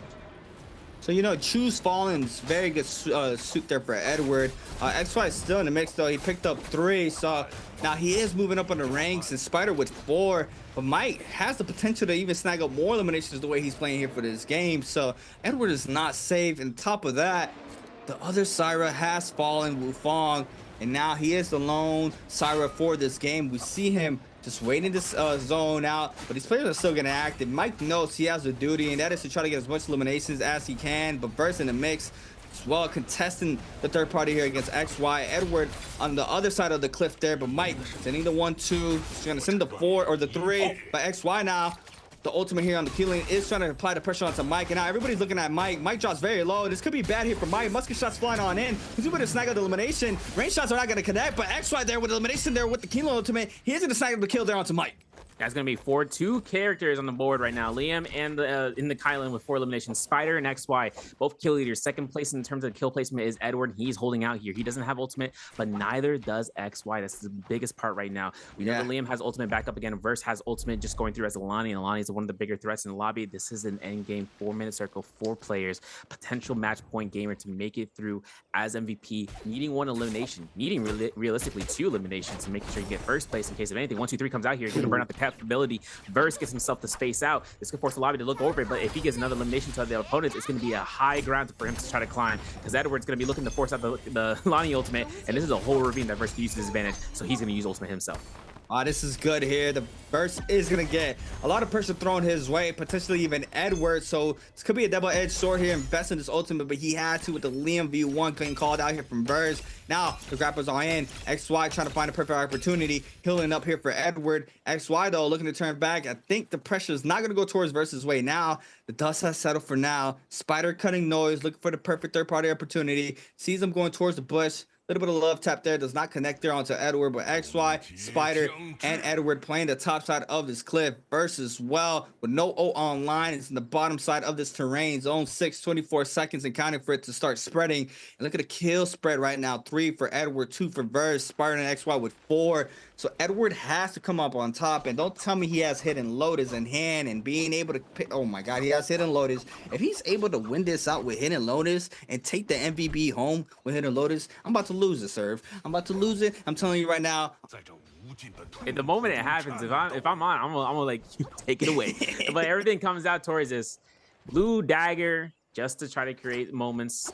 You know, if anyone wants to push this, remember Velocity Untold, Fire Rose, Target Lock, no bow though. Starfall from Spider. If you use a Starfall to grief, I'm gonna lose it. I'm gonna lose it. You know, you know, for you do Pridefall, you know, for me it's Starfall. If someone gets a Starfall kill off of that end, I'm gonna lose it. Everything comes down to these Jade selections though. And Graven, we saw that from XY earlier, how he used it against Mike, and Mike was like, oh, you know, how to back off from that one. Cat Bloom opportunity not gonna be met for Verse, but he does have it. He also has Assassin's Lunge, so he has the Jade kind of space out, man. This is the last 2 minutes. We're back here again, folks. This is going to be between Edward from OA, XY from ASC, Spider from SR, Verse from WBG, competing aside between a Liam, a Lonnie, a Kylan, and a Syra, and Syra not having ultimates ready to go. Neither, whether or not Verse has it ready, because they traded ult for ult, and for a Kylan to be near ult is very dangerous, especially considering that the Immortality Guard in game circle could be the deciding factor between one survivor side. Yeah, I mean, this is going to be a very, very close in circle. 37 seconds for it to start spreading. XY already having that ultimate line. Spider as well. Verse and Edward, lone 2 players with no ultimate here for this in circle. And this could be bad here for Edward if he's trying to close this out here in game 4. But, I mean, the way he's been playing, he has the potential to be able to close out this game still with an MVP. I mean, we've seen it. He picks up 2, he picks up 3 in those end games. If he's able to do that once again here, he's able to close this out. So, you know, 6 seconds now, timer time to close on out here. Zone 7 is going to start spreading pretty soon. Spider, the Velocity Untold on the blue nunchuck, still has not been able to find a better weapon upgrade there for himself. Does have some J's there for the nunchucks, but still, the blue rarity. Hit it! There from Edward out to Verse though. Oh my God. Big opener there for Edward, and now the pressure is going to go towards Lonnie's way. That's a dangerous game right now, especially considering he just incited violence. He broke the piece of cords, and there's a parry against Spider. No dumb element extensions. We're going to throw ourselves to the zone. We're taking a lot of damage. No extensions for the blue focus. We knew that Spider was going to be looking for that second blue focus to come out here. Now it's going to be a skybound opportunity. Eddie's looking to try to drop down here, gets caught, has combo breaker still, throws 1 blue focus, throws XY in position. This is a Syra ultimate, but it might be too late. Ooh, nicely put into the time zone. He needs a lot of eliminations here, but this is tough because the moment he hits the zone, he's eating up damage. And the V2 from the Liam, insult to injury. He goes down immediately with the Lonnie. Last hit confirmation, but Spider was able to get the kill. XY's going down, and Verse gets his eliminations up to 3. An explosive final finish, an exciting sense of dread. But the players are going into another round with that final haymaker of a round going in with Verse and Spider making it happen. But more importantly, putting out closer and closer to match point where we have game 5 in the works. I mean, just rough, right? Any parry there from Spider. Spider was playing very parry heavy this whole game. We saw him with the openers there in the early game, being able to read those focus attack, even getting thrown out here from the side when he was finding somebody else. But XY is going to be our MVP for our 4th game of the day. We're going to be going to game number 5. We still have more NARAKA to be played out. This is not the end. Edward was not able to cut. I mean, it was just a hard task, right? No ult going into the end circle. Mike with a crazy parry opener. Even though he hit with a Hidden Lotus off that blue dagger, it was just not enough. The pressure still went towards the Cyber's way. It's all good though. I mean, he had an amazing start here throughout the whole day. Already in that threshold, and I believe still the only player in the threshold right now. I mean, what can you ask for? I mean, Game 5, that's what we asked for when we see more NARAKA being played out. I know a lot of people were trying to see a closeout in Game 4 for the quickest run, and you know that would have been crazy as well to see that here for our first bi-weekly final of the 2025 season. But we are not there yet. We are not getting a 4-game closer. We are going to game number 5, ladies and gentlemen. Yeah, and it's a tough output against the Syra. I mean, you saw the V1 Lonnie do its work there too. Not only in the last engagement, even the one prior to that, where the V1 Lonnie comes out and hits Syras without any sort of issues. Another thing too now is the play, right? The trick up his sleeve is now thrown out. Since Edward had chosen to choose out Syra, right? That's an option into rounds 5 or 6, which we saw with the double pick coming out from it. Yeah. Now he's into this game. He is now into game 5 under round 5, or for phase 5. So this is where people can now start to predict. He doesn't have as much available options. So long as someone in the phases 3 or 4 don't choose a single pick option, and they can hard lock him into 1 or 2, that is just normality for the league. And then for it, Edward, he's still, you know, hopefully they didn't take a big it's a big mentality hit, especially being how close he was. You know, it's like the anxiousness of just seeing about where he was going to be able to stand up and seeing victory, or having to go another round, which means that his competitors, his peers, at the end of the day, will just get closer and closer to the end of that area. You know, for this game number 4, he won the little mini game before the game, right? Playing out that hero pick very perfectly. But another mini game, it's this question for everybody at home. If you guys are on YouTube, make sure you guys swap on over to Twitch in order to win a random spring split gift. The question will be, which player killed OUG's mic in game number 4? And now it's starting to get spicy here for this question, as well as the games. Is the answer A, SR Spider, B, WBG's Verse, C, OA's Edward, or D, ASC's XY? This is where you got to start paying a lot more attention than before. The questions are going to be a lot more harder and a lot more detailed throughout the whole remainder of the night. Still have our 5th game being played out. No MVP there for Edward. I still think he is our only player in the threshold as well. He had a massive lead compared to everybody. We saw the strength of Spider, though, how strong he started off this game. Now starting to warm up, get online now in these games, going into this 4th game. And I mean, this is a marathon, not a sprint, right? We've seen it time and time again where a lot of these players making to that threshold, they're not able to close out. Like I mentioned, a little mini game before, he won it because he did play out the Syra pick very perfectly going into this game, but was unable to finish that. A lot of the Syras were eliminated before the end game, so he didn't have that upper hand in that category. But still, now went to the game number 5, a lot more eyes going to be right back on him. That pick there being a little randomized pick in that second group is a little coin toss, right? So now overall scoreboard, look at this, Severio. I mean, XY coming in high here with the Kylan, like you mentioned. Yeah, it's kind of funny, and that was the answer to the predictions for you guys, because he was using V1 off against Mike. Now, things come out for XY for 7 points. He was dead staring, even with the MVP, he was dead staring at the camera. He didn't even get to see even crack a smile. My man is just locked in. 6.6 though for Verse. Yeah. 6.5 for Spider. Edward with a 4.5 points, be earned 3.5 for Chisheng. Mike with 3, 2 points for Frostbus and Wu Fong, 1.5 for Star. Arana with a 0.5. But Fong and A-Shao weren't able to find any eliminations, no points, no placement points whatsoever. So for them, they went down in terms of this game. But for this chance, one thing that makes it very apparent is that within this threshold, I mentioned this early on about how it is important just to catch as many points as possible, because at the end of the day, we go for all 8 rounds. Whoever has the most points wins. Now over to our standings, going for the bottom 6, Frostbus, 11 points, not having as much as the games 1 through 4 for the experience that he was hoping in terms of getting, but it's still a lot to be played. We're at the halfway potential point. For Fong, though, 11.8 in 11th place. WZ Zerano in 12.7 in 10th place. Epic's a Star in 9th place with 13.9. 15.6 for Bauda in 8th. And Alliance's A-Shao in 7th. Most likely having more kill score overall compared to the prior. That's why A-Shao would be on top. For the top 6, though, we're going to see how close these point thresholds are going to be met up. 15.7 for Mike in 6th place. 15.8 for TE's Wu Fong. But ASC's XY having 18.3 points, needs around 9.7 points to reach that threshold. 20.9 for Spider and 25.5 for WBG's Verse, which is pretty much just 2.5 points. That's just waiting out with 2 eliminations, getting a 0.5 placement point, which is not that incredible to a feat, so long as he doesn't misstep his first off drop into a re-engagement, whether in roaming Yang or not. And this also brings up the point, right, where Spider was able to get himself kill leader position at before the second Romy Yang. He lost his first Romy Yang, picked up elimination and went for number 2, which totaled out 4. And it made that game very, very strenuous in terms of just working out the plays between who's the top. But here's some clips and highlights brought to you by China Unicom. Gamers United. Gamers United. SR Spider. R&B focus opener there onto Mike, gets elimination. Crouch parry there onto Verse. F caught in for the Lonnie, was not enough. Catches the 1-2 into the LMB prowl here, into the uppercut aerial LMB finisher there for Spider. Beautiful parry into the crouch LMB, I believe, into the 1-2. Catches the re-prowl off of this in this corner. I mean, just constantly catching those re-stands there off the LMB. Catching those dodges. Beautiful play it out here on the Liam. My God, disgusting parry there onto Edward.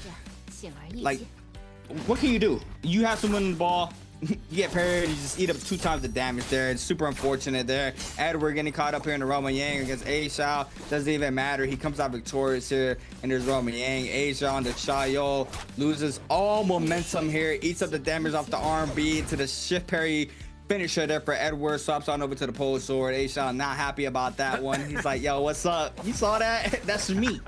That's me. I'm the one who knocks. It's crazy because Edward goes out and gets his kill against Verse, and it was just, you know, luck of the Irish that moment where he was able to get himself the, you know, get the kill against someone who wanted to die because of a melee Verse fight. The fact that he got this kill against Fong and no one was able to wanted to target him afterwards was actually insane. And then you see the final circle zone. Spider must get shot, but Versus survivability in the air, playing it out for that Lonnie V1. But Kylan V1 making its strides out here, making a name for itself, you know, in solos. And we usually kind of don't see V2 be often in solos, at least when, after the nerfs and even after the recent buff.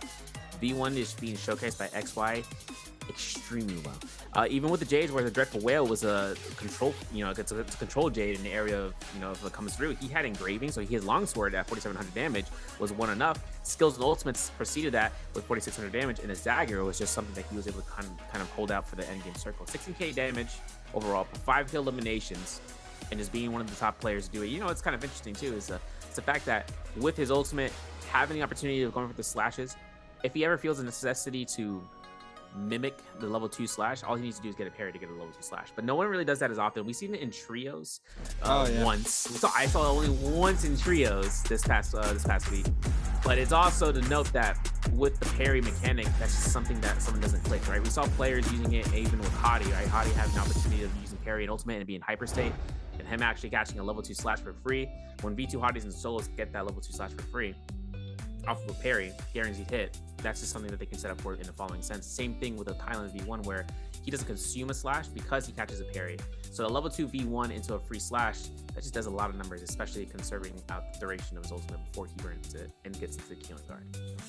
I mean, X-wise, I mean, we haven't really seen a lot of Keelans, but by far the most polished Keelan so far that we've seen throughout the night. I mean, just straight pressure. He came in hot at the end game there. Well, moving on to the end game, was securing a lot of eliminations there, went over into the end circle.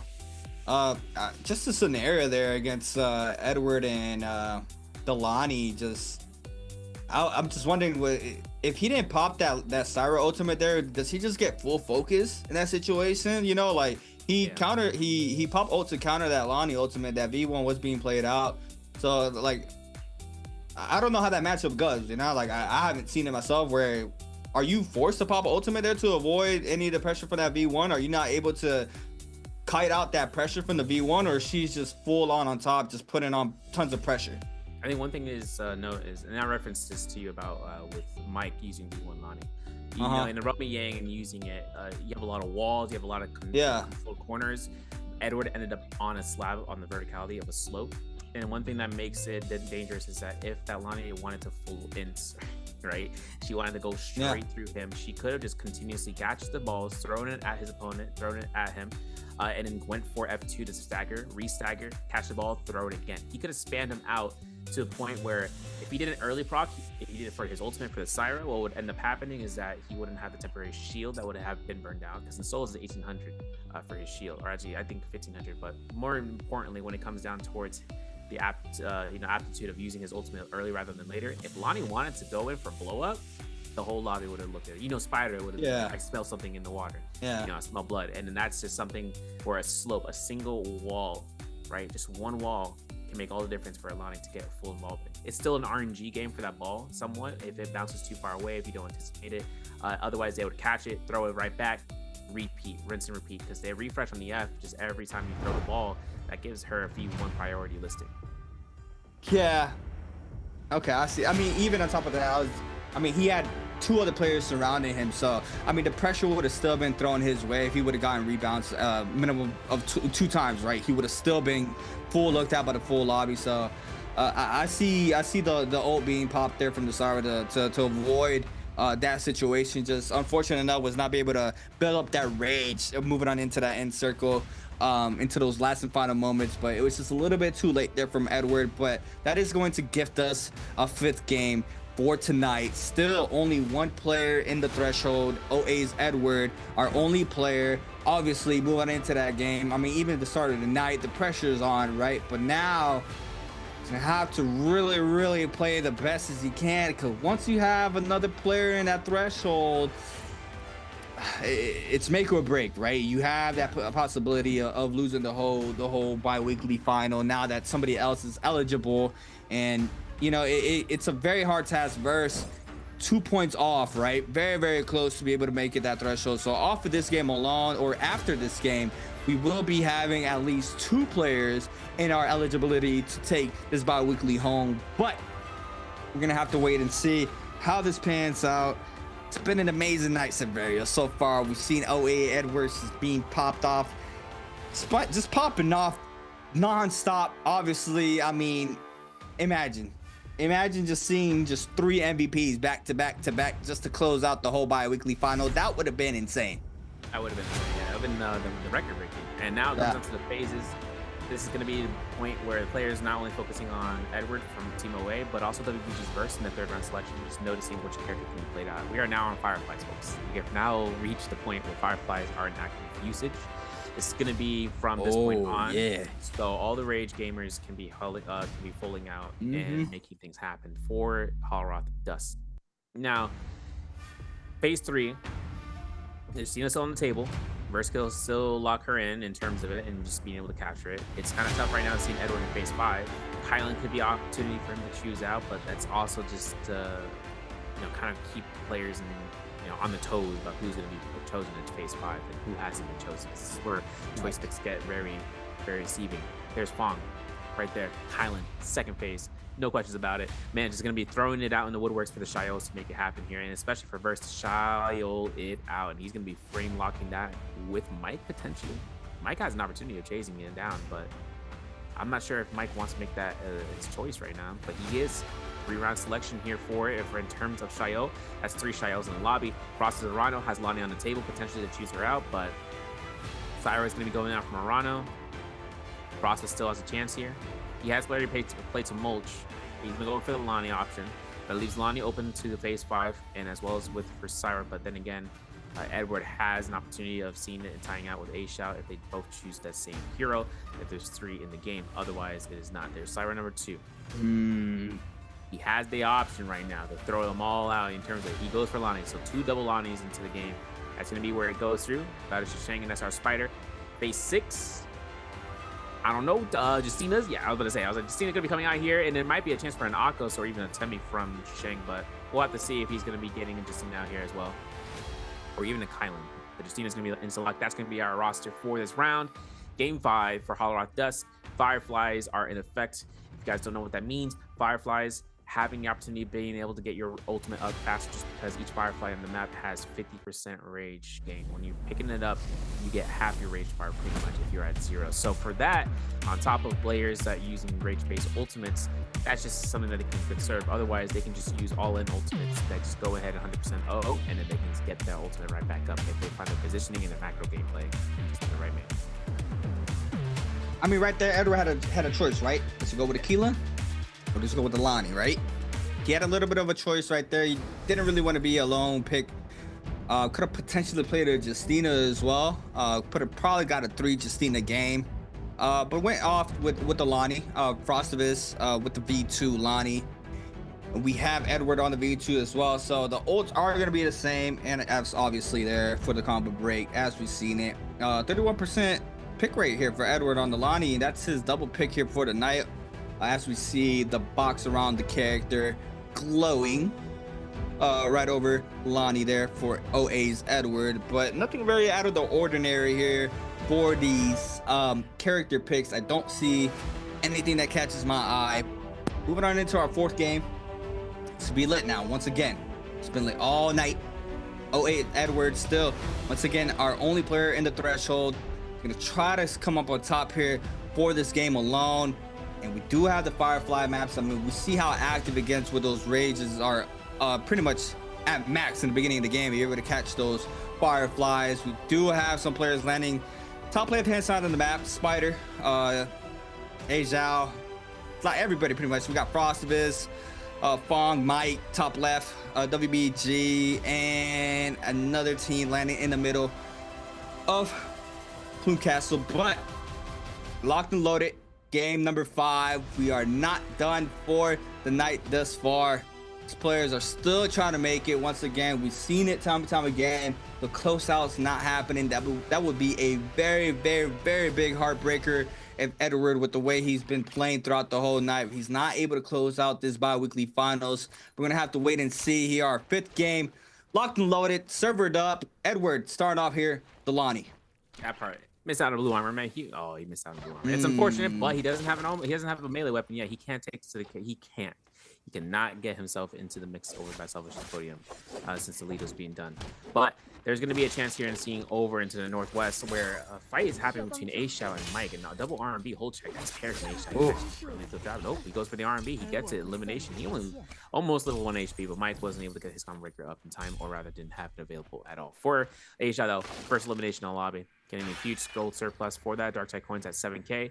It's still playing economy throughout this area, and then maybe even making his way towards Yushan Ruins. Back to the Salvation Podium, though. FPX star up against Fong, who did take that lead, like I mentioned, in terms of the race towards the Salvation Podium against Edward, who may or may not be in the vicinity, but this is going to be a fight for that gold weapon.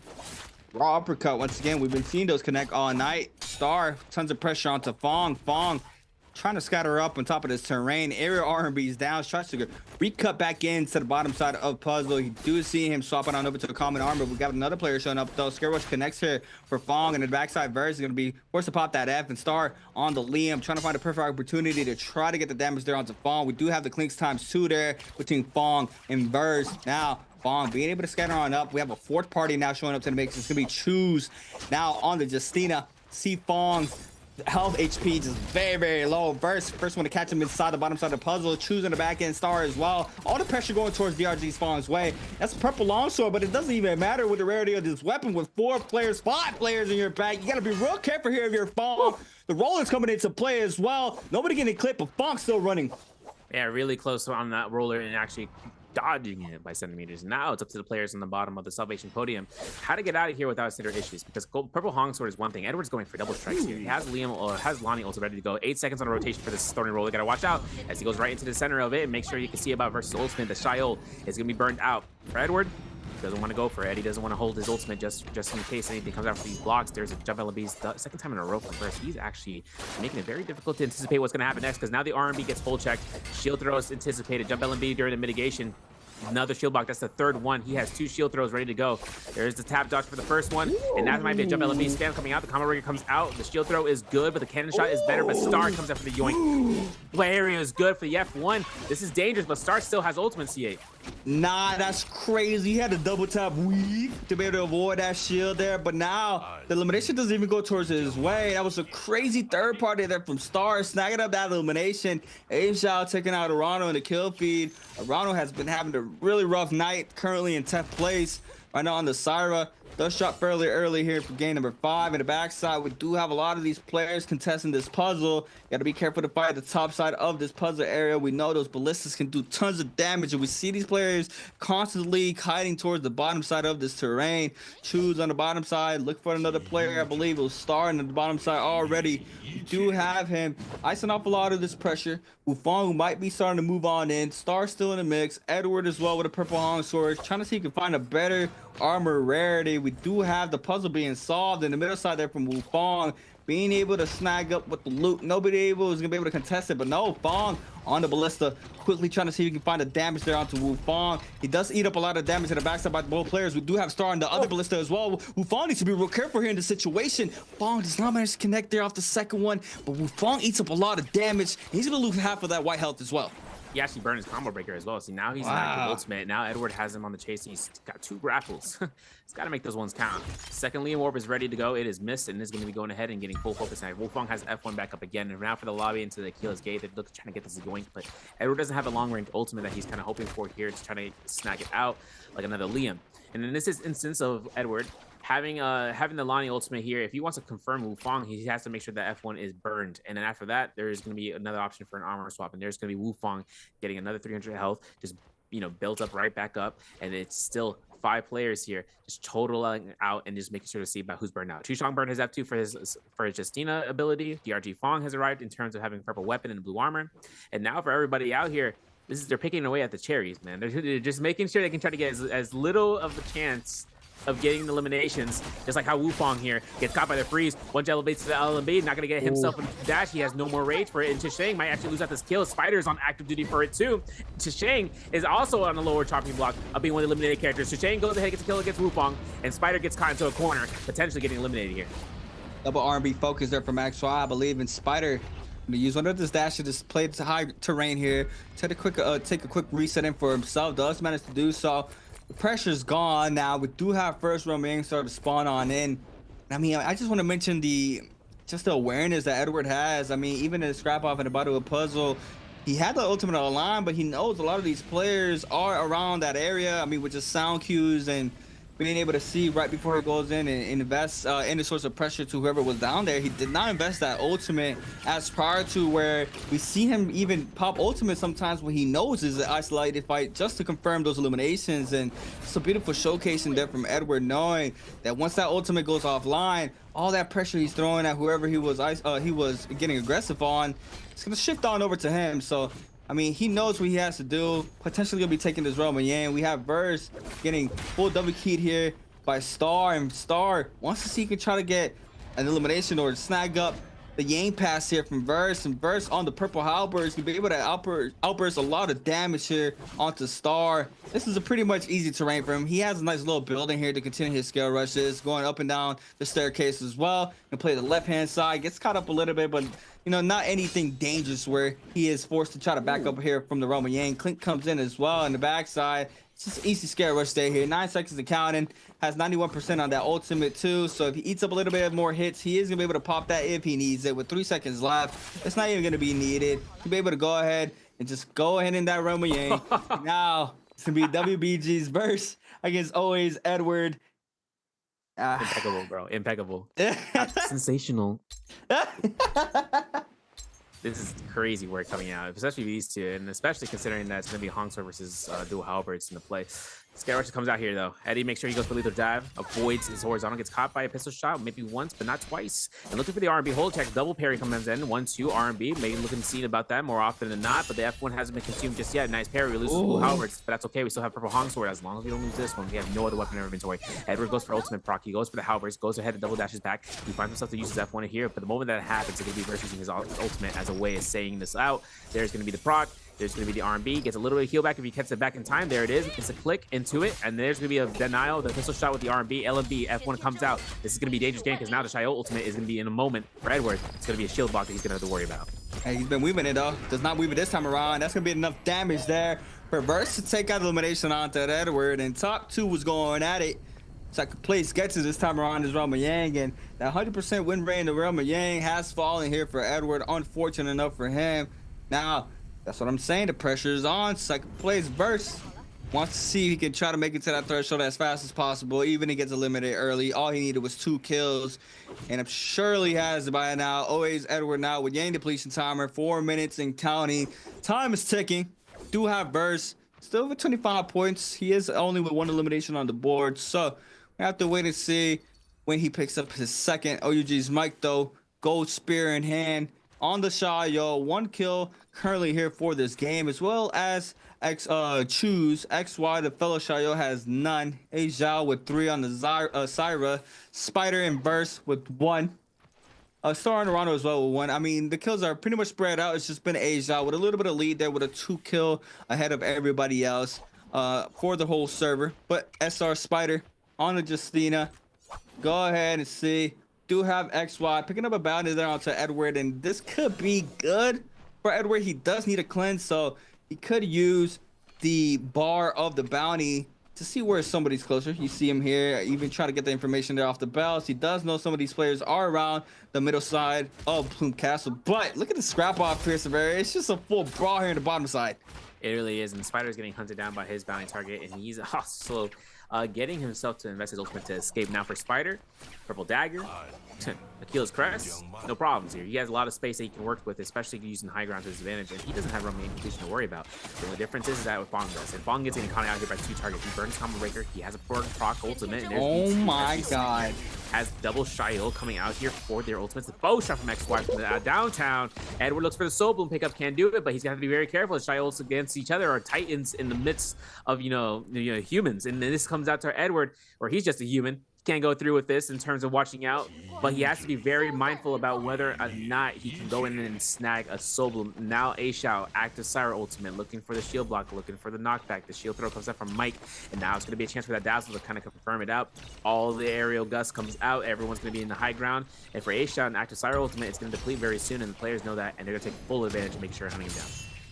Yeah, but Edward potentially has options here, right? Look, A Zhao opening up with a Master Parry onto Verse. We do have Spider moving on in. Edward with the elimination with the pistol shot. Tries to cleanse, gets dazzled though. Does not manage to get the Soul Bloom. Still with a minute 47. Snags up 1. A Zhao very low. Trying to go on in. Does not manage to cleanse still. Pops the F with a minute and 41. He's going to go ahead and invest the Lonnie ultimate this time around. He's going to use it to try to scatter on out. But the whole lobby is turning towards him. And this was not what he needed in this situation. I would love for him to pop that ultimate a little bit earlier to secure elimination, but he pops it, and now everybody knows once that cooldown comes offline, it's gonna be rough. Grapple bump connects there as well there from Mike, I believe, or Spider in the backside. It was Edward still cutting as best as possible, just try to stay alive, but he doesn't have the time, and he probably knows it, that he needs to count his blessings here in this situation. We do have him trying to retreat on out. He has to try to get active with a minute and 2. They do know Alani is off cooldown off that ultimate. Now slam that R&B focus down to choose.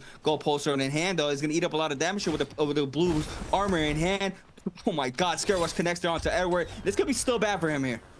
Definitely will be, because everyone now sees that this Lonnie is fully investing. No combo breaker, no nothing. Edward looking to try to see an armor on this. Can't get it, so he uses the secondary win. Does 37 seconds. Edward has himself looking for an armor swap. If he can, he finds a common one, but he still has 30 seconds on the clock, and no one's going to take this investment and go fight. I think majority of the players here inside of Plume Castle have ultimates ready, and now it's going to be up to him just not giving elimination, but at the same time, he has to make this one count. Jishan going to burn his F2 again. And now Edward is going to be caught out just like we saw a minute ago. And for him right now, probably just getting into last hit confirmation by a bow shot or a pistol shot. Otherwise, 13 seconds on the clock, he's going to be hiding this out and just using himself to make sure not to make any sounds. You can see Proxmus actually goes down as well because he had a Roman depletion, which also means it spells doom for Edward as a result. Still, has himself to go down here. Catches a placement point of 0.5. Second Lonnie gameplay, so he cannot choose that character again. That comes down towards down the road if he gets into the phases of round 7 or 8, where he gets thrown down into the bottom of the placement of the phases, where he can't choose Lonnie. He's gonna have to choose someone else.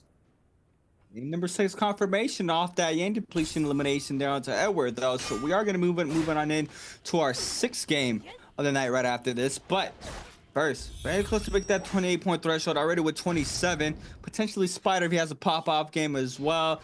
Can't make it to that threshold if he has a nice multiplier at the end. He is going to be taking this Roman Yang as Alliance Asia. A little parry spam here. The gold longsword against a gold spear in hand here for Mike. Now, this is going to be a big scrap off here for Asia. We have seen him have some value. Does manage to cast a Scare Rush. F caught in there for Mike.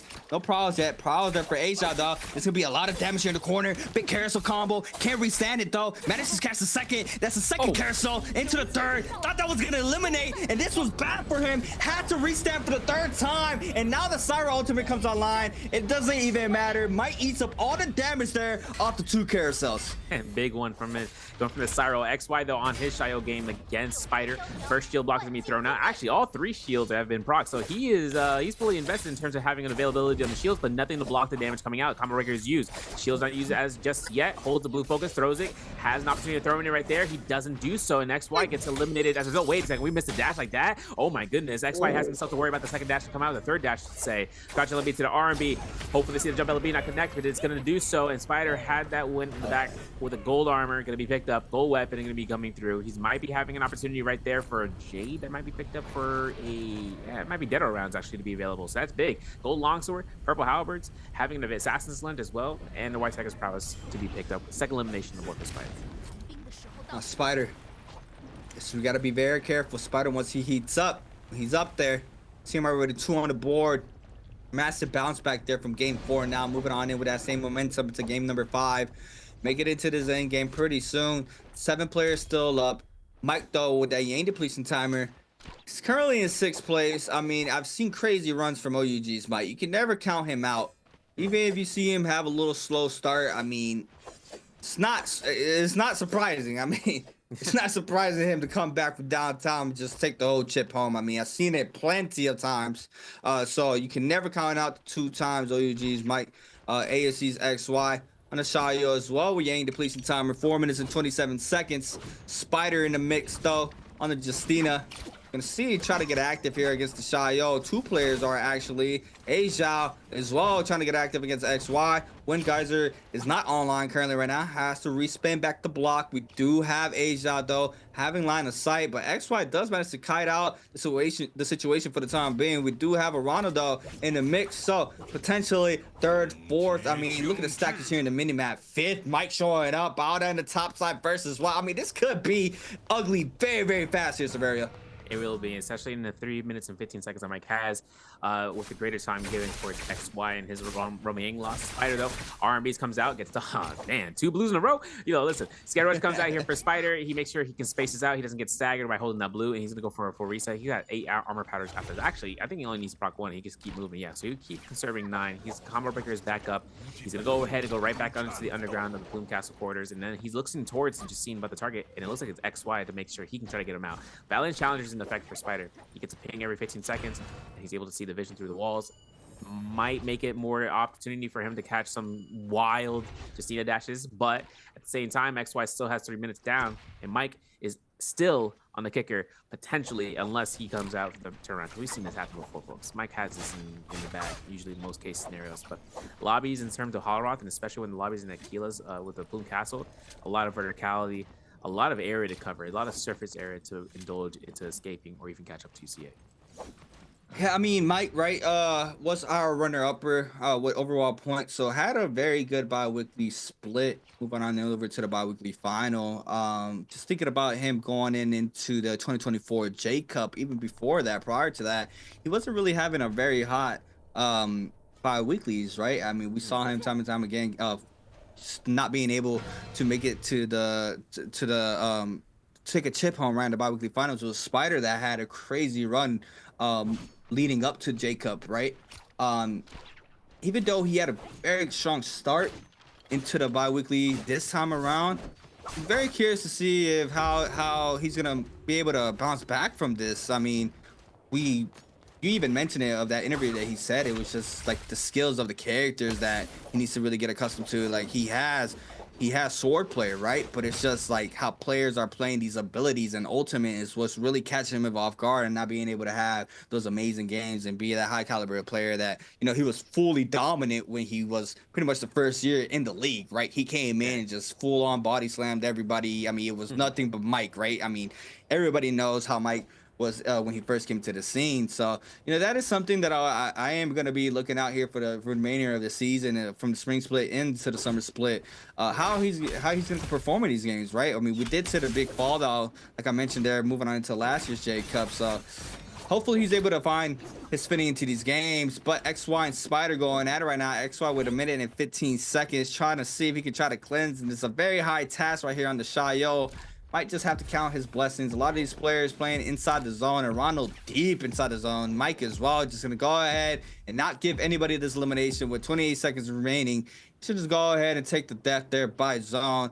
do have XY and Asia going at it versus Spider. Scrap off still unfolding in the map, and players are dying to the zone as well. Exactly, yeah. And XY still wanted to fight without a fight, but he has 50 seconds on the clock.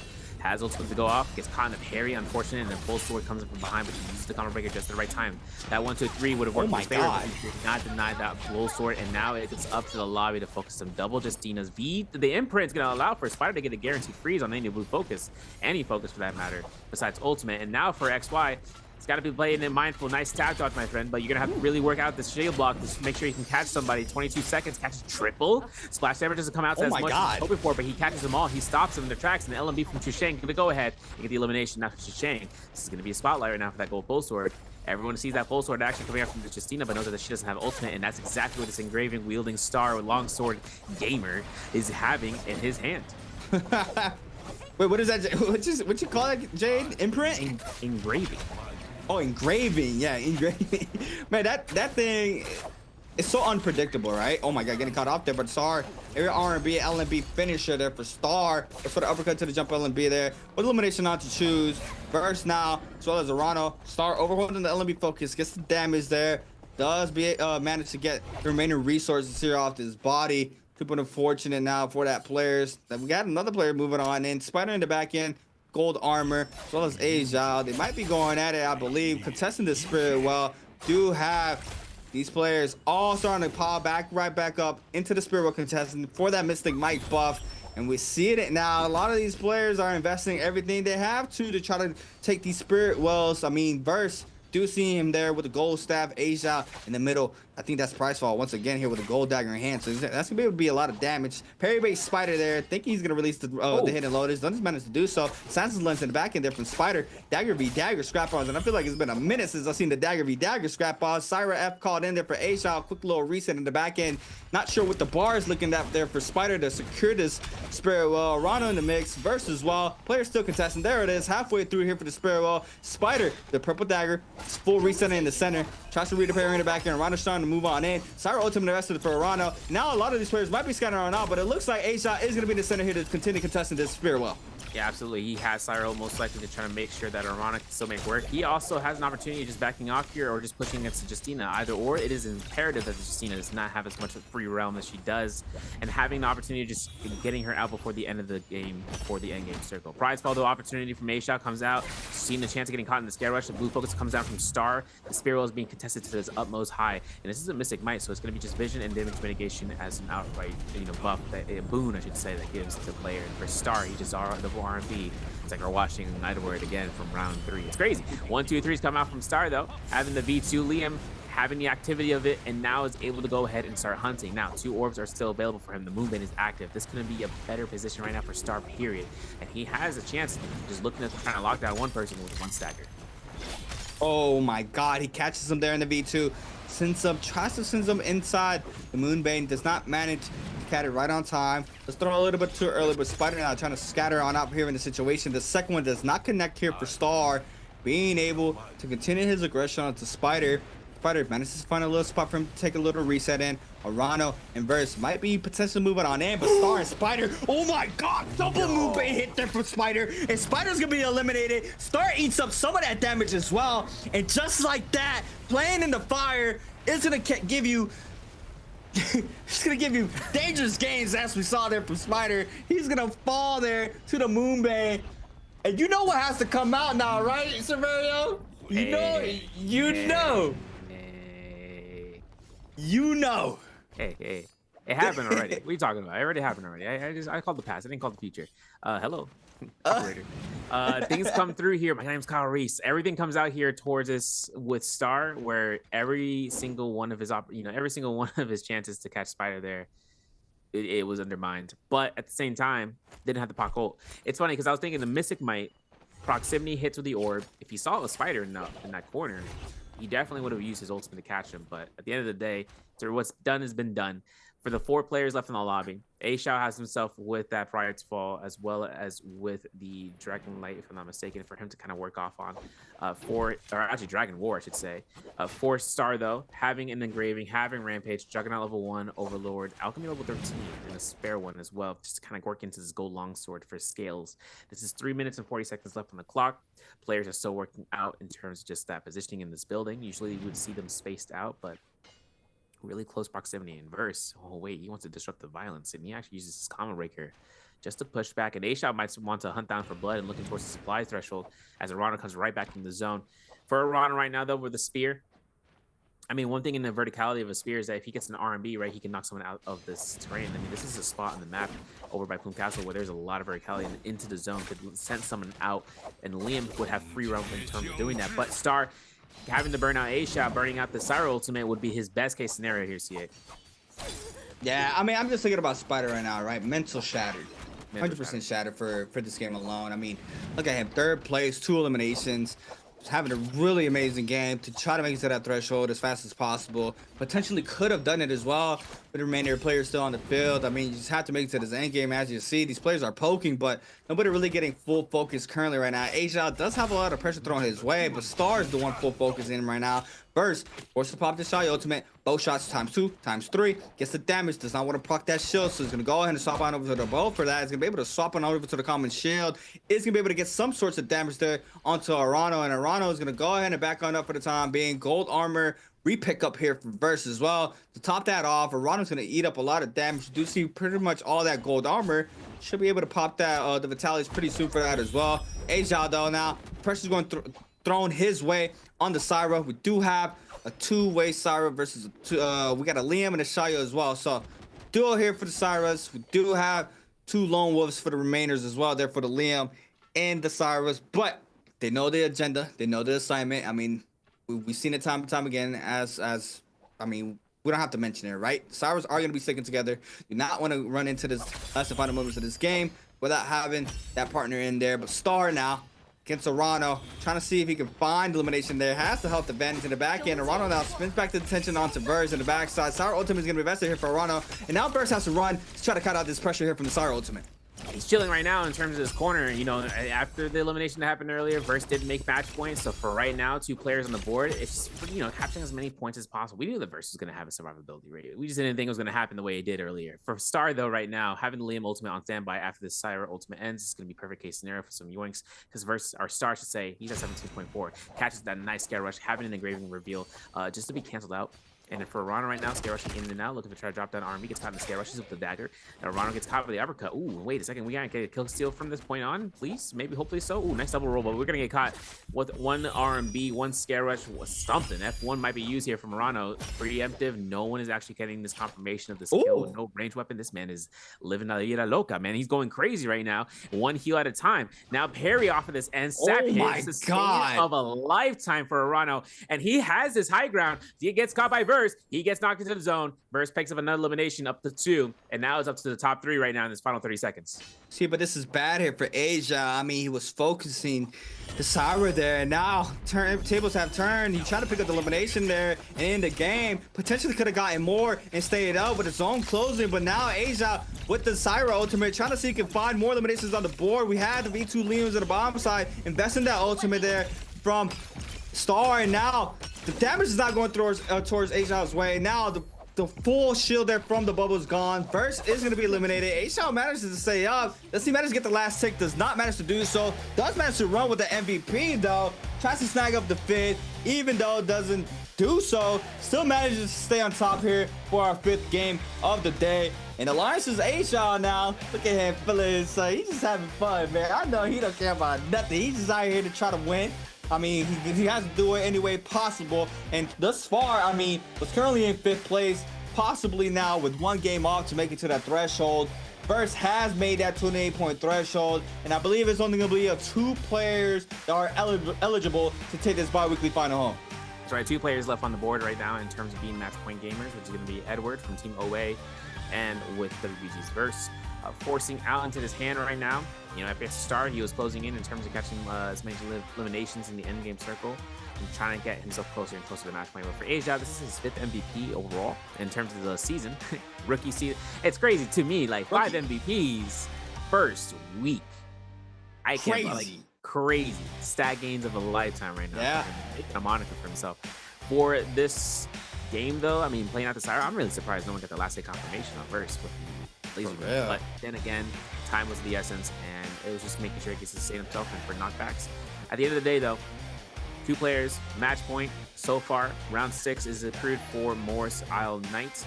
This gives us a good opportunity of just seeing with the players and having their opportunity of choosing the right character, choosing the right hero, being able to kind of work into the the play of having whatever hero selections they have left, but also taking an understanding about what happened there. I mean, we saw how many of the fights occurred over by the Aquila's Crest, and more importantly, seeing about in Imperium, not Imperium, it's a Plume Castle into the northeast or northwest. Even with the active usage of the Valiant Challengers, with the bounty scrolls to be in usage, everyone was actually catching strays left here and right. We saw how much Eddie was looking in making sure he can try to yoink a Soul Boom, but it did not. Right, Shios were in the mix. Everything with the Syra is also being activated in the ultimate. It made it a lot more difficult, especially after you losing his first from Yang today so far. So for that, definitely a mental hit, something coming through there in multiple occasions. But 35.5 points is what he's gotten overall. Versus in second with the 29 points, so he's gonna have himself one of the higher point thresholds.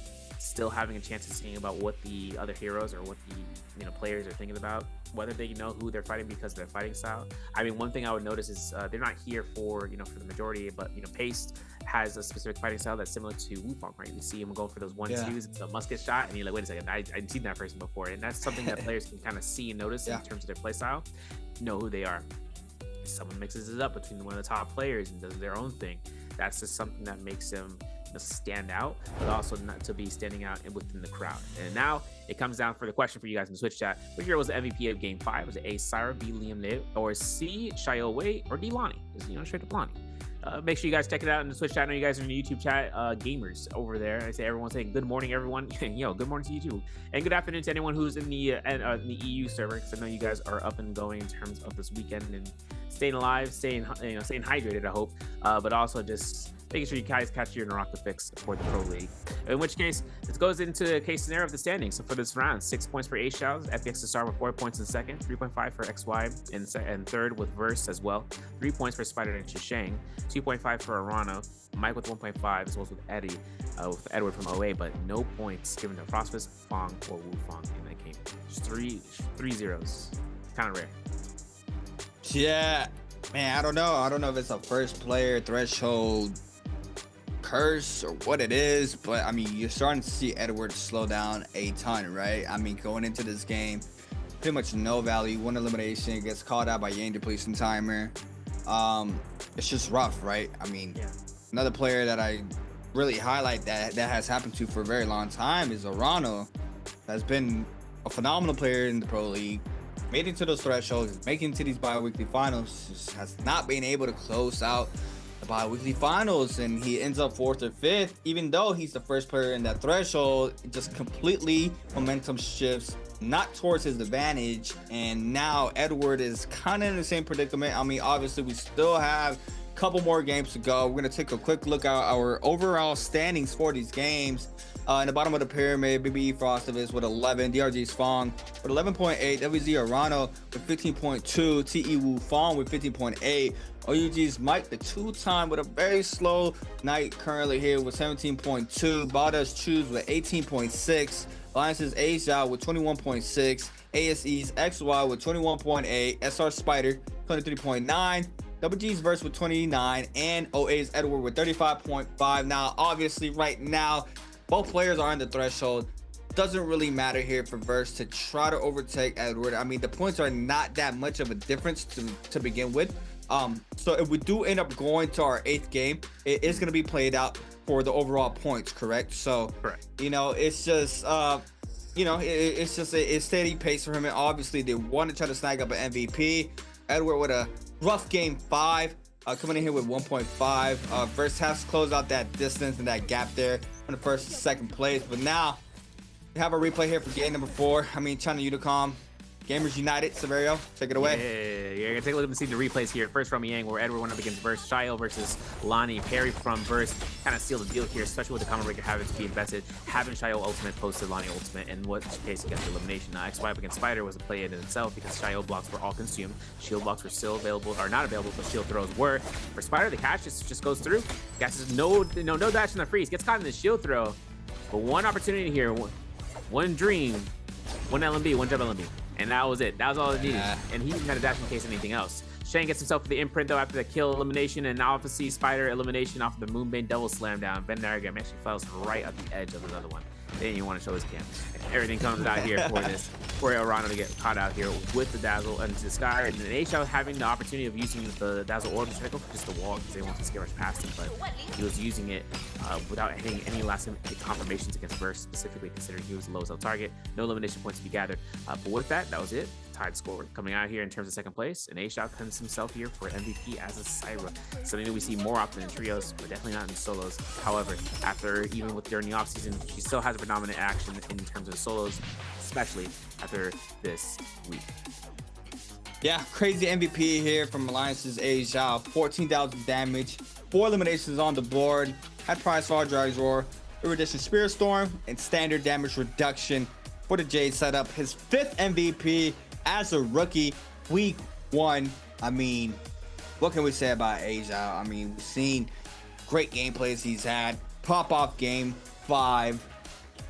Man, we saw the momentum change now with the Fireflies on the map, right? I mean, so much aggression from a lot of these players early to mid game and even to the end game. Obviously, those Spirit World contestants are still very hot throughout these whole games. Everybody trying to take that buff there into the end game. And it's been a strat that these players have been investing a lot more throughout time passes. But wow, what a showcase in there from A-Shao. Has the potential as well. Game number 6 is about to be coming up next, but I mean, still off of game 5, seeing once again Edward kind of fall back just a little bit. I mean, off of that alone, it's kind of natural to have a bad game after having crazy pop-off games, right? I mean, if you're like just having a crazy consistent game all the way up to 6 with just dropping MVP after MVP after MVP, I mean, you're just I don't know, you're different, right? You're just insane in every other way compared to anybody else in the pro league. But still from that, Edward can bounce back. We do have Burst coming up as well in the threshold, but we are gonna be coming back with a quick little break. Once we come back, we're gonna be locking in to our 6th game here for the bi-weekly final 1 here for the spring split.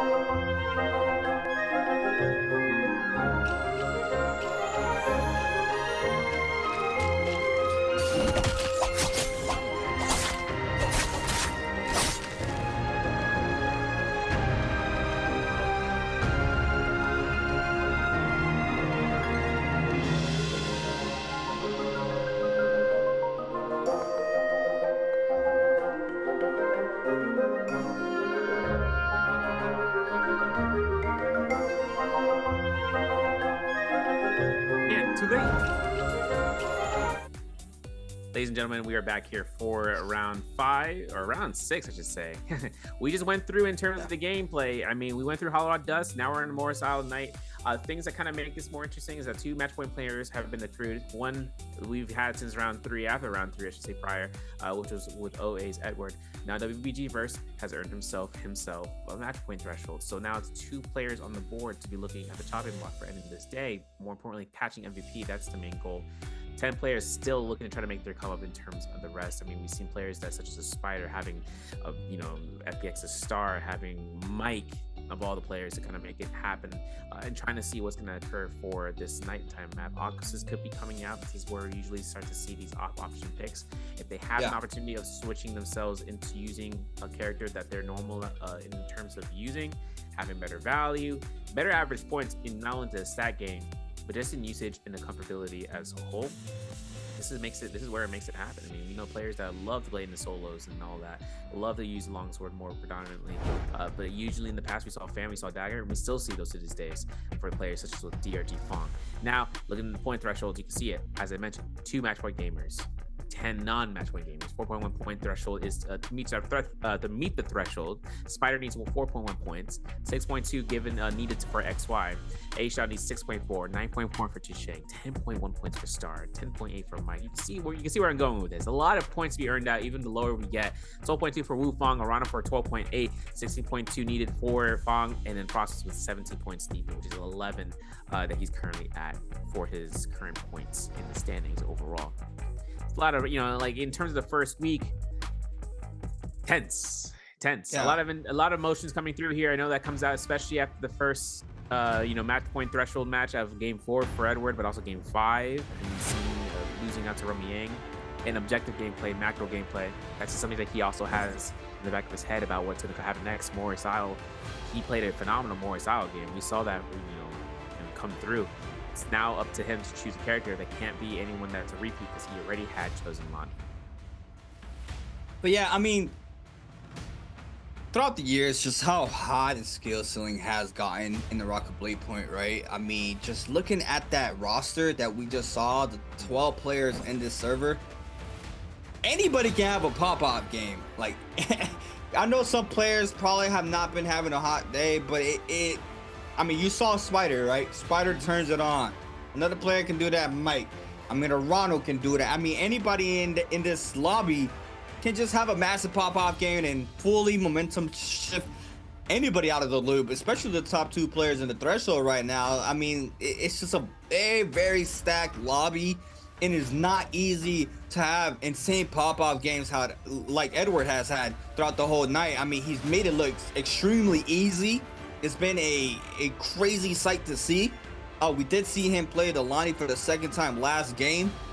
So like you mentioned, those different characters are going to start coming out little by little now into our 6th game. Game 7, we're going to start seeing that a lot more. But still, game number 6, players are loading in for our 6th game of the night. Arana that has been having a little slow games throughout the whole night. It's usually in that top 4 area, moving on into our threshold multiple times, being the first player in as well.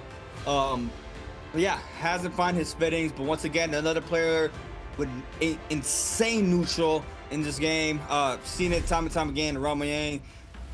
It's like I said, anybody can pop off. Newcomer A Zhao has been having a phenomenal night as well, being able to snag up that MVP last game. I mean, what can we say? I mean, Fong can be that third-party demon. XY, we saw it on the Keeneland popping off. Mike, the 2-time Spider, don't even have to say much about that. Chuzong, a veteran in the sport. Wu Fong came in last year, has been having an insane season last year. Is not a stranger to the MVPs, right? I mean, just everybody in here. Frostivus throughout the bi-weeklies, started 2035. I mean, just been having crazy games as well. Like I said, anybody can just pop off. Now, Frostivus and Arana are both going to be on the Liam. Those are the scary picks a lot for these players. That Liam is their best character. Mike's going to be snagging up that Justina for the 2nd round pick. And now Verse looking to lock in that Aquos for his pick here for game number 6. Akos comes out second round phase. XY for ASC and BRG Fang now have an opportunity of picking up a Shail or even just seeing about the Justina used, maybe seeing about it. I don't know. Fang has an opportunity of locking it through, or even Alani. Syra comes out from here from XY. Now it's up to Fang deciding upon whether or not he wants to double pick here. Nope, he's going to go for Justina single pick. Now for Star and Wu Fang, options right now. No Lani or no Justina, but Syra is still available, as well as seeing an Akos. Shail, as you know, as it stands to be in phase 2, being available in phase 4, comes out, and Lani gets herself her first usage here. That's still an availability for a triple pick for those characters. Maybe for the case scenario into phase 5, but definitely not for phase 6. Phase 5, you have a Noctis here for Spire, giving us 2 in the lobby, and it's Shang might have an opportunity of choosing Temi. Yeah, he's gonna get himself it. He's gonna look towards it. He's gonna gain it, and now there's potential right now for Aisha and Edward, because I mean, Tumult is still available for Eddie, but he goes for Shail. Nice. And Aisha puts himself here for, I'd rather say it might be a Lani for the second one, because this will be a good chance for him to showcase it out. Otherwise, if he wants to go through with Kylan, he'll have an opportunity for that, and there it is. So that, I mean, that makes it happen for more Style Knight. Firefly spawns. If it's A-Shot working V1 or V2, I mean, it's up to him. We saw V2 come out, but V1 has had a lot of success. XY's predominant success, not only to the day 3, but also to this today as well. It's to that Holoroth, or to that Fedoria map for round 4. Locked and loaded. Game number 6 on its way here for the first bi-weekly finals of the 2025 season. Waiting to see who is going to be our crown winner for our bi-weekly final. Once again, Edward, the runner-up right now.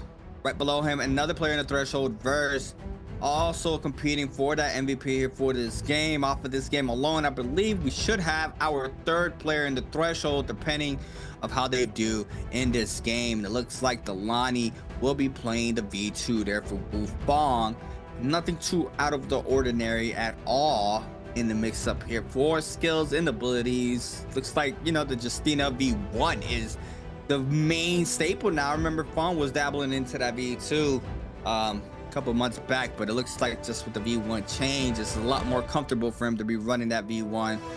We do have Shail's on the standard as well. Nothing too crazy. Drops in here. 4 hour Morris out. Severio, I mean, contestant on the left hand side just looks insane. Dude, there's like 4 Fireflies there, but that makes sense. It's just that like half the lobby's there anyways, so now it makes more opportunity for just on spawn fights. I'm pretty sure Edward's actually out there as well, so getting a huge amount. No, he's not, but it looks to be whether or not SR Spider, whether or not WG Verse gets kills off TE, Wu Fang, Alliances, A-Shao, OUG Mike. Whoever gets Victim's Haven and looted out the best and the quickest, like they can get themselves just 1 or 2 kills just to guarantee. Edward actually by Frostbus here by Zest Winery for the Fireflies off of Windmill Gorge in between.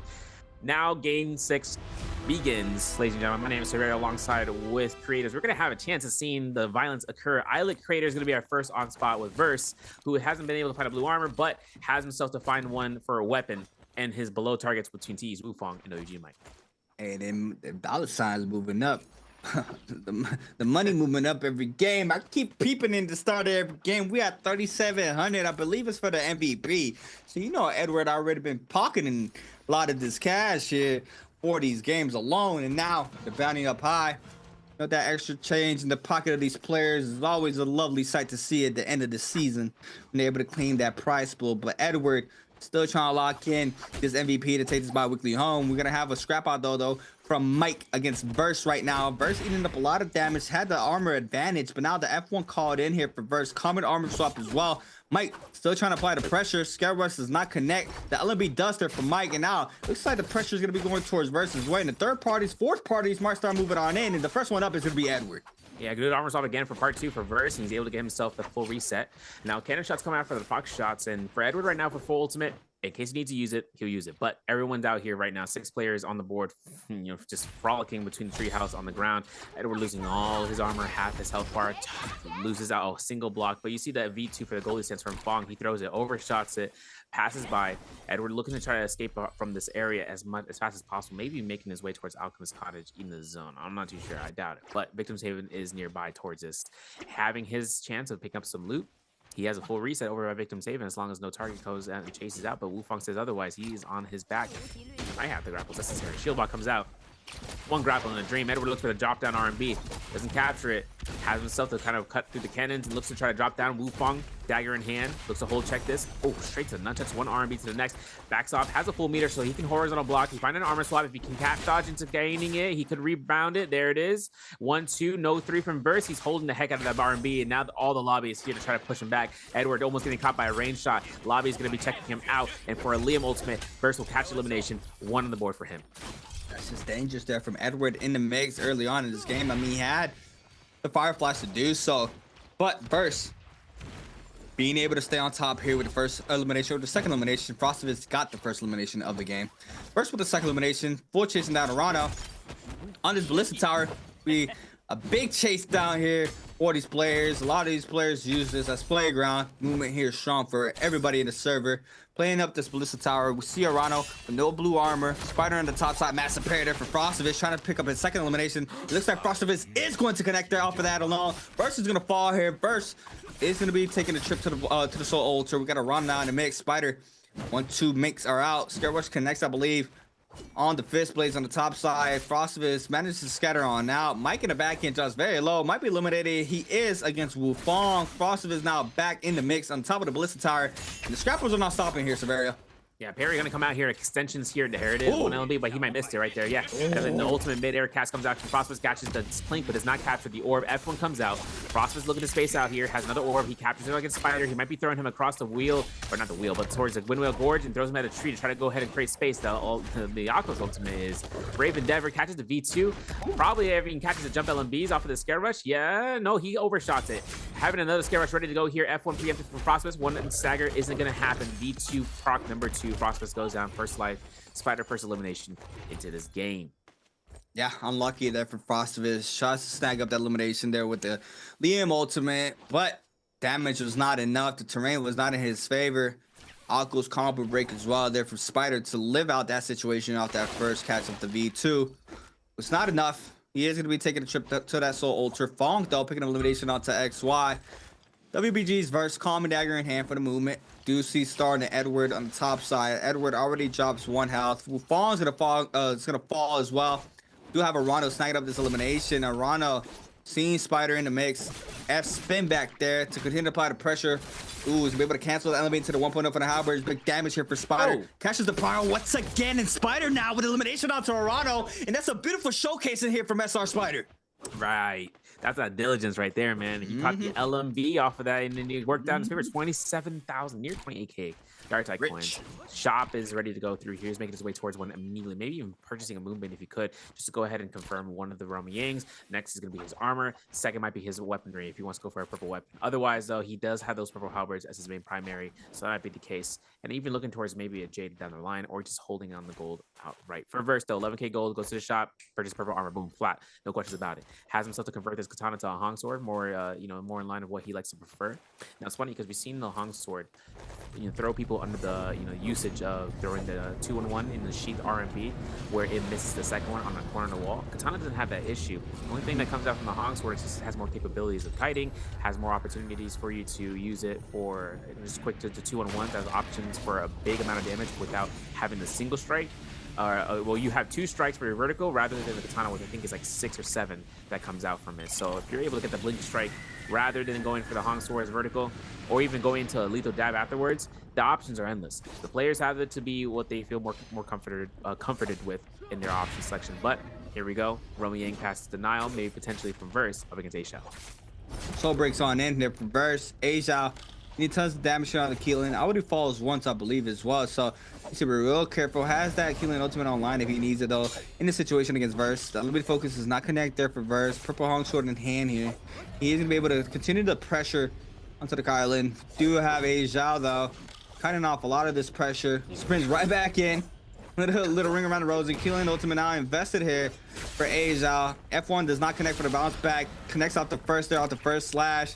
Shadow Clone does not, though, and A-Shao now is going to win the engagement here in the realm of Yang. We have a Temi ultimate invested there from Choose, and Edward's going to eat up the damage there off the Wisp, but Gonna send the army focus, gonna get parried off of this, and this could be bad here for Edwards. Gonna be forced to pop the Xiaoyu ultimate. Does manage to do so, trying to weave around. Doesn't even have the pass, so he needs to back on up. And Choose looks like he is gonna go ahead and off to try to get this elimination onto Edward. And this is not what Edward wants right now. He wants to try to secure this Romo Yang. It looks like he is gonna use all of the resources, and it's not gonna come out victorious there in the scrap off with no value there. The Xiaoyu ultimate is gonna be offline. First and Fong both snagging up some of his materials here at the box here. You give him a little bit of that love tap saying we are not friends. Better back up. It's my stuff. He is gonna snag up a purple armor though. Now Spider and Fong are gonna go out here in the first Romo Yang game number 6. Yeah, Wufang loses his combo breaker, gets caught, and that's going to be elimination. It wasn't even up for debate. When Spider catches these LMBs, it's over. 3 eliminations. Wow. Romo Yang victory. Gold weapon to be picked up here. And the other side of A-Shot, actually in his Romo Yang, I love these quick cuts. Going to see Chushang look for the scare rush. 1 LMB to the uppercut. Nope. Going to burn out the F1 though. A-Shot looks for a wall to temper an uppercut. Gets caught. Pistol shot number 1. Gets caught into the R&B blue focus. Now obviously with A-Shot looking for the LMBs again, there's going to be the ultimate from its Mulchin. He's outside of the vicinity of it. Chushang looks to try to combo through around the corner. Commandeer this ship with his ultimate and the rendering slash. V2 variation for the Kylan. Gets caught to the whisk throw. Upset spaghetti if he gets caught, but he's not going to. He's holding purple focus as it comes through. A-Shao gets himself, throws the release around the corner. If he catches Chusheng in the flop, say he can go for another rebound on this fight. It's just kind of game here for Choose. Gets caught up there into the second rebounds as well. Into the third. That's big damage there from A-Zhao. And now Choose nearly gets clipped off that first one. He's gonna be able to use the pillars here to scare rush around. Tries to go for a little bit of a talent bait there. He does manage to get the slap down into the F. Jump LB for the extra damage. Choose now. He's gonna try to throw down the whisk. Does not read it. He does manage to stay up. Does not throw it. Choose still has the whisk online. A-Zhao, a little bit of a reset for both players as well. Full common armor for Choose. Doesn't get caught up. Does go for the scale rush, and the whisk connects off of that alone. And now A-Zhao loses that Vitality pop there, catches the R&B, tries to catch the tap dodge off of that, does not manage to do so. The 1-2 from the fist plays, overholds, F caught in to avoid the full damage die. A-Zhao trying to turn this fight around, catches LMB Prowl, F caught in there for the Temi. The cooldown on that super quick, and he's able to get out of that situation into the jump LMB. LMB does not get the full Prowl off of it, goes for the ground uppercut, and both players time out. Chuzong not happy about that one. And wow, A-Zhao being able to turn that fight around to make sure he doesn't just be the only one losing that situation. But Choose is gonna be having that Yen depletion timer on his back as well. He had a close comment with a clink. Yeah. I was wondering about whether or not he was going to die from a clink alone from an R&B, but luckily, in the worst case, best case scenario, both the targets could be on the Romo Yang depletion. Now for up towards in the Sunwing's rest, Spider finds out about where Fong's whereabouts is as a Justina. Explosive armor, the Grief Jade. Don't like to see it, but Spider has to deal with it. Scare Rush comes in here. Purple armor swap for Fong as he comes through. Looks to Scare Rush back and below and looks to space out. He can get 1 armor powder heal. It's going to be enough sustain for him. Almost gets caught by the army from the staff. Burst goes for the clink. Looking for the gold spear here and seeing when that Spider will commit towards the blue focus. Gets parried. As a result, he loses the spear. F1 comes down and Spider now on the turnaround. He still has Vermilion, so not going to be a worry for the next 45 seconds, but he does lose a big power spike in his arsenal. Man, we got 5 reds there with Yang depletion timer. I just looked at the left side of the leaderboard. That looks insane right now. These players are going to be active right now. We got Fong already investing that Justina ultimate. And here, it's terrain. It's going to be very rough to try to catch up to him. Do have him being able to cut off some of the pressure. Go ahead and reset that purple armor. But Spider, the first one there, Fong's going to be forced to cancel that Vitalia there. I think he does manage to pop it. Yes, he does. Full armor back there for Fong. F1 caught in here for Verse. Trying to see. He try to get the damage onto Fong. Spider as well in the mix. Both of these players full chasing down Fong. Now the terrain fully in Fong's favor. Doing a really good job. Letting loose of all this pressure. Manages to continue full grappling out. I don't know how he got this so quick. I'm looking at the mini-map. He is completely gone from Sunwing. A-Shao against Wu Fong. The RB mix here for the Halberds. A-Shao with 2 minutes and 37 seconds is very low as well. And this could potentially be the downfall here for A-Shao for game number 6. Yeah, no ultimate. Combo breaker still available. Oof, grapple cancel. Could have been dirty. Oh my god! There it comes out. I can't believe my man is cooking right now. Wu Fong, whole check of destiny. Jump LMB. Nice one. But A-Shao looks to burn himself out here for stamina. R&Bs are going to be held out. Scare Rush is good for a clink to deny the escape, and now A-Shao, ooh, nice double. Yo, that's kind of sick. A-Shao puts himself in the background, but he gets pistol shot at spam from Wufang. 1-2 double tap. Call me Ricky, we're down the alleyway. 2 tap. Can't do anything about it. Wufang 3 eliminations, gets himself in terms of the leaderboard and gets himself out of the bad position that he may be, wondering about, because now there's 3 Romo Yang depletionists on the board. So we got XY, we got Jisheng, and we got Star. that could really diminish the lobby if they don't get kills off of one another in order for them to get rid of the the amount of players that could be coming through here post Romy 2. Otherwise though, Romy has picked up by Verse, so has Akko's ult, so has Akko's step. Yeah, there it is. F caught in there. 30% damage reduction. Gets a little bit of knockback as well, but choose full WQ in, trying to continue the pressure onto Verse. Be able to stay outside for just a tad bit, trying to go for a full reset in, but these players are still full focus in Verse. Verse is gonna be forced to pop this Akko's ultimate. He doesn't even have the Yang pass anymore, but look at everybody. 3 players on the chase here against Verse. The lone Akko's in the situation. XY, Choose, and Star. Full focus in here towards Verse. Tries to spin back the V2. Does not connect off of one player. He does manage to continue the kiting. Does not lose nearly any HP in the situation. Catches this V2 onto Star. Damage connects. Let's go for the jump LMB. The ultimate goes offline, and now the pressure's gonna be on here for Verse. Jump in for Verse in the corner. F caught in there for the Temi, and now Verse trying to seek and try to get out of the situation. All these players let go of that Realm of Yang. Everybody full focus him in that situation. And it looks like Star still has that Yang depletion timer with 1:10. Catches the pile. F1 caught in there for Verse once again on the Akko's. Does manage to kite out the situation. Scare Rush in the back end. Does connect. F caught in there for Star to avoid the full damage there from the oncoming damage from the spear. And I believe that's a gold spear as well, so that would have been a lot of damage. The Star, it's not in a really great spot right now, losing all his armor, and he still has 2 players on his back. And meanwhile, we got a Romy Yang coming out here, Verse versus Spider. Gonna see a Merciless Havoc as well as the Graving and the Sap J from him. Hoping to see whether or not he reveals that early on. Otherwise, Spider is looking to hold R&Bs with the Halberds, one of the more tactile weapons, I should say, anticipation weapon, because anyone can hold a 1.5, 1.2, 1.9, 1.9, things of that nature comes through. Verse though gets caught by the blue focus on the vertical, looking towards and seeing about the stanchion, maybe looking to Merciless Havoc real. There it is, jabbing as well. Not going to be an engraving. There's going to be a chance here to see whether or not Spider can actually catch a V2. F1 to mitigate it. Verse has himself the R&B. No proper focus comes out, and he's kiting right between the pillars. One more V2, and that's all he's got to worry about. Has ultimate himself in case he needs to get caught out here, but one vertical V2 could be to seal the deal. But there it is, it's missed, and now Verse goes on the recipient end. Area LMB there for Verse. Akko's mirror here between Verse and Spider. Spider with no ult online, halfway ult here for Verse. Doesn't matter to catch that leap though. Spider's gonna be able to kite out the situation, using the pillars the best as he can. It's not across the V2, nearly clips him there off the V2. Spider full reset in. Verse as well. Spider had the upper hand there for just a second, but looks like the reset there for Spider is going to come into play since the 1.0 there off the R&B focus. Verse now, purple staff in hand. Can't forget the Merciless as well in play. F1 to avoiding damage there from that opener. Now overholds, jabbing for long range, connects there for Verse. Raw uppercut into the 1.0 Halberds. That's big damage once again. F1 called in for Spider to continue the pressure. Doesn't manage to catch the roll out there on the wall. The Merciless sends it there from downtown, and it damages to go towards Verse's way. And Spider gets clipped off of that Merciless Havoc, and it's all he needed there for Verse to come out victorious here in this Realm of Yang. It was impeccable too, because the opportunity for that Merciless Havoc to churn through the damage mitigation at the very last possible second, the most damage at the last moment.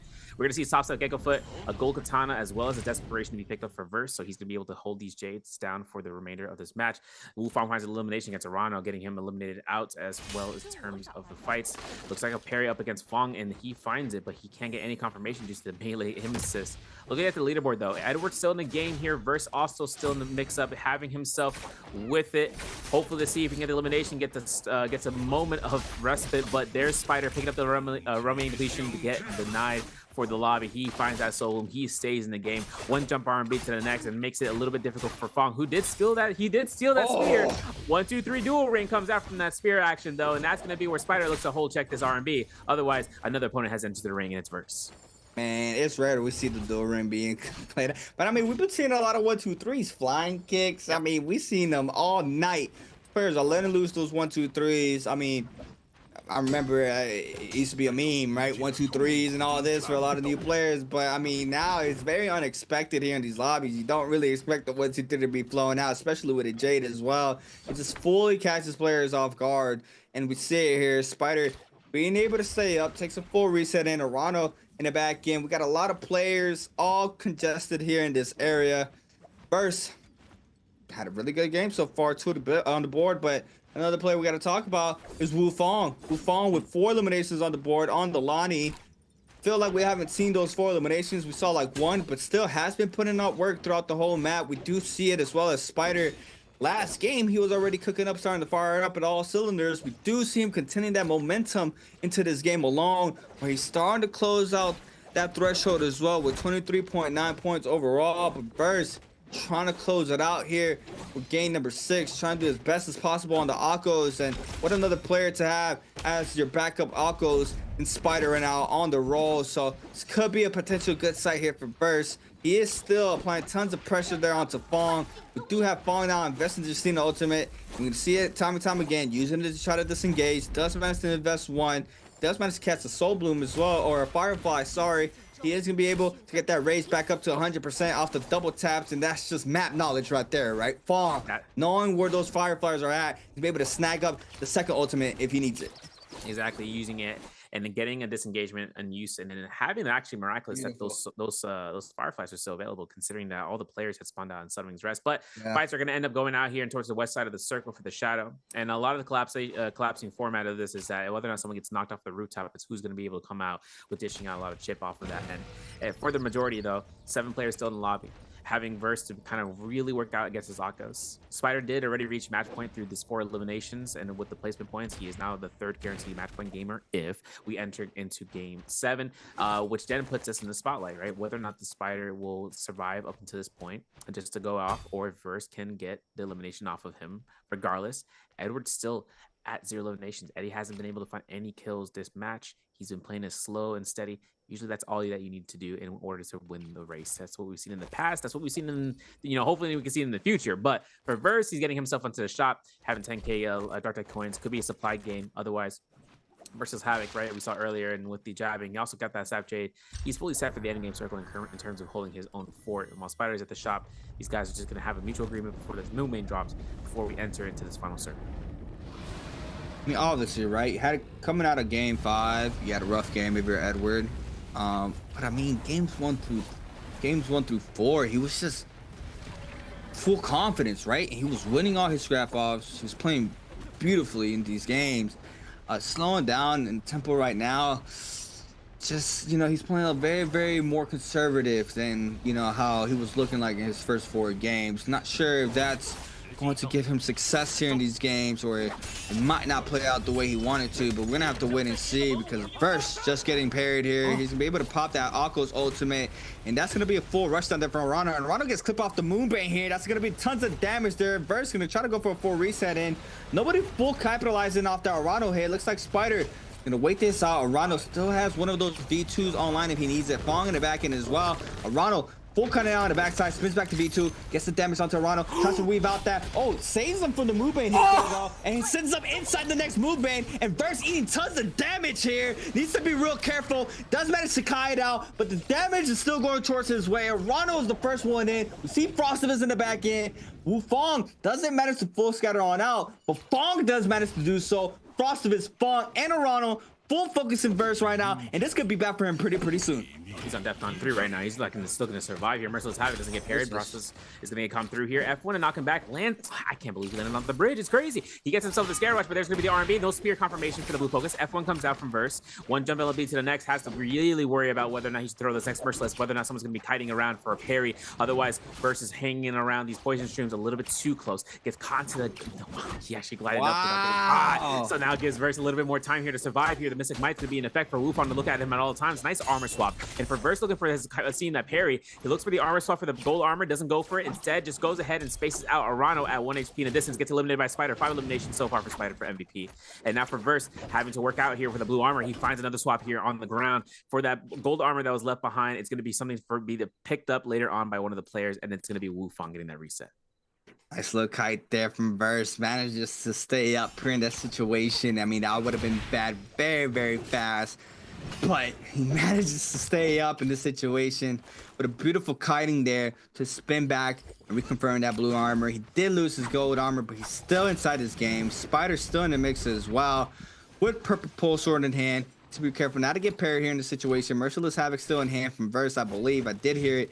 I did hear it in the back end. Yep, there it is. He's still just letting those loose in the backside. We do have Spider full retreating out here from this area. Wufong in the mix on gold armor this time around. I think he snagged it up there from Verse. Edward still can't be contesting this. I mean, Spider has 5 eliminations. Wufong has 4. So, I mean, he needs to have pretty much 90% of the kills here, right? I mean, he needs to try to snag up all these eliminations plus the MVP, or the MVP to confirm this game 6 win. Not a lot of noise there from Edward, but still trying to contest and close it out. Burst eats up a lot of damage, could be falling here. Does manage to pop the V2, does manage to get a little bit of space in the backside. Spider now showing back up. F1 to avoid all that damage. Gonna go Bane surfing here. Needs to be careful not to get clip off of this. Gonna go up high. Blue armor is empty in this situation. Still trying to cut out this pressure. Needs to make sure he doesn't take any tick damage there from the zone. Big damage here coming out here if he gets caught, but the V2 attempt number 2 didn't come out to exempt of health bar. I think he might actually get caught out here by one and the only Fong. Whether or not we can see it though, there's a Justina freeze. There's Wu Fong with a kill steal. That's gonna be 5 eliminations for Wu Fong. He is at the top of the leaderboard right now with Spider. 2 eliminations for DRG Fong, 2 eliminations for Frostbus. Edward's still in the mix. No eliminations whatsoever, but you know, things can happen here. We know that Spider has himself to keep himself staved away from all these areas. Obviously, we're seeing Fong actually in the zone here. It looks like Edward trying to go for these last hit confirmations. Edward actually fully stacked up with that gold armor, fully reset it out, has ultimate, still having the blue weaponry though. The status of having a purple and greater would be really beneficial to him, but he's using the fan most likely to kind of kite out if he doesn't have it on the standby for a secondary weapon that is anything greater than, you know, blue, that he's just been holding on to it for his time to comes on. He has himself though the bottom ground. He has to work himself away from these poison streams. You know, we talked about how he has a big mentality hit from game 4 and 5. This is kind of the slow roll mentality that he has, not going through. Cool as a cucumber, really. But goes back to the gear, gets the Jace, merges Havoc, Desperation as we saw, Sap Jade, Gold Hong Sword. He literally just went ahead and just his first name Robin, last name The Bank. Like this man just went ahead and got the full deposit. Now F1 comes out, and now it's Edward Rev against Fong. Nah, trying to snag out this elimination potentially onto Fong. Do have him trying to kite up here with the fan in hand. Just gonna see he can try to ice out some of this pressure. It's a lone Xiaoyou in this lobby. We do have no pairs of characters currently right now. Everybody's in a different hero. Do have a Xiaoyou, Akos, Lani, Justina, and a Liam. We do have the aggression going towards Wu Fong's way this time around. Spider still on the Akos, trying to see if he can try to stay up. Loses a lot of HP plus that armor as well. Be able to find quite a nice little spot here to take a quick reset and quick as well with the movement up the tree, inside the cabin. Fong still going at it. Edward fully healthy on top. He's gonna be able to grapple on out. Frostivus might be applying some of the pressure there onto Edward, but looks like the Aqua Spider is going to be still getting full focus by most of the lobby here in the situation. Nice little weed there from Wu Fong to avoid the F1. Now the Aqua's ultimate is online, and this is what these players are waiting for. They're gonna wait for this ult to go completely gone, and they are gonna be full aggressive him while they wait for it to happen. We do have Fong, the first one in. He does manage to pop one Vitalia. Doesn't get any of the damage though. Wu Fong on the bottom side. Wu Fong as well. I mean, everybody's still scrapping. Lani ultimate investor hit for Wu Fong, and he's able to get a little bit of hit, but he drops very low as well. Yeah, and we know that Edward looking for those pistol shots from the rooftop, but then he gets really close into the building. Wu Fong has himself to have a dash here if he wants to go for it. There's going to be it. There's going to be the goal focus, and he dies to this gun. Most likely there's the kill elimination from Fong. That is going to be his third elimination. Now everyone's in the mix-up. Looking at Fong here with no ultimate, only one dash left. After that, it's all up to grabs for anyone to try to focus at the Justina. One dash in the mix. In this case scenario, Edward has himself with the jabbing, has the Merciless Havoc, has 40% rage bar. He's been slowly turning that rage back up as soon as possible, just because once it hits in the endgame circle, the Liam, the Akos, who doesn't have ultimate, by the way, for Spider, but more importantly, just making sure and keeping track about who has ultimates and who doesn't. That's the case scenario. One combo breaker down, one combo breaker back up. Looks like Frostbus is forced in a position right now. No armor in his hand, looking towards his zone. Looks to tap dodge, jabbing hit, doesn't confirm. Now it's coming out to Edward, looking for the pistol poke shots, and this is going to be a close quarters position. There's a lot of poison streams that if Frostbus finds a low health target, he can find it. He loses his second orb. Jabbing doesn't confirm here. Edward looking for the whole checker there. He's going to get a consumption of his whole health bar, gets his staff right to go, and Fong is looking to try to go into the face of danger as Frostbus is low for one blue focus strike. Drops very low. Scaros nearly clips him there in the backside. Fong though, laying out the pressure onto Edward. The 1-2 inside the zone. Scaros clips there. Fong from Spider. Spider trying to stay up in the situation. Edward still with jabbing in hand. He's caught up off the 1-2. It's gonna be forced to pop the Xiaoyou ultimate as well. Pistol shots flying on in into the Clank R&B, and Edward, knowing the safe route, really not working in his favor. Fong though still staying up. 4 kills on the board now online, and Spider as well with 5. Frostovus still in the mix. Frostovus with 2. 1, 2, 3 release there for Fong. Overholding. Click comes in off the focus. 1, 2 onto Spider. Big shift parry there. From Spider onto Frostovus. And Fong is going to pick up that elimination still. And it looks like we're going to have our final scrap off here for game number 6. Fong against Spider. Pistol shot inside the zone. Overhold, sends the LMB focus. Jump LMB there off the gold staff. Sends it times 2. Spins it back. Overhold. Sends it for the 3rd time around. Casino ultimate invested. Aqua ultimate to counter that as well. Doesn't catch off the V2. The freeze does not connect. In the corner. The 1-2 misses the second freeze. Doesn't catch off the V2. Weaves the RB focus into the jump LMB. And Spider come out victorious here for game number 6 with 6 eliminations on the board in our MVP. And this is what I was talking about, Severio. Once the man start getting heated up, he is not going to stop. And we see it here now entering the threshold here with over 28 points. Is going to be able to contest for that chip here tonight. You know, it's crazy too, considering that when you mentioned like he is not having any reactions early on, like when he was getting eliminations by elimination, you know, like like the crumbs, like he's catching. I was peeping. Yeah, 30 points above the threshold, or sorry, at least 20 above 28 point threshold, and making it into match point. Fong had a phenomenal game too, especially playing at Christina in that final circle, where it's kind of a hard miss, you know, when it comes towards finding Justina, especially when she's catching him in the corners. In having the opportunity of slow rolling it, Frost was actually making his Liam plays and making it happen. Once he got caught out though by blue focuses from the back end and having to burn his Liam ultimate, it's very interesting in seeing how fast he can find out where he can land an orb, and then as well as just launching them somewhere. Summon's Dress potentially would have been his best option, secondary towards anywhere with a lot of CC with Flax or nice guns and other maps. But with him actually having an opportunity here in Morris Night, we actually entered into game 7. Now, game 7, things are heating up. 3 match point gamers. That means that those last 3 slots in the phases are going to be given towards the last 3 slots of the 12 players is going to be given towards the match point gamers from this point on. So this is where we end up going through. Akko's gameplay was stupendous. Obviously, Verse getting caught by, you know, all those moonbanes was unfortunate, especially considering that he was on the run for at least like 2 to 3 minutes, especially afterwards, and just trying to find a reset to the treehouse. But I really like that area in terms of summonings. It just gives a little bit more, you know, if I'm not saying necessarily map knowledge, just like surface area knowledge, just dashing yourselves through the tree houses and looking for the smallest areas you can make it through with an escape pattern. Now, this is going to be our top 3 gamers. Edward with the 37 points, still having the first place. Spider surpassing Verse though with 34.1 points, with Verse having 32 points. This is going to be where, you know, we were talking about how if it leads us down to game 8 with no MVPs for the match point gamers, whoever has the highest points win it out. So and he's slowly having that surefire stake in first, unless Spider goes out and just denies him of that victory. We still got 2 rounds to go though. We have, I believe, Hollow Raw Starry Night next, and then we go to Moore's Dusk potentially. But Starry Night, that's a terrain, that's a map thing, that's a macro, you know, gameplay model right there, especially for all these solos players. I wouldn't be surprised. I mean, what we saw in the beginning of the night, 10 bi-weeklies there, Spider. I mean, I wouldn't be surprised if he does it once again. I mean, we saw just the consistency. He wasn't really getting those crazy numbers in the beginning of the night, but I mean, once he turns on, it's very hard to knock him out that momentum, as we clearly see here for game number 6. And I would not be surprised if we continue seeing it throughout the whole remainder 2 games that we have for the first bi-weekly finals. Edward, I mean, Edward's played a very, very conservative game 6.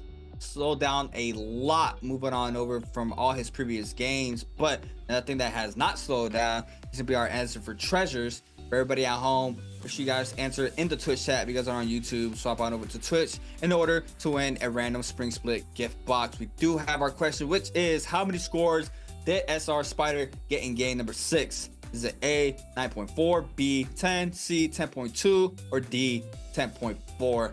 I mean, non-stop talk about this man here for game number 6, right? Just full on being able to close out the game in a beautiful fashion. And for whoever was wondering, the answer is 10.2 for Spider with 6 eliminations on the board.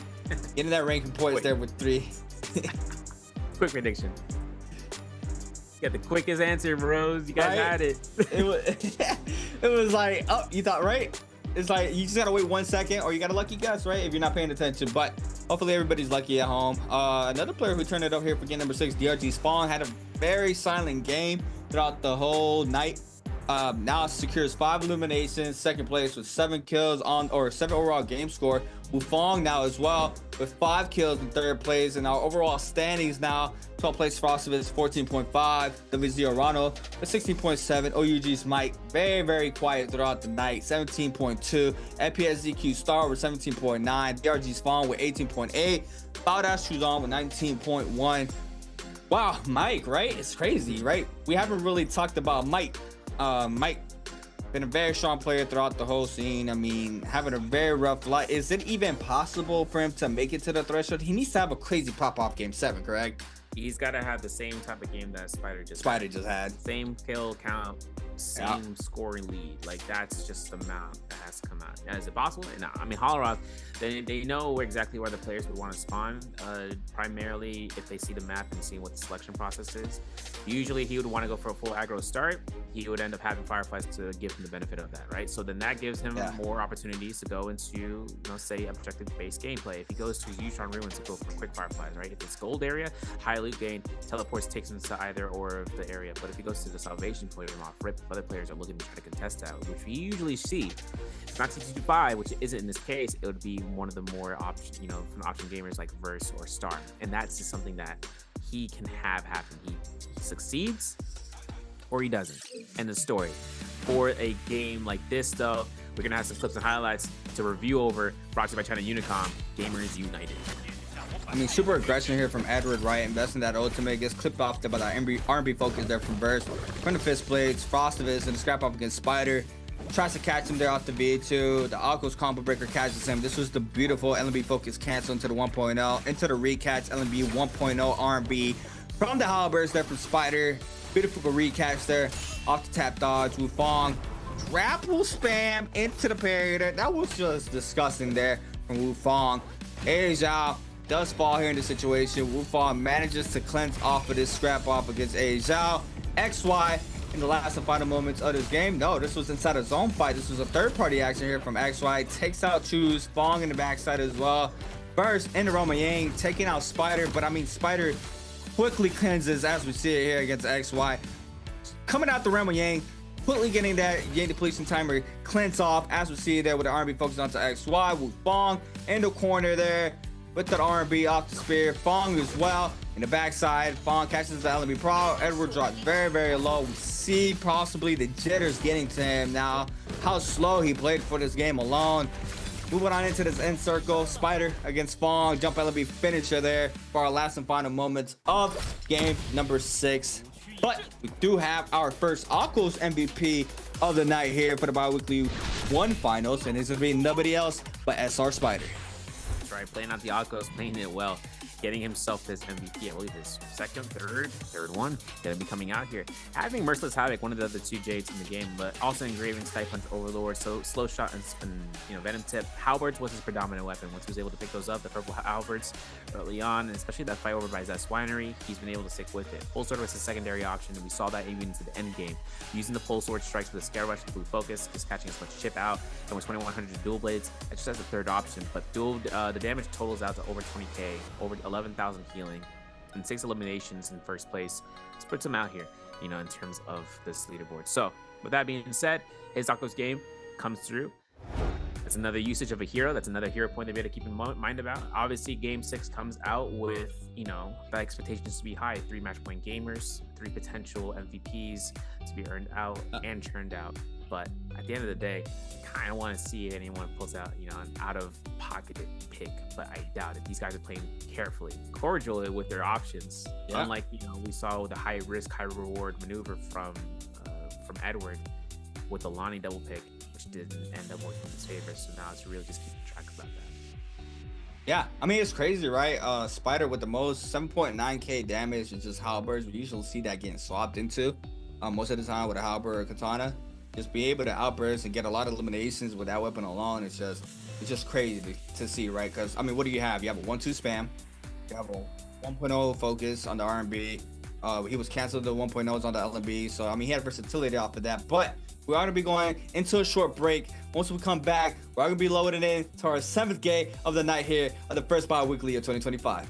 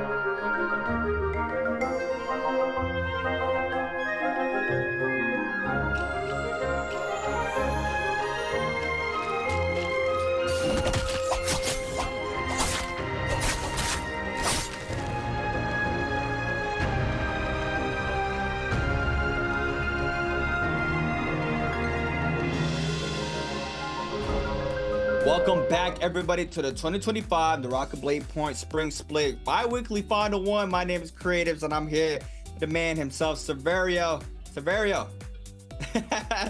6 games down. 6 games out of the way. As soon as we went to break, I made a joke. We thought it was going to be 4 games out here, right? Really thought. I mean, Edward has had a crazy, phenomenal start here into the Bi-Weekly Final 1. Completely shifts momentum into this game alone. We did see some aggression for him game number 5, but game number 6 just completely turning the tables around, slowing down that pace, goes into the end circle with 0 eliminations, and I believe still goes out with 0 eliminations into that game 6. So not what he's been looking for, which is, you know, I was saying a little bit into that game 6 where I would have loved for him to continue that aggression and that confidence he's had throughout the whole night. I mean, we saw it play out for him perfectly in multiple scenarios. Moving before game number 5, he was undefeated in Roma Yang. He had 100% win rate in the Roma Yangs, and you know, out for that game alone, running that Lonnie for the second time, didn't play out how, like you mentioned, how he wanted to. It really shifted up his momentum to slow down his gameplay. And I'm not sure. I feel like, I mean, you see what Spider's doing, right? Game number 5, fully turned on, full W key, did get clipped off of Moonbane, slowed down his run off of that alone, could have potentially made into the threshold off of game number 5. And I mean, you see it quickly there into game number 6, just making it in there and coming on top there and snagging up the MVP on the Akos, and just making it into that threshold, overtaking the second player who had made the threshold, which was WBG's Verse, and now he's the second place, and now potentially the winner of this Bi-Weekly, depending on how game 7 goes. But needless to say, Spider knows what it takes to be a champion, and what can we say? The man's on our screen right now. Man's locked in. Locked in? New coach, new mentality. Crazy. Everything comes out here. He still has double pick options on the table, as we stated before, and everyone kind of works towards and making sure they can do that. But now it's, you know, showing phases right now. I was mentioning how this phases now operate. So for these phases, match point gamers are pushed to the bottom, and it's in a weird format, right? Where, like, let's say 2 match point gamers were made to this point, where there's only in the rounds that we accumulated. Those 2 match point gamers would be in the last phase, in phase 6. For this instance, first place with the most points right now is given to Edward. He would be now in phase 5 as the second option. And then with the last final phase in phase 6, it's going to be given to Spider and to Verse. So that's where they're going to be lying down here into the last and final option. That's why when you see these options for hero picks to be given in phase 2 to 3 to 4 to be mixed up, it's just to be in preparation for these last 2 rounds, right? Because anything can happen when you can get a pick up an OP hero or a high selection type unit, or rather you go ahead and you have an off choice pick because everything kind of, you know, works out that way. For this Mike though, man, you know, he's not letting those 3 zeros go to him. Like I said, he needs to have the exact same game that we just saw from Spider. You gotta have it in this game to make match point. Otherwise, the points just gonna keep climbing for those in the top 3. You know, to touch base a little bit more of the hero selection, like you just mentioned. I mean, going into that game number 4, you really had to think about how amazing of a scenario that was there for Edward, right? Being able to play into that triple Syra. But now, as we see it, he's second to last pick there with XY. Spider and Verse as well are on the last picks. The rest of the lobby's gonna know they are not on the top side of the pyramid there for the hero selection, so they know who they have to, you know, pretty much potentially look out throughout the whole game and make sure they do not snag up an MVP.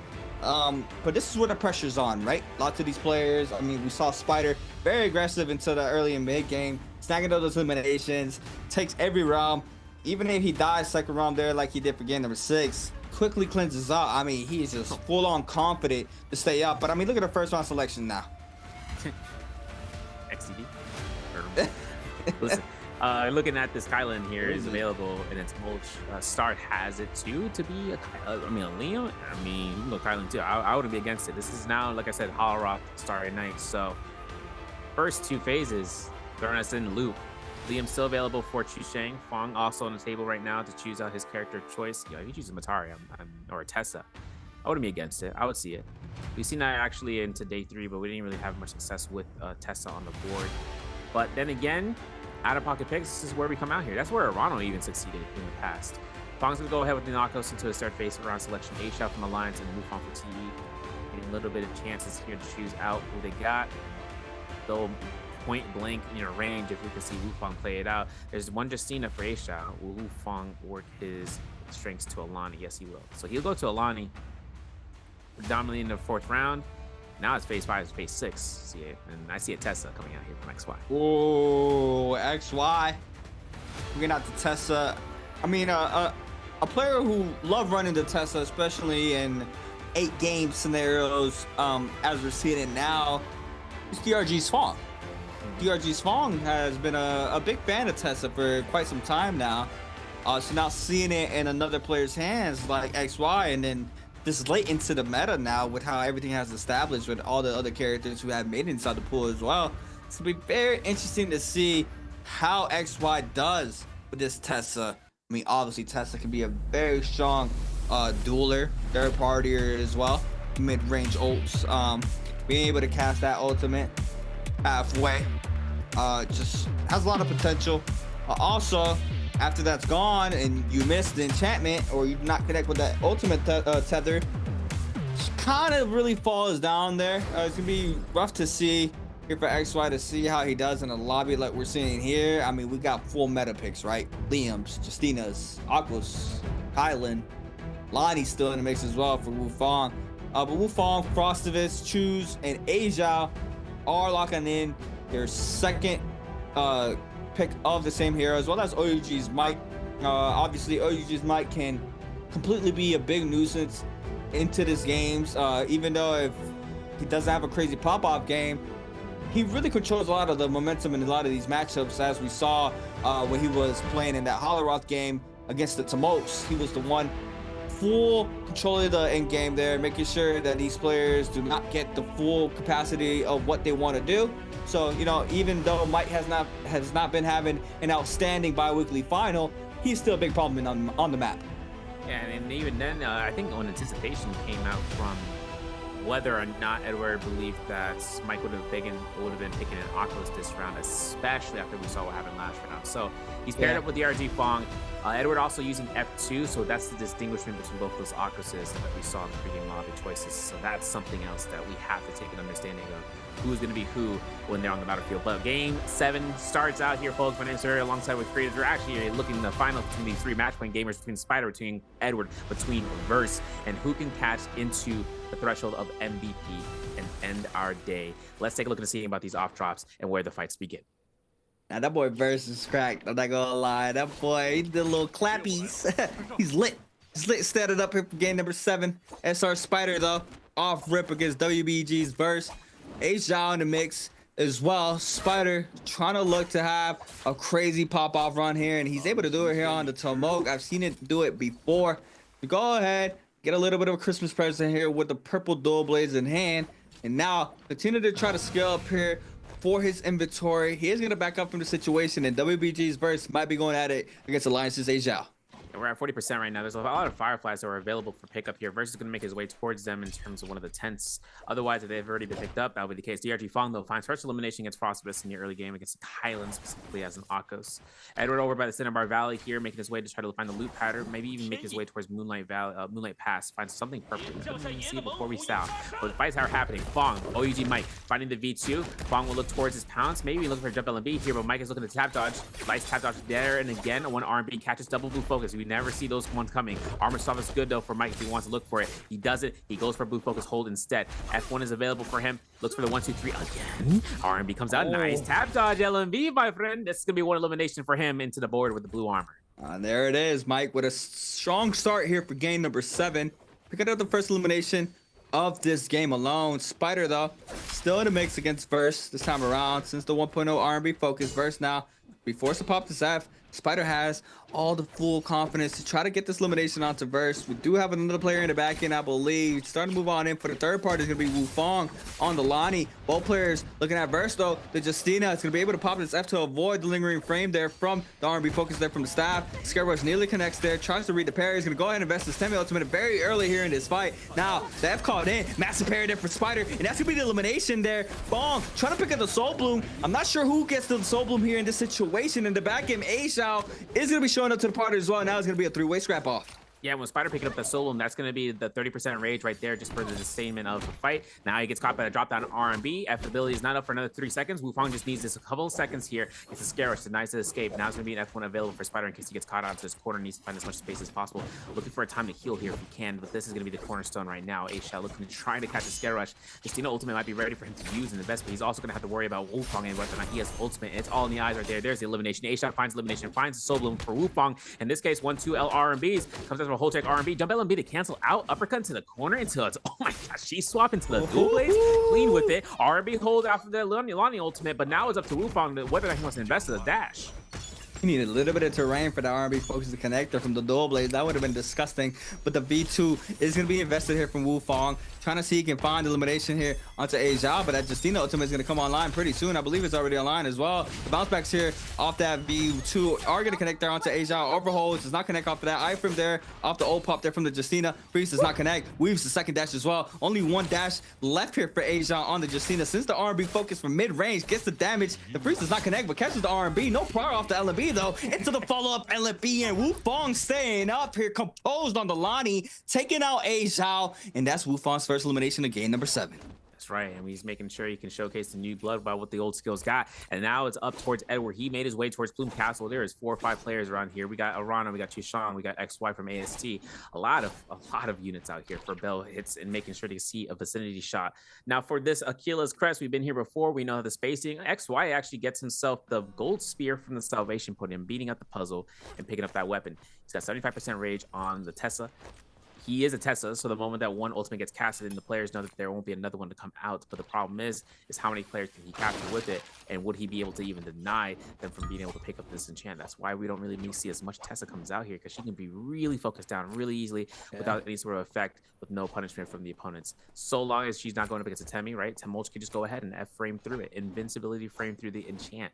One of the biggest downsides that comes out of her period against him, even in the trios aspect. But in this case scenario for solos, it is an option for him to use as a filler pick, and in which case I might find success. Otherwise, we have fights coming out here. Wu Fong, A Shao in their scenarios or by Aishar Lake, where A Shao has no armor to live for, but Wu Fong is keeping the pressure without any room to breathe. I mean, would love to see A Zhao being able to ice this pressure off to make it to that threshold here off of game number 7 to potentially have a run for the chip for game 8, but it looks like a lot of damage is going towards his way, and he's moving on into a third party. It's going to be WBG's Verse joining the party here against A Zhao, and he does manage to fall as well, and I think that's his game 7. And Wu Fong does get caught off the LMB, has to F for the combo breaker though. Verse snags a little bit of resources there from the body there from A Zhao. Now Fong overholds the R&B focus. The follow-up hit does not connect there due to the terrain. Doesn't get the full capitalization off the R&B focus connecting. Wu Fong now trying to back on up. Ramo Yang starting to form on in. Verse though still applying the pressure in the back end. Fong and OUG Smite starting to move on in as well. It's going to be a quad party here in this situation. F caught in here for Verse. Cannon shots flying on in. Lots of pressure happening here against WBG's Verse. He needs to be real careful. And who's none other than DRG's Fong third-party master showing up. Roman Yang starting to form on it. Ticket is going to go towards possibly Mike's way. No, Edward's going to snag up the ticket. He's going to eat up a lot of damage down the terrain, and this could be bad for him. He does manage to kite it out. Another player showing up. No, it's still Fong. Full focus in verse here, and this could be bad here for WBG's verse. Yeah, absolutely. Very nicely done from Verse against God. Frostbus, who just shows up, eats it, all the damage, everything. Just, ultimate is proc out for Verse to try to space out. Everyone's looking for his Roman Yang, but at the same time, there's so many people, they might as well take the chase and try to find another gate to get in there. XY closely behind. DRG Fong is actually making his way there too. Edward, on the other hand, remember we saw him get launched off to Narnia, has himself to actually work out a heal here. If he can look in making sure he doesn't have the proc ult, he has F2 in 10 seconds. Yang Pass will be available for them to pick up. The Wu Fong anticipation of the teleport comes out. Edward looking to make sure he can go for the RMBs here while Verse gets caught into enchant. A rare instance. Oh, man, feels bad. And seeing the drop down RMB from XY. And that might be a kill steal potential. Almost had it as it comes down between XY and DRG Fong. We need one pistol shot. That's all we need. And that's where XY gets his kill back, especially off of that. Sobloom is given to Fong. One elimination. First one, or still hasn't one on the board. And a lot of these players just chipping away at one another. SR Spider, BBE Frostbus. Frostbus actually making his way towards Roman Yang. And Spider having himself a dagger as well as those blue dual blades. Losing the purple ones that he had prior after the loss. But still has a chance in the fighting chance in the Roman Yang. Feel it. I feel a little Temi restance here with a Wisp coming into play for Spider. He took some of that damage. Raw uppercut does not connect there for Frostbus onto Spider. He made a pop of Vitality in. Scarrush clips him off of there though. Since that be focused, tries to send the Wisp, does not connect off of that alone. Now, neutral game for both players. Click coming in off the light attack. Since that be focused mid-range, cancel it into the 1-2 aerial RMB. To the grapple restand, does not connect off the full damage. Now Spider's gonna be forced to pop this Temi ultimate. A little reset for both players. Frostivus still has that Keelan ultimate online. Tries to catch him with the Wisp. Does not manage to do so. Frostivus full locked in. Frostivus is going to wait out this full duration of this Tumult ultimate. We do have him clipping there off that last Wisp, but now the countdown has started there for the F to come down on cooldown. Pistol shot nearly connects there for Frostivus. Both players overholding. Scale Rush connects Frostivus. Spider trying to kite this out. Overhold. Massive parry there for Frostivus. Big damage as well. F called in here for the Temi. Does manage to ice off a little bit of the pressure. Now Keelan ultimate is going to be invested here for Frostivus. Now Spider's going to eat up the damage off the first ice. The second one connects as well into the third. That's big damage. Overholds. Trying to find a perfect opportunity to send the fourth. And he does manage to do so. And Frostivus now coming online here for game number 7. Like to see these gains coming out here for the Roman Yang. Gold weapon of the staff rarity, picking up a purple armor, having a Rupture Gaylord to be also picked up in the mix, and now having Vermilion Burst Might. He can have a really great slow roll into the end game or to the mid game with the aspect of just being able to snowball. But Edward lost his Roman Yang. His Roman Yang probably lost out to FPX's Star. As a result, he's waiting out to see if any sort of other players that are losing their Roman Yang will end up going through here and spawning here. He's just waiting this one out. Otherwise, it actually might be something where he's straight up dilapidating, maybe a chance. Actually, rare case instance here. He's back. We're so back, and we're spawning in, and he's gonna be coming through with a spawn. He threw a debate. This man said, "You guys thought I was AFK? No. We're ready. We're running it." That was way too close for comfort there for Edward. Cuts noise as well. Frostivus needs to seek and try to get this elimination. It has the Vermilion's Birds Might, so he does have the full confidence to do so. Edward on the F2 didn't even catch that in the pregame. He is gonna be able to have the F2, but it doesn't even matter. Got Frostivus invested his Keelan ultimate very early in this fight, trying to see if he can catch his elimination. The leap does connect into the V2 there for Edward, gets the confirmation into the jump LMB. Aerial R&B connects as well here for Edward. Now the health going towards Edward's way. The Keelan ultimate though is gonna outlast, I believe, this Aqua's ultimate potentially. I think the V2 is gonna snag up the damage here as well, and that's a lot of damage there onto Frostivus. The aerial R&B does not connect, recatches the leap, doesn't catch the second after this, catches the third, into the jump LMB, and Edward staying up here is gonna be able to cleanse this Yang depletion timer as well, picking up his first elimination of game number 7. From sleeping at the wheel to waking up and going and shifting to 5th gear. We're going to take a look at this Roman Yang replay of his loss against Star, though. Seeing about this lethal jab, R&B Blue Focus was anticipated. Oh my God. Ban as a reward. He's losing these weapons because of purple halberds, but this is where that Kylan ultimate comes out. And it's funny, too, because we just saw him win against a Kylan, so now he learned his lesson against the one other from the prior fight. Star looking around the corners here, looking for the V1 usage. Oh, it's like he's trying to follow through with XY, but it came out towards himself, where Star showcases the V1 usage. So now it's on the lobby between two different Kylans. All right, we know that the two Kylans, he fought one in the Roman Yang. He took the risk of seeing which Kylan was the one that he achieved a loss against, but wasn't the same one. Meanwhile, though, Mike, that store moment to be had, one elimination on the board. I mean, very low as well. 3 players on his trail. Wufong, Arano, and Fong. All 3 players trying to secure this elimination onto AEG's Mike. And I mean, all night since the R&B focus has the F to stay up for the time being. Quick blue armor swap there off that parry.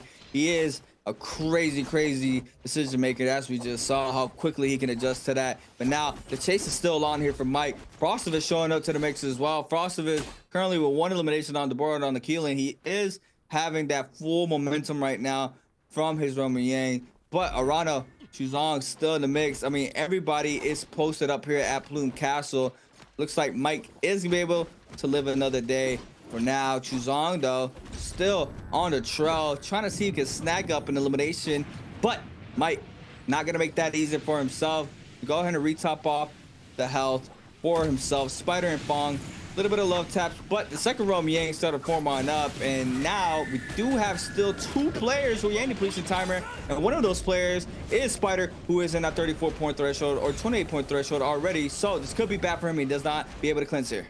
Yeah, it's gonna be difficult right now, especially off the Keelan's Crest, one of the dangerous positions. Nice grapple cancel though, Frostmas. And the Whisk throw to deny it. Unfortunate. Blink comes out here. Spider might be counting out from a Liam orb, not gonna be the case. Spider finds space. Still has 35 seconds left to go. Wow, he actually didn't get struck by any of those range shots. Crazy.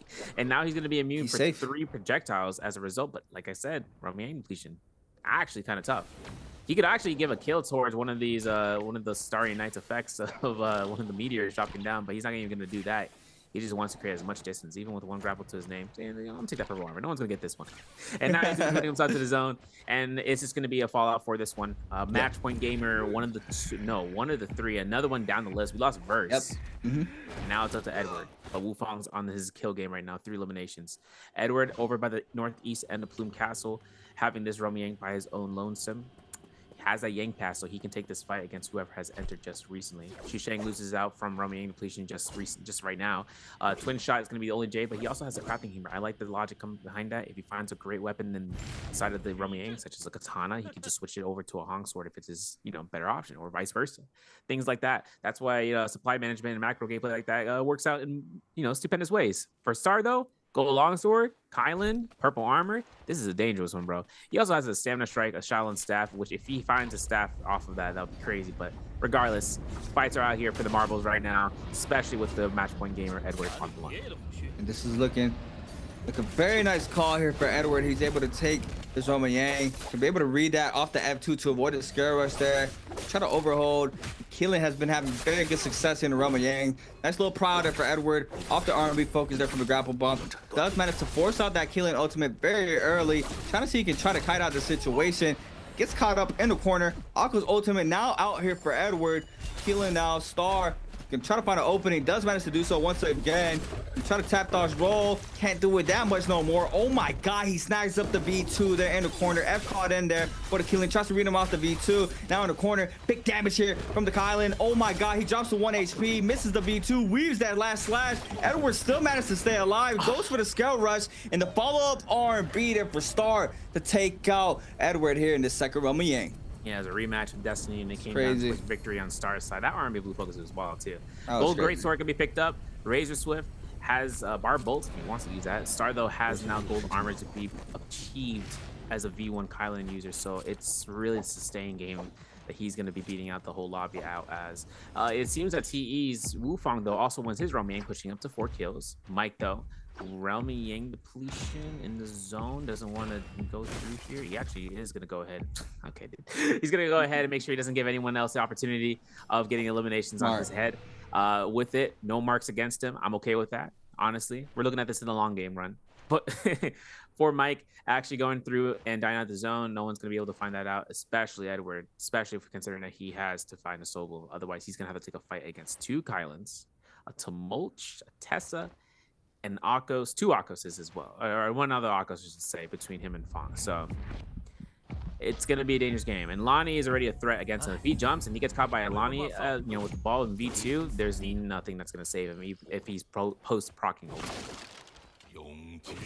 Yeah, I mean, going to that second Roman Yang, right? That's high risk, high reward right there. He kind of really had to do that. I mean, there were still 7 other players beside him at that time, still in the lobby. I mean, now that Mike has fallen, there's only 6 opposed from him. 7 overall. But, you know, he does not come out victorious in that scrap off. Goes against Keelan, and in the Roman Yang, Keelan is looking very, very strong. Once they pop that ultimate, Star is going to get hit off that Tesla enchantment, but no damage is going to be going towards his way. Has a gold greatsword in hand as well. Could potentially make that into a gold pole sword if he needs to, but Edward, with 3 minutes and 35 seconds to try to cleanse this Yang depletion timer, might be running into Fong. That possibly will be the worst outcome, because we know Fong likes to go into that movement game early on in fight, so he does burst out a lot of time trying to catch up to him and not be able to catch any source of damage onto a fellow Akos. It could be bad there for Edward, but we're gonna have to wait and see how that pans out for him. Wu Fong with the White Tiger's prowess, gold halberds in hand, winning that Roma Yang on the lining, has been having a beautiful game 7 with 4 on the board. Always Edward though, still 3 minutes. To be a hard task here for Edward, but I feel like he had to take that realm, right? Yeah, he had to. I think you got to understand too, right? Is that if he looks for anyone in the outskirts, potentially, the outcome of finding a fight is one thing, but finding a fight once the Roma Yang fights deplete, that's another, right? The players that end up going into Roma Yang exit at the time of halfway point of the fight, and they can look for a Yoink thing that can just disrupt their whole flow. You know, the risk of being able to fight the same target that you know how to fight against or know how their movement comes out, it's only up to whether or not it's the same version, right? V1, he lost against V1 Kylan twice in a row. Frostbus is the V2 gamer for the Kylan. If he finds Frostbus, if he figures it is Frostbus, or rather he knows the V2 Kylan in the lobby, he can understand that mindset of going up against him and how to anticipate those slashes. V1, there's no HP loss. There's no like loss in terms of that. And even with Star proccing his slashes until Keelan Guard was activated and being like 600, 700 HP, all it needed was one R&B blue focus, and that's what happened with the longsword. Alas, you know, he finds Fong over by the Keel's Crest, but I always mention how this spot, this statue, is probably one of the most devastating areas for circles to end up, especially in both first Roma Yang and second Roma Yang. So for it to be here again and again and again, definitely not a fun time. But he takes a fight against Fong. He's got 100 seconds under the clock right now. He's gonna have to find someone not to fight, whether it's his own brother. Might have to do it to him. He is gonna be forcing out that Akko's ultimate, and I mean, if he was trying to stay into this fight, he had to make a quick decision there. Does manage to force out that V2. Oh my god, in the midair, V2 there, Fong onto Edward. He's gonna respond with the Akko's ultimate of his own. Does not catch that first leap there onto Fong. On the pack side, we do have Wu Fong in the mix as well. The F1 called in for Fong onto Edward. He is gonna be knocked back there on from the top of that terrain. We do have another player possibly dropping down to apply some of that pressure onto Edward. He's gonna have to kite this situation out. The random bangs in the center of this terrain as well. I mean, everything's just not going his way right now. The V2 connects there, sends him inside the zone. Both shot connects, I believe. Could probably potentially get the pressure onto XY, but everybody's looking at this Akko's with no ultimate online. Yeah, 45 seconds left on the clock. XY finds a Tesla ultimate, F2 to stagger him back, but he gets F1 in the face. No. And that might be a kill sentence right there. That sentence right there for armor swap. Nice. Oh. Does he get caught the Dragon Slayer? LMB to the uppercut grapple him? No, going for the jump LMB to the scale rush to catch him on the scale. Doesn't get it, gets caught in the clink, and Edward does go down here. Most likely the R&B again from Star. I can't believe it. Just head off, takes him off. 2-piece from Star. Can't believe it. We just went up to 4 kills just like that. Snap of a finger. Star is on the kill leader list. All 3 match point gamers disparage. I feel it. Trust me. But this is where it comes down. If Wu Fong ends up going through 5 eliminations, he gets a kill in the background against Fong, which we might get a replay because right now Wu Fong actually earns himself match point. He's the 4th match point gamer so far. Double R&B comes out here. Star is going to be going ahead and just, you know, I don't care about that. But now, folks, we have a chance here. If Star can get the remaining 3 players out and get first place, my man's going to get himself MVP or not MVP. He's going to get match point, which would make him classified as the 5th match point gamer. Well, 5 for game number 8. I mean, Spider very close to Edward, and I mean, Inverse has a pop-off game as well. Potentially crazy game 8, but game 7, Spirit will contest in here for the remaining players in his lobby. 4 players still remain. Wu Fong, gold halberds in hand, trying to overhold, trying to look for martial arts here off the gold dual blade. Stars as well on the purple fist blades, trying to lay down some of the pressure here to make sure you can try to secure this, get some of the damage there, forcing out on the F in the backside. The RB drop down there from Miranda off the longsword, off to Moat. Stars gonna back up from the situation. Got Frostivus now in the middle of the Spirit well, but Star being able to come right back in, after popping that Vitalia, is going to go ahead and contest the Spirit Wall once again, forcing out the 10EF. Everybody invested everything in their arsenal. Crazy whisk there from the Tumulk there to catch Star. Star is going to be forced to back on up here in the situation. And now Wufong and Frostivus and Arano all still going at it in the Spirit Wall. Now, martial art will form hook bait out from Wufong to kind of keep his composure here. Keeps himself space with the grapple, and obviously Arano looking for these horizontal longsword beams to be thrown out here. Engraving a Rio there. There's going to be F1 coming out here from Lani. Obviously, the Dragon Slayer is good, but the F1 from the Tumult is going to get him out of the dangerous power arm's way. Oh my goodness, we went for the dual ring because we're going to get caught by the martial art will form hook. Oh my gosh, he loses all his health bar. B1 comes out, no killing guard just yet. Tumult Circle doesn't catch him in that stead. He gets one armor peel, and the Whistler doesn't even catch him through the water. So this is going to be up to Frostivus to kind of clear this one out here and dry the pond, because this is going to be blue focus spam coming out from Wufong. He throws it over and over again. Frostivus throws his own blue focuses. This is going to be that Spear Wall fight that we kind of anticipated, but Star still has active ultimate as everyone Kylan, but once it ends, Bobby might turn around onto him. I mean, everything was thrown out here for the Spirit Wall contested from all of these players. Star coming hot here with the Kylan ultimate to get some damage in. Frostivus still in the middle, but I mean, look at the bar there for the Spirit Wall to be contested. I mean, to be captured is nearly close to none now. It all drops down. Do have Wufong still fighting for this. Matter of time, it could potentially go away pretty soon. Getting caught up by the Nbpl into the 2-on-1. Doesn't get the focus attack there from Frostivus. Gonna go ahead and take a full reset in.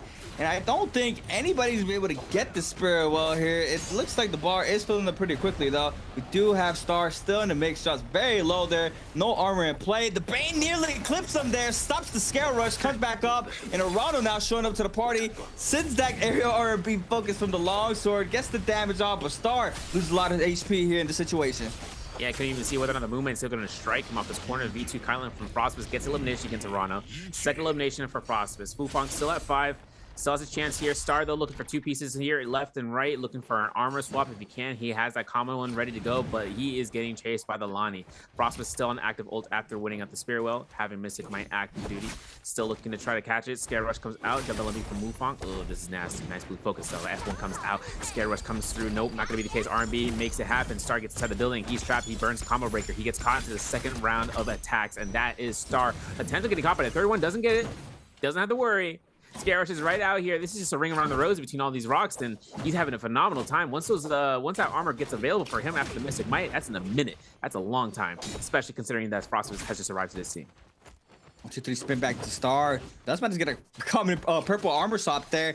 Isn't be able to stay up for the time being. Wufong and Frostivus both looking at Star here in the situation. Can do best he can is try to ice off this pressure, but it's just so much here for the remaining 2 players. Post for him. Big opener here for Frostivus. Big parry there onto Star. Into the R&B finisher there for Wufong. In the back end, F caught in there for Frostivus. Since the 1.0 there off the gold halberds, Frostivus now in a 1v1 against Wufong. Wufong with a crazy game. Massive parry here for Frostivus though. Jump LB for the extra damage. Now Wufong's gonna respond with a parry of his own. He's gonna eat up the damage off the R&B focus. Doesn't get the full capitalization. He's gonna try to use it. This spacing to try to back on up. Wufong gonna reposition Frostivus with the ult online. Wufong does not have that online yet. He is gonna be clipped off of this alone.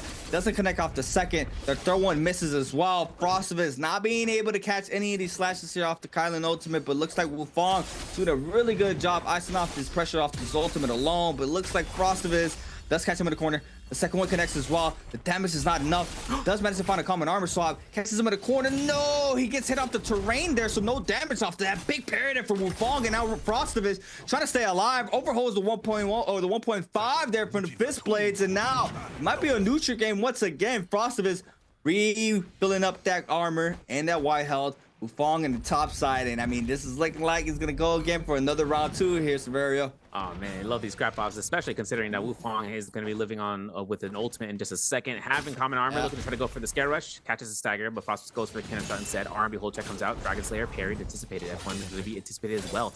Double parry though. This time, this comes out from Frostivus. Release the armor, having ultimate. Now it's up to Wufong to look for a TOD opportunity here. F1 comes through. There's going to be 10 seconds until that combo rig is ready for Frostivus. This is going to be anticipation for anticipating when that Golden Stance comes out, and it does. Frostivus looks towards it, gets caught into the kicks. Oh, lethal jab comes out, goes for an extension. Potentially not going to be the case. We're going to have to save that F1, Frosty. So making sure you get caught out here. Make sure it's worthwhile. There it is. Going to be making back away from this last ball that can be thrown out here. One R&B to lethal jab. Gets caught. Gets almost caught into infinite. Potentially griefed. No. And one LMB, one scale rush comes through, and whether or not an armor swap could be had, not the case, but a full reset, and the supplies are at a bare minimum. Wufang risked it all. One clink. We're looking for another one. Another clink comes out. Nope, takes the full blue focus, has F1 ready to go, and looking towards it. Chip damage to chip damage. F1's available for Frostibus. F1 from Wufang catches no RMB, and that's going to be given to Frostibus for first place. Wow, Wufang really wanted an MVP. I mean, that would have been 7 on the board there, plus the dub. That would have gave him a nice juice up the leaderboards, but I think he possibly still gets the MVP. Yes, he does, and potentially still in the 28-point threshold, I believe. That's right. We're gonna have to wait and see. We're gonna have to wait and see. I mean, he's not happy though. He wanted that dub. Yeah, he really wanted that dub. I mean, it would have put him in a very nice spot moving on into our last and final game of the day. Game number 8. We had a crazy sequence of events throughout the first all the way to game number 8. Wow. Wufang now online. I mean, that's what I was saying, right? Anybody in the server could just pop off. And as soon as I say that, Spider with an amazing game. Wufang right behind him continues that momentum into game 6, 7, and 8 as well. I mean, it's just been a wild ride. And now the pressure is on for Edward. Has had a lot of games to try to snag up that MVP, but not being able to do so. Man, Wufang's not happy. He's not happy, even though he has 6 eliminations. That's not what he wanted. Yeah, I think he was actually anticipating on the decision making on chasing that down, because he had an opportunity to heal once. Yes, he did. One armor powder, but then he re-pick up the gold armor too.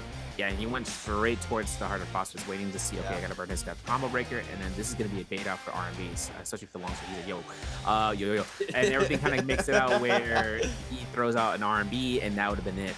It really makes me feel bad, especially for that Lonnie ult. This is the last one, right? The last Lonnie ult that we saw for the cast out, he was actually setting himself up for the TOD, and even for a carousel extension.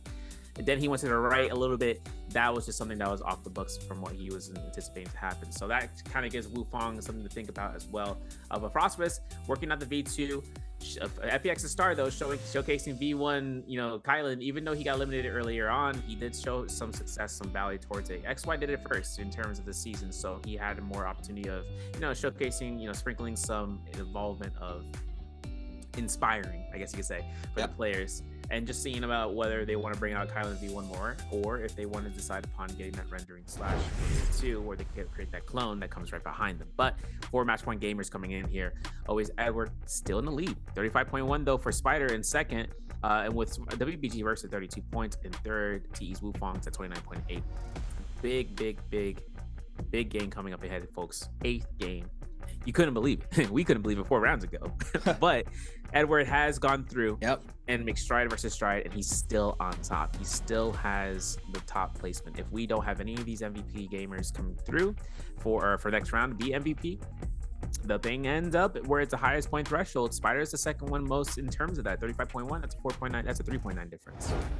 That means he can get 3 kills, some multipliers here and there, get a placement point, and he'll be already past Edward, so long as Edward doesn't cause himself griefage, as we like to call it. This is going to be more style Dust that's going to be coming up here for round 8. Our showcasing of the points, or rather for the question, is which player killed OA's Edward in game 7? Is it A, FPX Star, C, DRG Fang, B, T, Wufang, or D, ASC's XY Xuanyan? If anyone can get this right, I'm just saying we might see it in the replays. Otherwise, we're going to have a chance of seeing about the standings as well for the other players remaining, so we can see about how they stand point, as well as just seeing about where they are in the overall, or where they can go ahead and catch up as many placements. Because each bi-weekly, there's points to be earned for standings as an overall, so that way they don't have to work into pre-final, or not the pre-finals, but to last chance qualifiers. Yeah, I mean, taking a look at our score here for game number 7, Fong with a nice game, 7 with 6 eliminations, overall game score of 8. Frostibus turning up now with 3 kills, 6.6.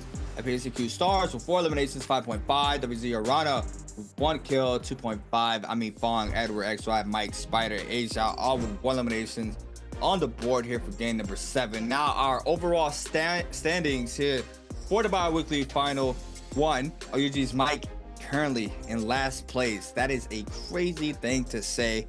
Mike is in last place with 18.7. Arana with 19.2. Choose with 19.6. Bong with 20.8. Frostivus jumps up with to 8th place with 21.1 off of that nice game 7. 6.6 overall game score for that game alone. Ages out with 22.6. FPHQ Star 23.4. ASC's XY 25.8. Unfortunately, does not make it to that threshold. But TE Wufong 29.8 in the threshold with WBG's first 32 overall points in that threshold. SR Spider with 35.1. And our runner-upper, OA's Edward, with 39 overall game scores for our 7th game of the day. We have one more game left here, Severio. Look how interesting the tables have turned, huh? That part right, man. I'm spinning these tables, you know, disc jockey moments happening. We're the MCs for today. But we have to keep in mind that if Edward does end up getting the MVP, you know, it's just because of sheer effort alone. I mean, first off in games 5 and 7, those are his and 6, right? Those are his lowest points games. Games 1 through 4, he surpassed everybody in the leaderboard. So that goes to show 3 MVPs in a row for games 1 through 3. But we're gonna get some clips and highlights brought to you by China Unicom Gamers United. As you can see, Spider with his parry at the reverse, double dash back and went for the soul bloom, and then Wufong just showcased A-Shao how it's done for these tap dodges against Justina. Listen, I was like, okay, the first tap dodge was good because then he only has to work by 2, but then he gets caught and he's able to get a meter in terms of the blue focus. That was it. That was the deletion effort. And then he went up against him again and got the elimination. It was a cleanup crew on all 7. And Star went ahead and picked up Edward's fan as a result as the first Romyang and picking out the V1 and looked to use it before it's up to the capture with an F1 knockback. That was a crazy play. But then he goes ahead and swings out with it. And Edward's shocked.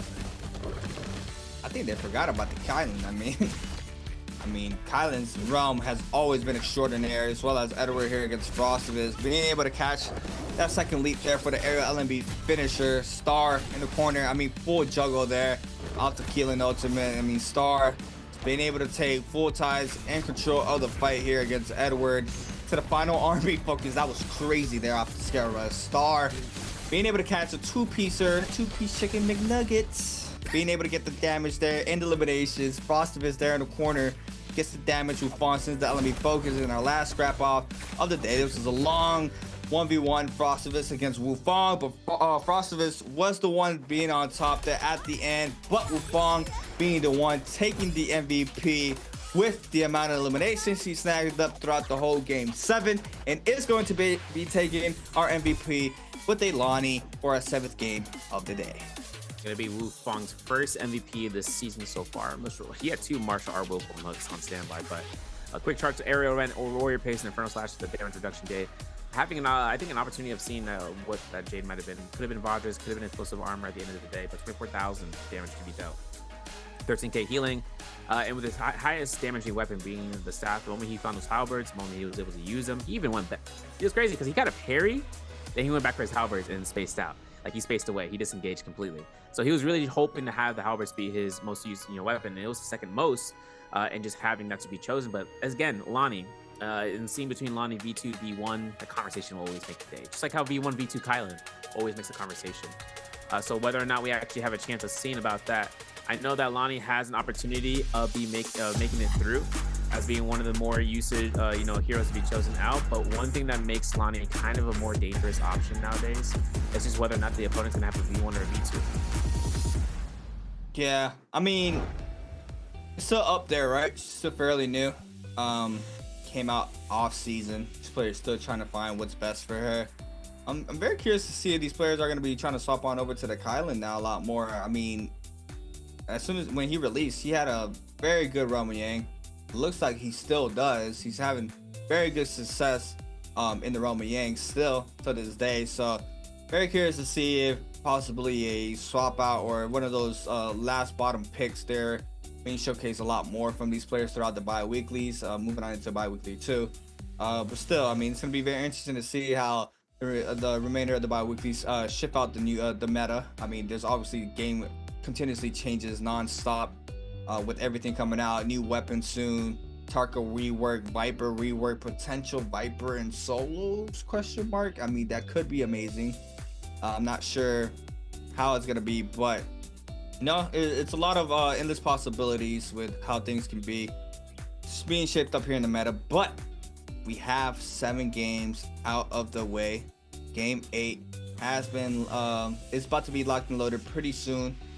We are going to be moving in with Severia. I mean, it's been a crazy time. We really thought 4 games, huh? We thought. I'm in an infinite pondering stance right now. It's crazy. You really are. You really are. It was kind of catching me off guard. Everything kind of comes out here. Trying to see about whether or not there is a salvation period though for those who are below 4th. I mean, match point gamers always looking to try to catch the MVP. That's going to be their nature of it. If they're going to be having a comfort pick to be available for them for the double pick, one thing that makes it happen is just sheer willpower for them. For the majority of the end game, decisions to be made. Edward needed to take the realm game for number 2 because he needed that +1 elimination. He had to set up for it if he wanted to earn it, but at the same time, who he had to fight outside, dire straits, especially considering that in the Plume Castle, only so many players would be ending up being able to kite away from him and then end up going on this infinite chase run. And by that point, roaming winners come out and then they'll end up finding out by hitting the bell. Finding that fight, he had to have done it. Now it's up to one of the origin maps. So for Morris Isle to be on the play-by-play, a lot of players are more familiar with it, more comfortable with it, just having a lot more leeway in terms of just knowing that there's no macro gameplay for an objective like the Bull Pines in Padoria or the Salvation Podium with the gold weapon. It's just about how much can you work with minimal effort. Yep. And I mean, that's where it all comes down to it, right?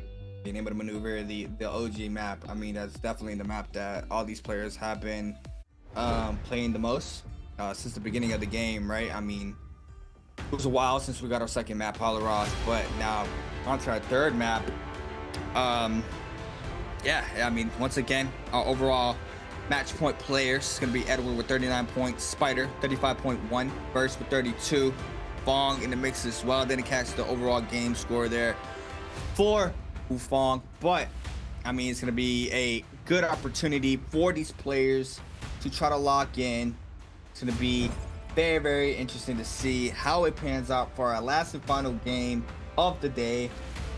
Be very nice. Be very nice to see. We do have Wu Fong though. See his selections there. He had a double pick of Lonnie. We do have these players are going to be loading up to our last and final game of the day.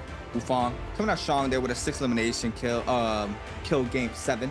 Edward has slowed down once again after reaching that threshold. He is going to be able to try to bounce back here. Currently still in first place. Spider very, very close to be able to take the MVP or take the overall game score as well if an MVP doesn't come into play between the 4 players who have that threshold compatibility to be able to take the bi-weekly home, which is going to be Edward, Verse, Spider, and Wu Fong. So, no double picks yet here for Verse. We do have him being able to have a comfort pick into this game 8. So that's gonna be very interesting to see who WBG's Verse is gonna be snagging up for his last and final game of the day. So that's SR Spider. No double picks on the board.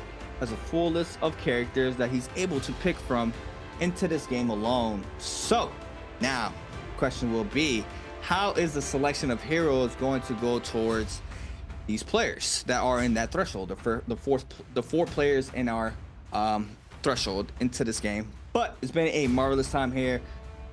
I mean, what a crazy bi-weekly opener, right? Bi-weekly final. It's been a crazy, exciting time there from the openers and the strength that we saw there from Edward, the bounce back from Spider, as well as Wu Fong turning up and Verse being that consistent player to make it, to being that second player to make into the threshold. But we have our first round selections being Mike Arano, choosing Fong is going to be our second, Frostivus and Asia are going to be our third.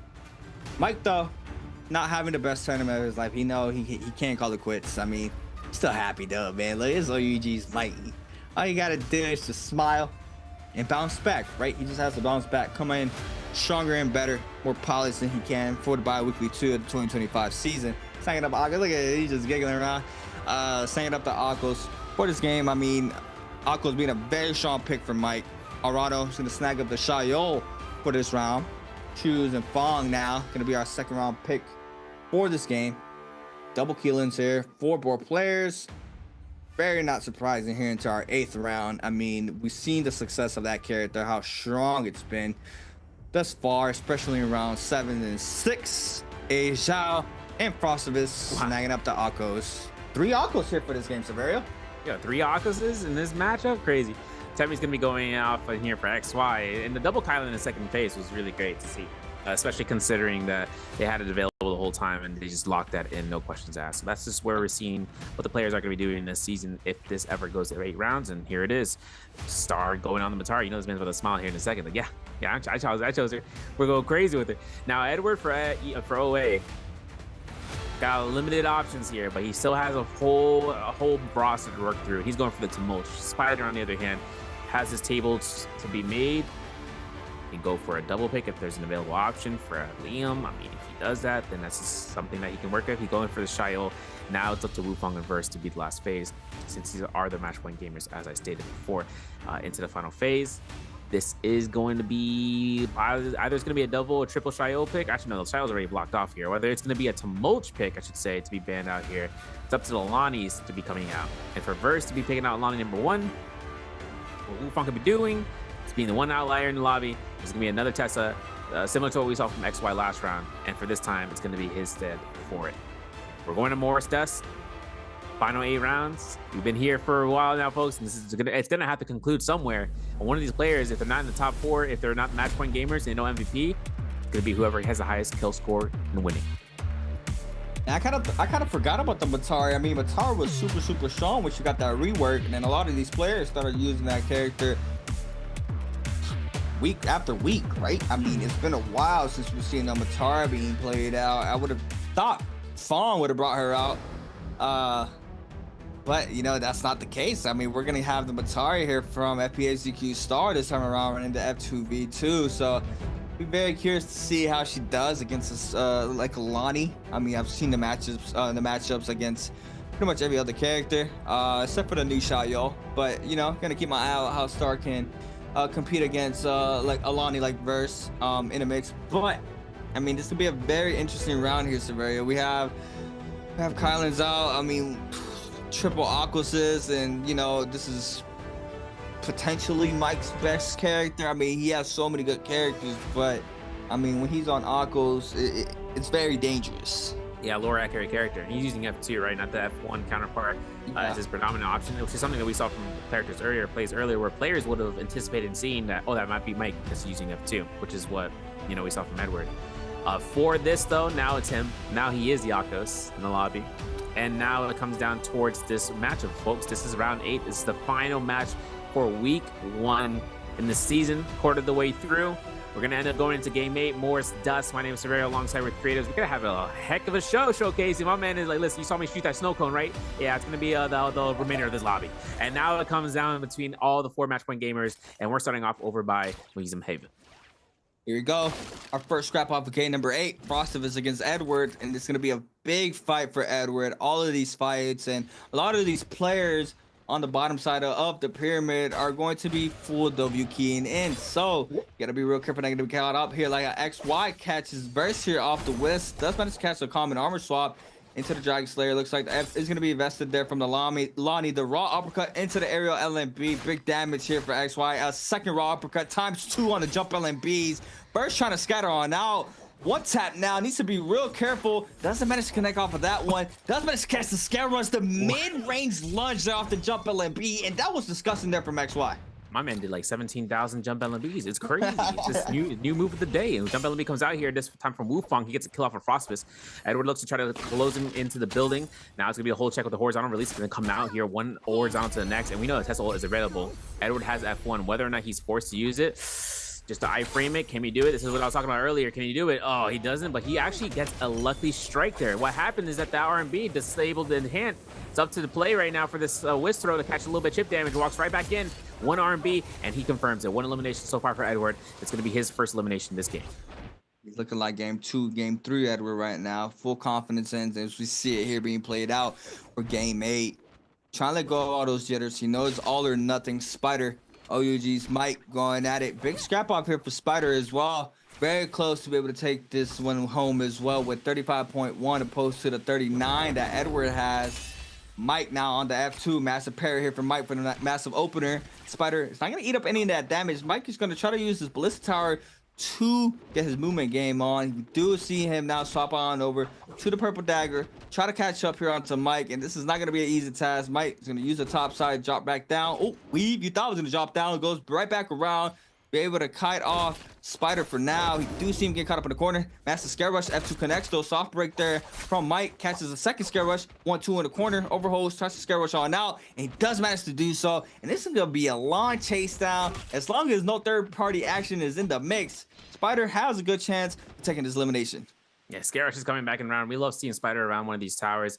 Shows his strength in terms of how fast he can go ahead and start hunting down, and especially considering that his opponent is the league winner. But foremost in terms of Shadow Jade Mine, XY up against A Shower by Shadow Jade Mine for the chase down, 4 down into the caves. Now for XY, he can use this offensively, he can use this defensively. He gets caught by the F1 stagger knockback. There it is. A Shower looking for another Scare Rush, blue focus. Nope, gonna bait it out. 1-2, and that's gonna be XY's death, first death.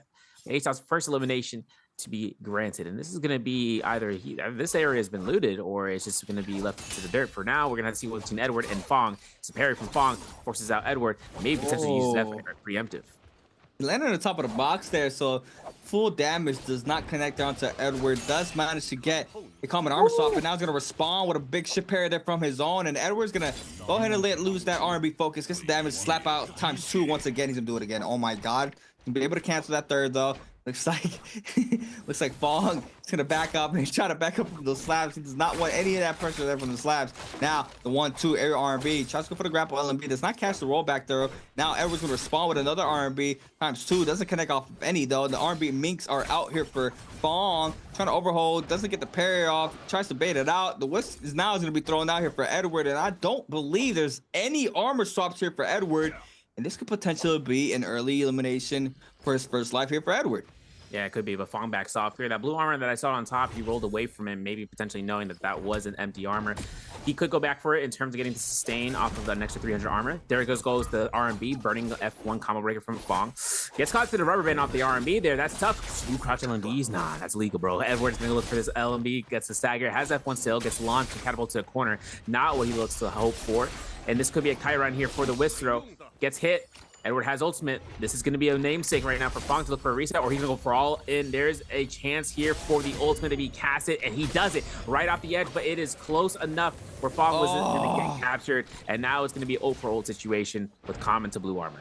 No way. The clone shoves him back there to catch the first grapple, and it's going to be a full reset for both players. I thought he was going to be able to catch him off the roll there on the side of the terrain, but the Clo just came from downtown and shoves him to make sure he does not capitalize off that situation. Now, neutral for both players, but this time around, XY is in the mix. F caught in there for Fong. R&B focus there for Edward. Manages to get the health advantage, but we do have XY starting to move on in. This could be a potential third party and potentially even 2 eliminations there for XY. He does go the other way. Now, inside the cave, Fong's be able to pop one in. Does not manage to do so, though. Now, the R&B jump LMB doesn't go for it. Goes for the grapple. It looks like the kiting once again here for Fong. It's going to be a lot of time wasted here from Edward. First, Roman Yang starting to form on in as well. We have a bounty here from Wu Fong on to DRG's Fong, so some pressure might be coming towards this way.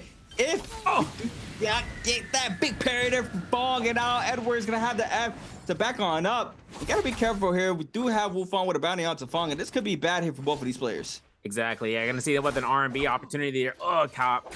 It's gonna be 1-2-3. I knew it. R&B release 1.0. Jump LMB to go for a stagger here. One crouch LMB to the LMB. One slap. If you'd seen it 3 times before, gets caught out. There's an armor swap right there. Oh my god, he doesn't go for it. He goes for a full send. No parry. Edward goes down for his first life though. At least he still has a life. So did Fong in case worst case scenario he had to burn it, but he had a combo breaker on the ready anyhow.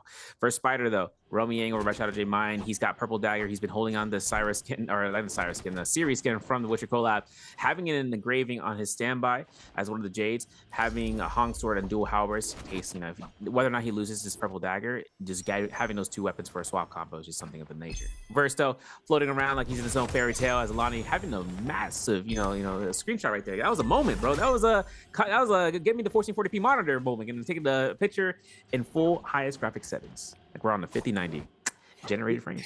Look, listen, Spider puts himself here with a free realm pass that he can hold on to for the majority of this time frame. As long as he can get to last realm, it is what it is. It's going to be confirmed for him either way. For XY and Versto, this is Verse that we're looking at.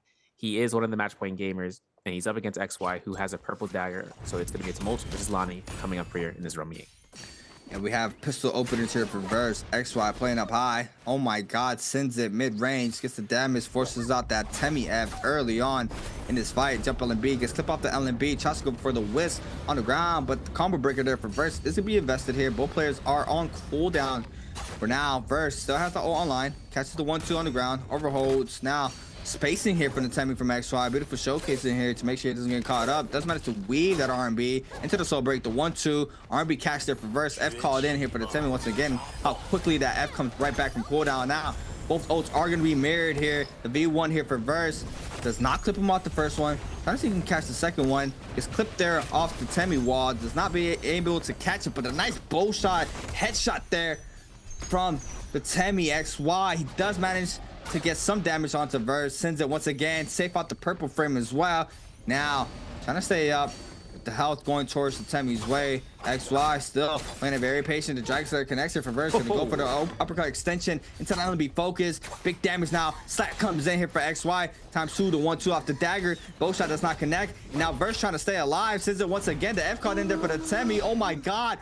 One shot in the dream. He still does not manage to stay alive. Oh my god, he is going behind that pillar. Reset in 20 seconds and counting. And what a scrap pile has been so far. Absolutely menacing gameplay. F1 still hasn't been used by Verse. He's being very tentative about it. One air addition could be it. There's the F1 again. He's gonna get caught on the caught end on the back end, but of course a scare rush like that from the drop down Whistler could be coming out here from it. There is a purple focus. No focus is gonna leave him alive here in 1 second, 2 seconds. No bow shot confirms, and that's another double rolling depletion. That's gonna be the case scenario, and that's gonna be putting both of these players on the board of just not getting any value off of this. We're gonna see A-Shot win his Romiang, Mike win his. Frostbus though, he's on the cutting block in terms of fighting on Spider, and he still has an active ultimate up against this Shio.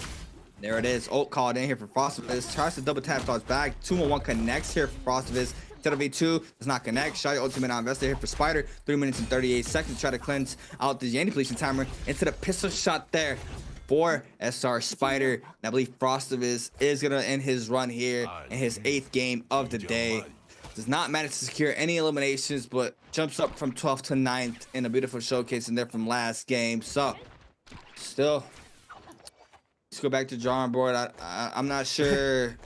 I mean, he had good games. Bi-weekly opener though. It's just rough, man. I mean, just as Asia mentioned, just the pressure and speed. I mean, once again, we're seeing Asia here in this Roman against Spider. I think Asia wins this. Spider had Yanni depletion timer. Scale rush, area R&B there for Spider. To the 1-2, catches the prior here. Oh my god, big damage. 1, 2, 3. LNB. Shia ultimate invested. Ice off some of the pressure. But scrap off still continues here. 12 for these players. And now the F1 called in. Doesn't catch off that first chain. Just rough. Full reset. Aqua's still up. Asia doing a really good job staying up. Make sure he doesn't get caught up by any of this that the Shia was being thrown at him. Yeah, and another thing too is the fact that we saw when they believe they both disengaged. A-Shot went right back into it, fully discombobulating the actions of Spider, thinking that he was safe performing for a heal, which denied it, and that's 600 armor / health that he would have, or 500 health that he would have lost. But now it comes down to this Verse up against Mike, V1 gaming again. We see Mike is actually going to have that Oculus member F2 V2, so he's gonna, if he wants to go for it, he could. He's just spacing out. Verse is not going to allow this Oculus to stay here with a lot of HP for much longer for the armor, but it doesn't matter. Verse, at the end of the day, one last slam, F2 comes out, devoided, and now it's coming down to full cycle from the pressure that Oculus comes out. Nice F1 from Verse, but 1 jump LMB is all is needed, and that goes down one of the match point gamers. Mike comes out here on top, 2 eliminations. We lose another match point gamer. We still have 2 left, Edward and Spider. Spider had 2 eliminations in the lead, but Mike with 3 eliminations so far has escalated lobby. At the cave, over by the Sun Cave, though, we see a lot of potential deaths here, considering that there's going to be a poison stream inside and outside. For A-Shot, he goes down as well. He burns his Vermilions. Arano going ahead and around the sight lines, and as A-Shot picks up another elimination, A-Shot actually dies because of the flaming cage, struts it, gets stunned, and it's a free elimination for Spider, now tying him for kill leader position. Man, Mike just shattering everybody's dreams on the Oculus, man. Ready to hit right out game, mate. I mean, he's just full WKing everybody. He knows what it is. He just, you know, Trying to get over with now. Taps him on the shoulder. Listen, champ. You thought. You thought it was in Oh my god. my god. Oh my, I collapse. I collapse. I collapse. Like I said, he's shattering everybody's dreams. Bro. Ain't no way, bro. The fire cage stun is just super unfortunate there. Mike with 3 on the board, as well as Asia. Edward's still in the run. Spider as well. Potential Spider dub here. Going into the second Roman Yang as well. Wants to keep going off with that advantage. But yeah, I mean, what a day has been so far, right? I mean, we had a crazy opener there from Edward. Spider bouncing back. Burst just playing consistent throughout the whole night. Make sure he makes it into that threshold pretty early. Just didn't find any sort of success though into the MVP rounds that he needed. But I mean, a player like Spider, like I said, I wouldn't be surprised, man. 10 already bi-weekly wins and under his belt with WBG last season and prior seasons before that as well. Now with the new Aura SR would be a nice little welcoming gift there for SR. And I mean, imagine having an Aura where you just have someone like, yo, I want you in my team. He starts up a whole Nbpl team, just picks you up, and just because he wanted you in his team, and you just be like, oh, all right, let me just go in and snag up this bi-weekly like it's nothing. So I mean, the runner-upper there, Spider, has the potential to do it here in game number 8. OUG's Mike, like I said, shattering everybody's dreams. Gold fist plays in hand. I mean, man, it's rough, right? Because these players throughout the whole day, they're playing very composed, very postured NARAKA. And like a game like right now, game 8, I mean, Mike clearly knows there's no way, right? There's no possible way he can take this home. But I mean, this full aggression could be what he needed, right? Exactly, and he's going on it. And A-Shao was parrying like 17 times in the pregame. He's looking for it right now. For the fight, Shio versus Akos, engraving reveal shows up for A-Shao, gets caught in parry. As you might not notice, Spider has 4 Vajra scripts, now down to 3 count. There's gonna be 1 carousel to end that fight. That was so fast. Wow. We could even have a moment of silence, but now it's going to the other fight. Morano versus Mike. Shio proc holds out, but Mike cool as a cucumber. Oh my god, he weaves that F2. Arano creating the space now. Mike now is going to be forced to pop this up ultimate. V2 connects there onto Arano. Gonna go for the pistol shot. Does not connect there for the extra damage, or probably does. Now the first slashes, or first chains do connect there for Heizhao, or Arano, sorry. We do see him now trying to cut off the pressure there from the Akos, weaving and waving. But no, the V2 is going to connect there for Mike. And now, I mean, like I said, that aggression that he needed, especially on the Akos, what a beautiful character to do so here for OUG's Mike. Universal slash picked up, and then a sky punch, gold hong sword, purple spear. Got the gold armor as recommended in Immortal War, right? Second round Mians give you that gold armor as well as the gold jade to be picked up. For Mike right now too, is just having this weapon selection, but he's also the kill leader to lobby. And Spider lost his Romiang. That means he has to be on the forefront of being aggressive in order for him to win it out. Edward though, yeah, we're chilling, bro. We're chilling in the high ground of the tree line as a tumult. We only have 6 players left. This is absolute insanity. I think a lot of those majority of the players being killed out before second round makes this a lot more difficult for those match point gamers. You know, A-Shao and both Mike, non-match point players, having the most kills in the lobby, and Spider was the one contesting that for up to a moment. But once again, getting eliminated by A-Shao, there's nothing for him to go through. This is kind of it's a rough outing, especially considering that he knows White Tiger's power is going to be in effect. What he doesn't know is that they're both going to be Akos's, and for Shio, that is one of her counters, one of her worst matchups. So with that, regardless, Spider goes ahead, drops one of his engravings or a copy, picks himself up the Juggernaut, making his way and trying to find out where his next lead will be. Yep. And with the 3 minutes and 40, Mike could be probably the last person he wants to run into right now. I mean, Mike just been full W keying in here with 4 kills currently here in this game. Was in the back tower there, but looks like the scrap offs are going to be happening here towards Arano and Asia in the back end. Arano's going to eat up a lot of damage. Shio ultimate now is going to be vested here for Arano. Range pressure now is going to be coming hot here from both Mike and Arano. Do have first shield proc here from Mike. Common armor swap, massive parry down to Mike. Arano now trying to respond to all this pressure. Second shield is going to be proc there as well. Now, It's a matter of time. I believe this ultimate is about to go down pretty soon. Catches that. Oh my god, beautiful scare rush into the shield throw onto Mike, but Mike's still very healthy. Gets caught up. Oh my god, just the range of that. You saw how far he was, and he still gets chained up there because he gets caught up. That was just insane. And that's natural Shio in terms of the range. It's just the fact that she's able to throw it omnidirectional, you know, and all that and storing it up. Edward, though, finds himself in the carousel into the R&B blue focus. I don't know that he has an F ability possibly up in a couple of seconds. There it is. Going to be coming through here. Throws it at Spider directly. Spider is unfazed. He goes for grapple stagger. He has a Soul Smolder. He gets himself a jump LB attempt. But once that knocked by Cap and Edward throws a whisk throw, R&B attempt is not going to be thrown out from Spider. Gets caught. Ooh, the whisk throw is not going to be going out here, but he does proc ult as an insurance policy in case of any blue focuses. No range shots coming out. But of course, 2 minutes on the clock, and we're getting closer and closer towards the Sigma Mine. We're going to have a chance here whether or not the two Akoses will start approaching from the Sun Cave. For Edward, he's still running away. A-Shao finds a kill against Rano there in the background. That fight has been lasting for a while now. Whether or not he's going to take a fight against Mike, it's going to be up the case, but there they are. They are literally in the bird's eye view. Scare Rush is good. Jump LMB was anticipated. No shields have been procced, so no shield throws can be had. And now for Spider, it's up to him whether or not the other opponents are going to be able to find his out. Soul Balloon's going to be picked up here. No one's here. And now it comes down for Spider. 4-5-4. That is going to be where we also have one person we haven't even talked about. We haven't even seen. And his name is FPX Star. He has 0 eliminations. He's the only Matard in the lobby, and he's somewhere in the game. I'm not gonna lie. I think Spider did it. I'm not gonna lie, because that was a massive scrap off, right? Edward did only have 1 elimination on the board, but still had the point lead between him and Spider. Spider with 44% on that rage.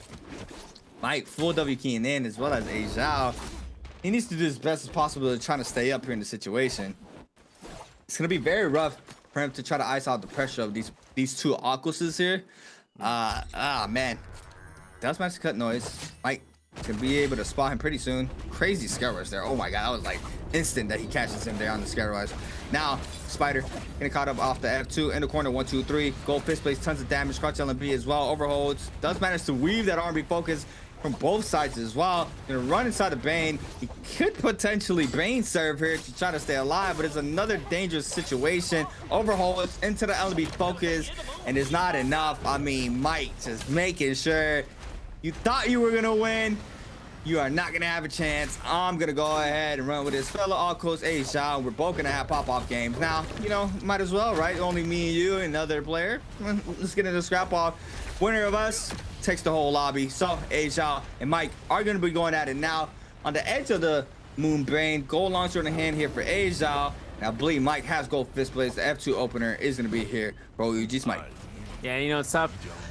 The scoreboard. Spider was 0.4 points, which means he would have been a placement set up for first place with a 0.1 lead, but Edward is still in the lead. I think he's getting the news breaking down, even though he's just like, listen. I had dead to rights. Nah. But Star is still in the vicinity. Star has himself as the one Matari. Both Akoses are gonna make this going through. So we're in chill hours, folks. We know who the winner is, at least towards Edward.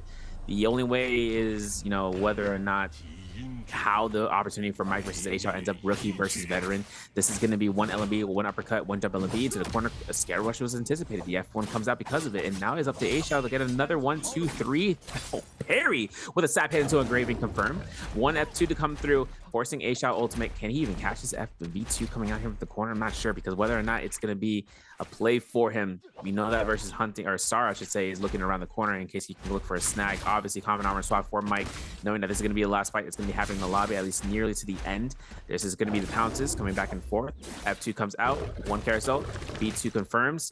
Mike having a little bit of trouble here, dies out completely, 7 eliminations. Crazy to think that A-Shao is going to have 6 MVPs. Crazy. By the end of the first week, 6 MVPs. Like that's crazy to me. Within the threshold of almost a quarter of the games that were played out. But regardless, final fight: Star versus A-Shao. I mean, impressive, right? A-Shao, rookie in the league, first weekend, securing 4th potential 3rd place in the first bi-weekly. With a lobby full of veterans or people who have been in the league for over a year. It's just a very exciting sight to see, right? Like, how much more polish is this kid gonna get? See him having fun in these games, having his own play style. Can play everybody beautifully. You see it here throughout the whole hero pool he had throughout the whole night. Just how well he can play everybody. Unfortunate enough, was not able to close it out. But I mean, that's a very high task, right? Rookie to take a whole bi-weekly final. I mean, the first thing he mentioned was the pace and how much faster everybody is, how much more locked in they are, right? So still, I mean, potentially third place. Move on in. He has 31.6. I mean, multiplier definitely gonna jump him up above verse though, for sure. Even if he doesn't win this fight against Star, but being able to take 8+ a multiplier will be amazing. We do see him now gonna go ahead and pop this Aqua's ultimate. The Matari ultimate now is gonna be caught off here for Star. Star does not want to call it quits, doing everything he can to stay inside his fight to try to snag up 1 kill into game 8. We do have him trying to kite out the situation, being able to use the terrain there. Gets cut off the V2 in the corner in the backside. Is gonna eat up the damage. Gonna go ahead and cut off the right side. Gets caught up by the scare rush into the 1.0 there from the gold spear. Big damage. Age out. F1 called in. Jump LNB into the LNB, and that's gonna be Star's first elimination.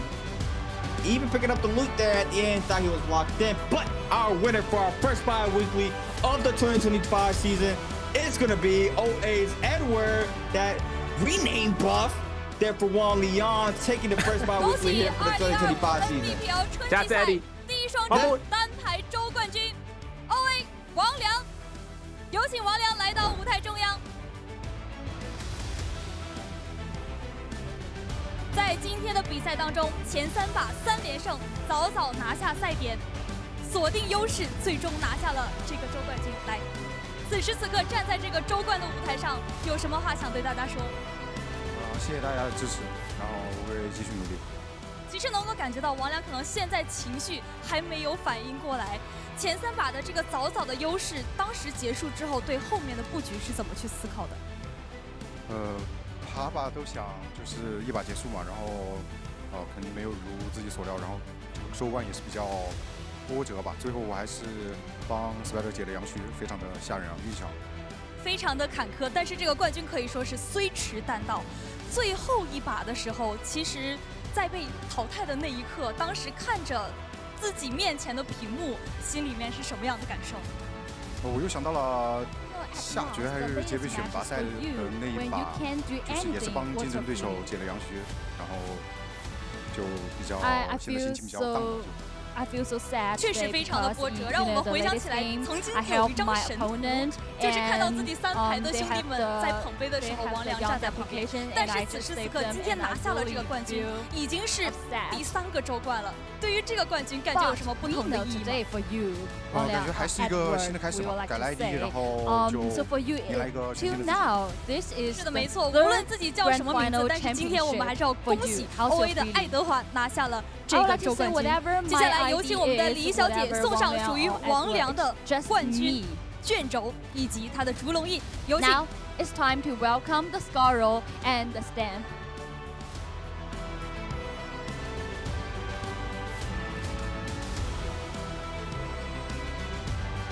来，首先有请王良拿到属于自己的冠军烛龙印，向我们的镜头展示一下。Okay, now you can show the seal to the camera. 印在脑门上不可以啊！来，我们再空白出一张。Okay, it's time for you to stamp your. 再一次恭喜2025 Nbpl 春季赛第一个双周单排周冠军 2025 王良 Spring Split, the first bi-weekly final championship. 王良 Edward。其实与此同时，我们能够听到所有坐在这个选手席的兄弟们都在给王良欢呼，听到他们给自己欢呼有什么样的感受？ We can hear the shouting from your opponent, and I would like to know what you want to say. 其实都是一路陪自己走过来的兄弟们。王良在这个赛场上也算是陪我们元老级别的选手了，从最开始的赛季一直这么长的时间以来，回想一下对自己之前的成绩，觉得满意吗？ with you so long time. I would like to know, so till now, so far, are you satisfied with your matches? 哎，相信今天的这个周冠军只是一个开始。其实一路走来，王良的名字最开始我们称呼你为王良，好兄弟叫你梁子。包括呢，我们可能会开玩笑说，传奇、奈炸王、哀大王之类的。到现在的爱德华，真的会觉得敢于给自己有 damage on you. So, what do you think about this? 从结果论来看有，但是我感觉更离不开我自己的努力啊。那是肯定的。其实改名的玄学，它只是一点点，在绝对的实力面前，它真的是九牛一毛。当然，其实，在后面的比赛当中，能看到，尤其是在第5把的时候选出了2选蓝梦，当时其实会不会觉得这个可能会有一点小着急？从现在来看，那把蓝梦完完全就是一把就是个败笔，要不然。最后2把明显是可以玩榴莲的，榴莲都没有办。但是我们最后的结果还是非常好的。回到名字上面，既然名字已经改了，但是拿下了这个冠军，你希望我们称呼你为冠军爱德华，还是冠军王良呢？ You like your ID Championship Edward or Championship 王良？那此时此刻选一个，叫我奈炸王吧。好的，那我们就再次恭喜2025 Nbpl 春季赛第一个双周单排总冠军奈炸王 OA 王良 ，The first Biweekly Final Championship OA 王良。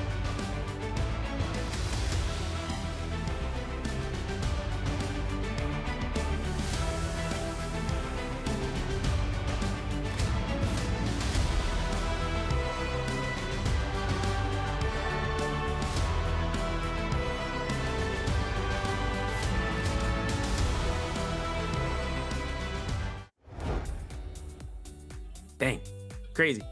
Now everyone saw the 8 rounds going through. Everyone can take, I'm a mere 6 rounds, 6 hours of playing. Incredible. There's nothing wrong about it though. You saw how much it kind of came down towards Wang Liang coming through here in the previous years. Now with Edward, as his name comes out, having just scraping with that 0.4 difference and making the MVP for the first week, just showcasing the new org to make it through the franchise of, with the Nbpl seasons and having their name be on the tower for this first week. So, no one's sleeping on him. I'm a mere, nothing like that. It's just that he had his moment to make it shine. He had it and he made first match point and he earned that slow roll that really just garnished him into that victory. So congratulations to OA's Edward. That's my Eddie.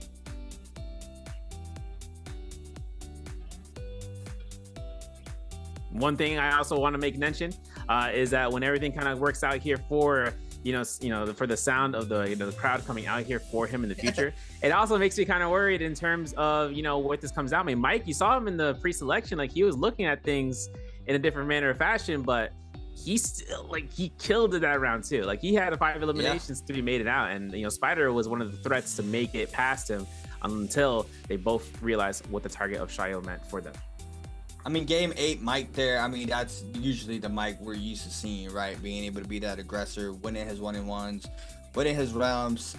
It's just super unfortunate enough for him that he just came online way too late throughout the whole day, right? Last game of the day, 8 games in.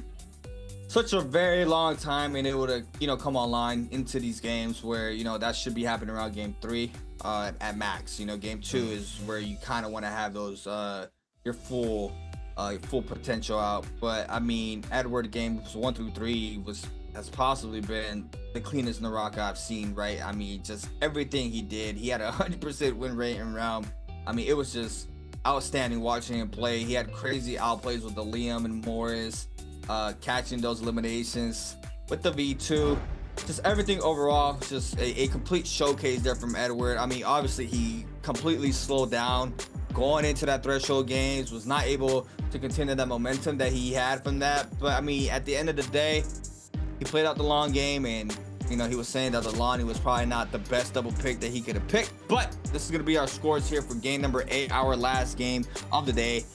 Asia, hey Severio, Asia surprised me. Not gonna lie, that kid is looking very, very crispy in his first bi-weekly final, showcasing what he's made of. And I mean, it's just scary for everybody else in the server. He's already playing like this.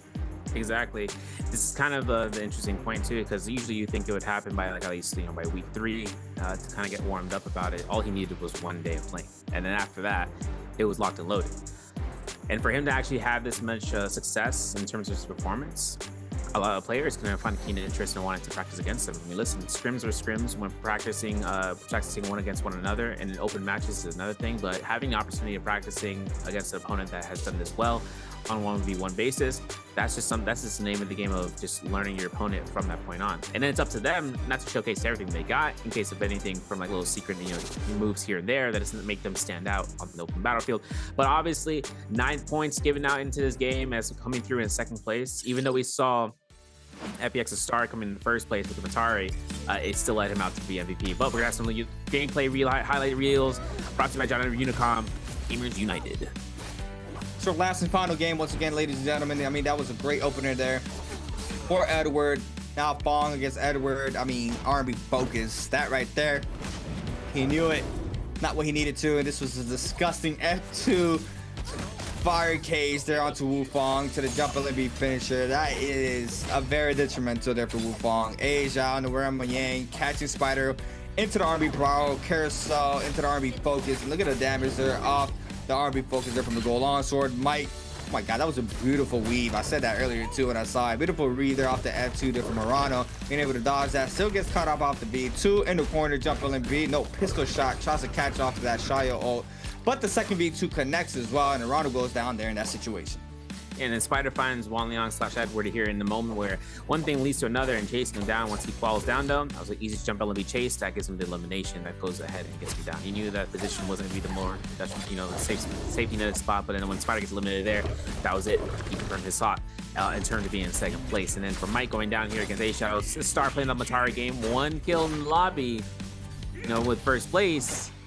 Still had an opportunity to see more about the Matari, but the Matari has so many counters in this meta, it's not even funny. Yeah, it's actually best way, that's crazy. Listen, things kind of come through here for the standings, and this is going to be where these ranking points I was mentioning, players want to perform the best of the best, and they get the ranking points that stacks them up so they don't have to end up on last chance qualifiers.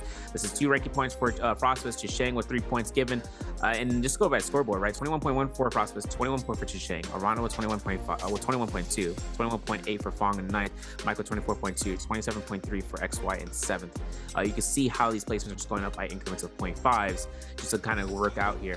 And just for anyone who's new into the scene and wanting to look over it, this is always an opportunity for you to look back onto the VOD, which is on YouTube for you guys to check out later on into the day. But this is a crazy spread coming out here for that 0.4 difference. But with a 5.5 so given for Star for his ranking points, Wufang gets 6, 6.5 for A-Shao, 7 for Verse, 8 for Spider, and then 9 for Edward, who comes through with that point, like just decimals, man. Just not even half, just underneath it and having a lead. I mean, and look at A-Zhao as well. I mean, he was so close to taking third. Off of that game alone, I mean, he had a 9-point game. He wins that scrap off against Star and gets that multiplier. He would have definitely taken third place. Spider, though, crazy game 6. Bounce back of the century there from game 5 with 3 points. And then, I mean, he slows down from game 7. But wow, what a close call. And we have our overall damage and kills here. For these players, Spider with 25 eliminations, 84,000 damage. I mean, Mike with 11, 73,000 damage. Edward with 22. Is crowned our first bi-weekly champion here for the 2025 Spring Split Solos with 69,000 damage. A-Zhao, though, jumping up to that 4th place spot. 20 kills. In a lobby like this, 20 kills, more than Mike, more than Fong, more than Verse, more than Choose, more than Arano, more than Star. Like, these people have been in the league for such a long time, and A-Zhao showing up here, showcasing his skills and how much better he can get in these lobbies, right? Obviously, there's scrimmage and stuff, but I mean, there's nothing like LAN, especially with, money's on the line and the chips are up for grabs. These players are, unlocking everything they can potentially to get those championships home to them. And I mean, needless to say, A-Zhao with a marvelous opener here for his debut here in the NARAKA BLADEPOINT Pro League. Yeah, phenomenal work from him. Getting himself going through. First week, though, given to Edward, the gold plaque to his name and able to stamp out for the first week. Making that happen, I mean, he knows these guys best, especially the old school, the old guard coming out here. So he knows exactly how these guys operate, at least to what to expect for them. And the biggest point about finals week is just seeing about what they're going to choose and just being able to predict what's going to be often. I got to shout out the coach for choosing out the Syra into game 4 for him, especially considering that the 3 Syras in that game. That was a great read for them to kind of choose out and having that option, it just didn't work out in terms of the placement to make sure that he could have garnished the MVP. But that's where we end out here for this game for today. Obviously, a lot of things to look out for the future of the next week, and as well as looking at a preview for the next season. I mean, we know season 16 is upon us. The update's on Monday for y'all, so make sure you guys keep yourselves nice and tidy for that. As once the upgrade drops, a lot of balance changes are going to occur. A lot of co-op skins going to be made available. And you also have to keep in mind about what this also means for the Nbpl down the line. They won't be in an active patch for the live patch. Once that patch happens, they're gonna have a couple of weeks before they can, register it into the system. Most likely until week 3. Most likely probably even later, even probably even to last chance qualifiers, even week 4, as an opportunity for them to play on it. But new weapon on the line, new skill sets to be achieved. Just seeing about what week 2 can come through, especially between the newcomers and the old school. Throwing knives make Manx out in the pro league. I mean, that is going to be insane. But another thing is going to be insane is our tomorrow schedule here for the trios. Finals of the first bi-weekly of 2025. Once again, we got trios, grand finals. Like Severio said, that's a whole different demon there over there in the trio side. Trios locked and loaded tomorrow, same time as today. 8 games up in the line.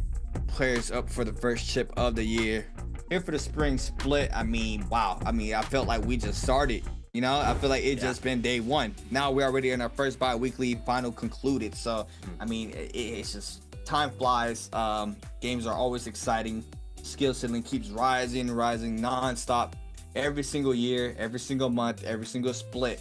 Everybody's just starting to get a lot more crispier. Newcomers coming in. I mean, I'm not gonna stop saying Asia surprised me. Very, very skilled player, looking very crispy.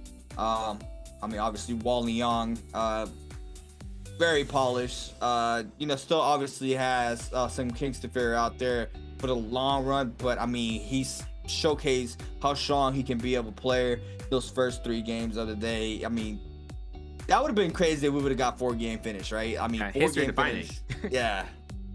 Yeah, you would have set the bar for that, for solos. Trios, though, has its mindset. If you pay attention to trios, a lot of team roster changes come through if you're not familiar with it, but SR is one of the teams that are in the first place. They have the highest proposed points for those 8 games potentially tomorrow, but they need to only reach 70 points for match point. And with 22.3 points given to them, these are players from SR that are formerly from FPX as well as OUG, and they're making strides there.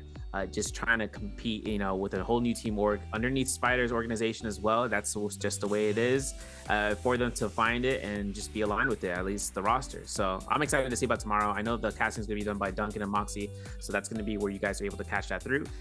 Could be 4 rounds, could be 5 rounds, could be 8 rounds like today. Dependency on how the teams operate. And that's a whole different beast. If you guys are more familiar with solos than trios, just know that trios has so much more happening in the aspect of just not only to macro gameplay, but even to the cutthroat actions that certain players go through with. I remember bi-weekly final, White Tigers Prowers finish. Yeah, Wolves. With Wolves, yep. I remember that. I was like, yep, gotta fix that one up. White Tigers Power. But yeah, I mean, like, Trio's a whole different demon. That will be live tomorrow. Same time as today. For anybody wondering, 4 a.m. Eastern time. Want to convert that there for the trios tomorrow. But wow, it's been a crazy day on NARAKA. 8 games played out. Saw crazy scrap-offs. Edge of my seat throughout the whole day. As always, we saw combos extensions. We saw upsets. We saw crazy potential. We've seen Rumble Yang timeouts. We've seen everything, right? I mean, what else can we ask for? The only thing we can ask for is throwing knives. But like Severio said, we're gonna have to wait for that one. I mean, that weapon. I know I'm just gonna be laughing every time. I'm already laughing with Lonnie, right? She's gonna bounce back. But if I see someone just get throwing knife to death, I'm probably just gonna be busting out laughing every single time I see it, because I mean, it just looks insane. But yeah, I mean, we have to wait and see. But for everyone out there at home, we want to wish you a good night.